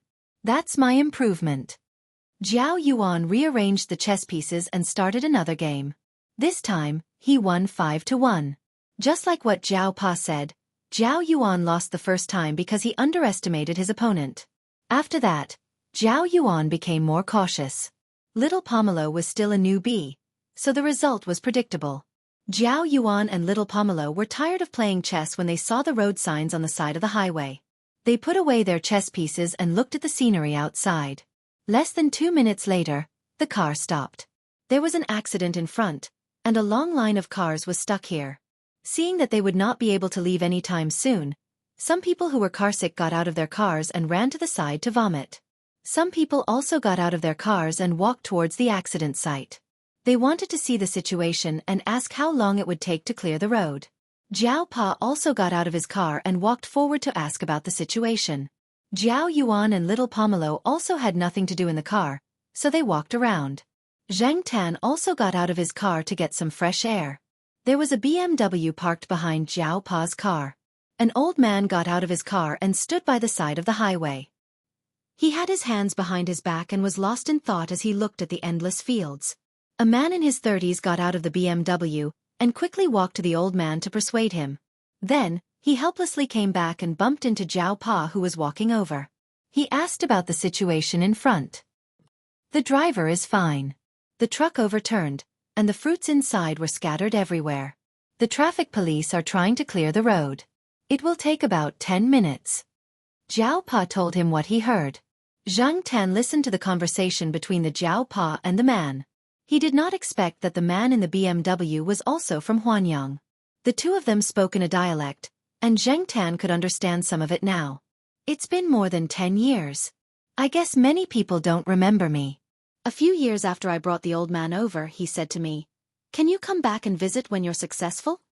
The old man always felt that his roots were here.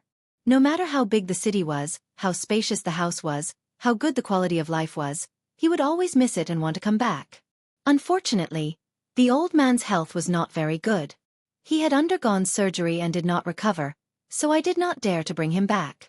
After a few years of recuperation, I finally had this opportunity. This highway was not built back then. It was so troublesome to go out. The bumpy road made me want to vomit. It was rare to leave the hometown, but when the old man came back, his accent did not change. Perhaps this was the best way to describe the BMW man's feelings at the moment. This man was also one of the people who seized the opportunity to make a fortune during the turbulent era. Moreover, it did not matter if these people were involved in culture or business outside. When they returned to their hometown, they had to make a good show of themselves. It would not make sense if they did not have a good show of themselves. Just look at this BMW and you will know. In Jiao Pa's hometown, especially in the old house, many people's impression of famous cars was probably only BMW, Samsung, and four circles. In many people's eyes, there was not much difference between driving a Maybach and driving a Santera. If you wanted to show that you were returning to your hometown, you had to be more direct and consider the residents of your hometown. Chapter 140. Not long after the traffic was cleared, the car entered the boundary of Shenyang. After getting off the highway, the Jiao Pa drove directly to the old house in the countryside instead of the road that led to the town.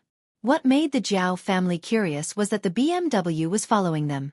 Although they knew that their destination was also Shenyang, Shenyang wasn't a small town, and the roads leading to different towns in Shenyang were different.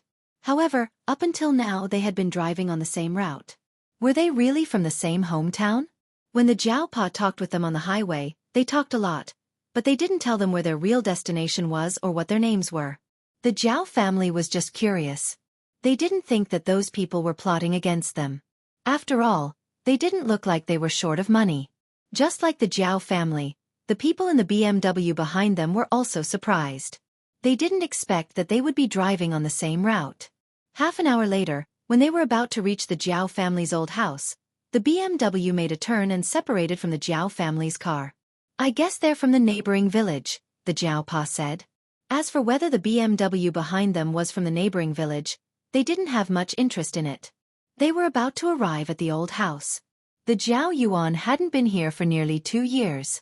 Before the family bought a car, the Jiao Pa had something to do and didn't bring the Jiao Yuan with him. Therefore, for the Jiao Yuan, this place was a distant memory. "Hey, there's a department store over there." The Jiao Yuan pointed at a department store that they had just passed by.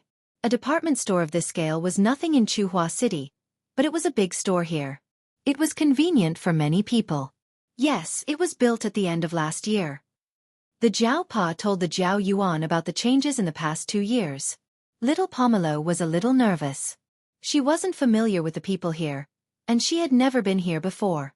The surrounding area was still farmland. When they were about to reach the entrance of the village where the old house was located, they saw an old man standing at the entrance. A big yellow dog was walking around the old man. "Grandpa!" Jiao Yuan waved at him through the open car window.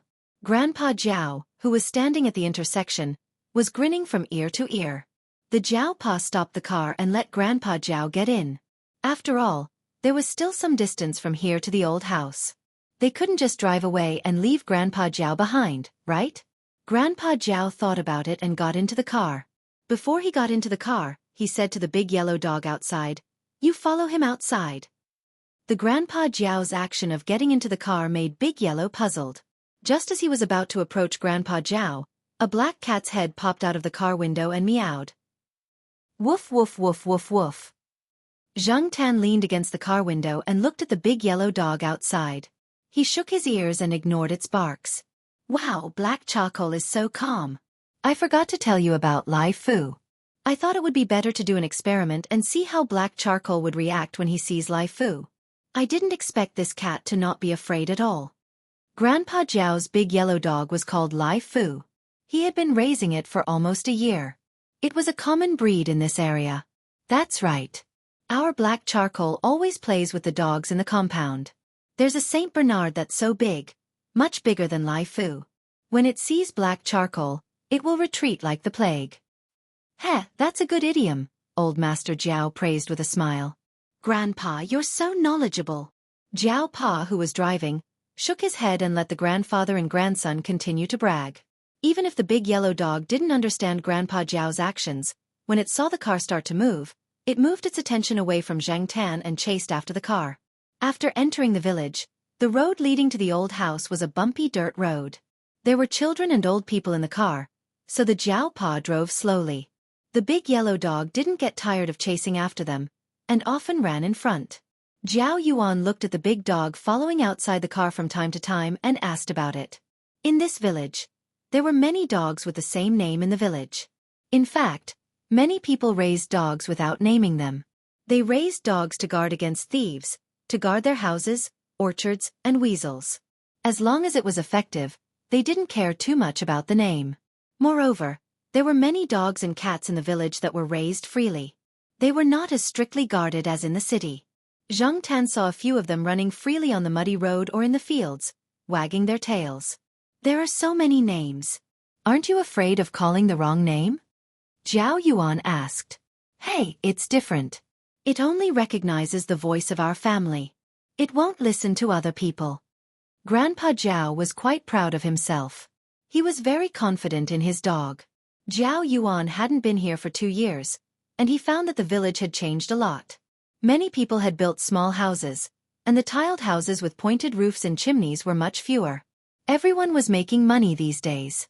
A large number of people who went south to work could always bring some changes to their homes when they came back during the spring festival. The houses in the village were not as expensive as those in the city. Relatively speaking, they didn't need much money. But in this village, to make a fortune, one's house had become a way to show off. Many old people didn't farm much. They stayed at home to help take care of the children and play mahjong when they had nothing to do. Their children who went out to work earned some money every month to support the family. Zhao Pa had wanted to renovate the ancestral house. Many people in the village had built small houses, and he was afraid that the old people would feel uncomfortable if he didn't build one himself. However, Grandpa Zhao rejected the idea. He didn't want to tear down the ancestral house and build a small 2-story or 3-story house like other families. Grandpa Zhao was very attached to this old house. Even though he had a house in town, he and his wife still lived in the ancestral house most of the time. Many people in the ancestral house knew Zhao Pa. Even the university professors were in awe of him. They directly ignored the word deputy. In the village, everyone's attitude towards intellectuals and officials was obviously different from other people's. When they arrived at the ancestral house, Zhao Wei came over to help move things. When Grandpa Zhao was cleaning the ancestral house, Zhao Wei came over to help. In Chuhua City, it was Zhao Pa who helped them. So in the ancestral house, Zhao Wei tried his best to take care of them. After Zhang Tan got out of the car, the big yellow dog started barking at him. After 2 barks, it changed its angle and continued barking. Many dogs were like this. The more you ran, the more they chased, and the more they chased, the more they ran. It was a vicious cycle. Usually, dogs that were tough on the outside or had some training and were smart enough would not bite randomly. Zhang Tan didn't run. First, he felt that the big yellow dog wouldn't bite him for the time being. Second, Grandpa Zhao was there. He wouldn't let the dog bite him. Sure enough, after being scolded by Grandpa Zhao, the big yellow dog was not happy, but it still gave up on Zhang Tan and ran to the kitchen with Grandpa Zhao. There were a lot of rooms in the ancestral house. After the old junk was cleared out, the empty rooms were for the 4 of them. Zhao Pa and Zhao Ma shared a room, while Zhao Yuan and Little Pomelo shared a room. They were all next to each other.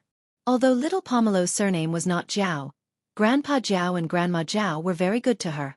They put some small plants in the room to make it more lively. Little Pomelo had a big cat tree in her room. It was Grandpa Jiao's masterpiece. Since old Master Jiao did not know how to surf the internet, he asked someone to print out a picture from the internet and made a cat tree himself. It looked the same, and the material was of good quality. Zhang Tan stepped on it and felt that it had a good feel to it. At night, who would sleep on a cat tree when there was a bed? The cat tree was only used during the day for naps and lunch breaks. Jiao Wei's grandmother raised rabbits. He caught 2 palm-sized rabbits for Jiao Yuan and Little Pomelo to play with. At first, Jiao Wei's grandmother was worried that Zhang Tan would do something bad to her rabbits. Later, she found that Zhang Tan wasn't interested in them at all, so she gradually relaxed. The next day, after breakfast, Grandpa Jiao went out to buy something. Grandma Jiao and Jiao Ma were marinating bacon at home. Jiao Yuan and Little Pomelo helped them for a while, and then went to watch the rabbits at Jiao Wei's grandmother's house. Jiao Wei led them to the entrance of the rabbit hole and placed a canned food bottle. They tied the canned food bottle with a rope and held the other end of the rope in their hands to hide it. When the little rabbits came out of the hole, they would pull the rope. The canned food bottle would fall and block the hole. Jiao Yuan and Little Pomelo would then run in to catch the little rabbits. After watching for a while, Zhang Tan felt a little bored and wanted to go back to the cat tree to take a nap. When he jumped onto the wall of Jiao Wei's house and was about to go back to the old house, he saw Jiao Pa walking out with a bag. He looked around as he went out. Zhang Tan, who was familiar with Jiao Pa's style, felt that the Jiao Pa was acting a little strange. Since he had nothing to do, he jumped off the wall and followed him. On the way, Zhang Tan saw a few cats lying on the haystack, basking in the sun. It was cold, and the cats hid their paws well. They didn't bother to respond to Zhang Tan. Zhang Tan was exposed by a big dog. It kept barking when it saw Zhang Tan. Fortunately, it was tied up, otherwise it would definitely come up and fight with Zhang Tan. The Jiao Pa turned around and saw Zhang Tan. His expression was a little complicated. He sighed. Forget it. Follow him. Don't run around. There are a lot of dogs around here. Zhang Tan was even more confused. Who was the Jiao Pa looking for? He followed the Jiao Pa for 5 minutes and came to a brick house. Looking at the house, Zhang Zian guessed that it had a long history. The windows were papered over, and the house looked a little shabby. Compared to most of the houses in the village, this house didn't look very well off. The Jiao Pa stood not far away and looked at the house for a few seconds before walking over. The wooden door was open, and the sun shone in. Zhang Zian could see the dust floating in the air. There was a wooden deck chair at the door, and an old lady was lying on it. She seemed to be sleeping. She wasn't wearing the old clothes that Zhang Tan had imagined. Instead, she was wearing clothes made of good material. However, this person didn't care about her appearance. She was a very strange person. A tortoiseshell cat that was missing a leg was lying on the old lady's lap. It was much thinner than Li Yuanba. When it sensed that someone was coming, it moved its ears and opened its eyes a little. It glanced at the person and the cat, then closed its eyes again. It looked like it didn't want to pay attention to them. The Jiao Pa walked over and put down the things in his hands. There were some health products and daily necessities brought from Chuhua City. They weren't cheap. The old woman who seemed to be asleep on the recliner slowly opened her eyes. Although her face was full of wrinkles and she looked older than old Master Jiao, her eyes were bright and full of vigor. The old lady's gaze stopped on the Jiao Pa for a few seconds, then moved to Zhang Tan, who was standing beside the Jiao Pa's leg. Zhang Tan suddenly felt a chill down his spine. He subconsciously stepped back toward the Jiao Pa. This isn't the cat from back then, the old lady suddenly said.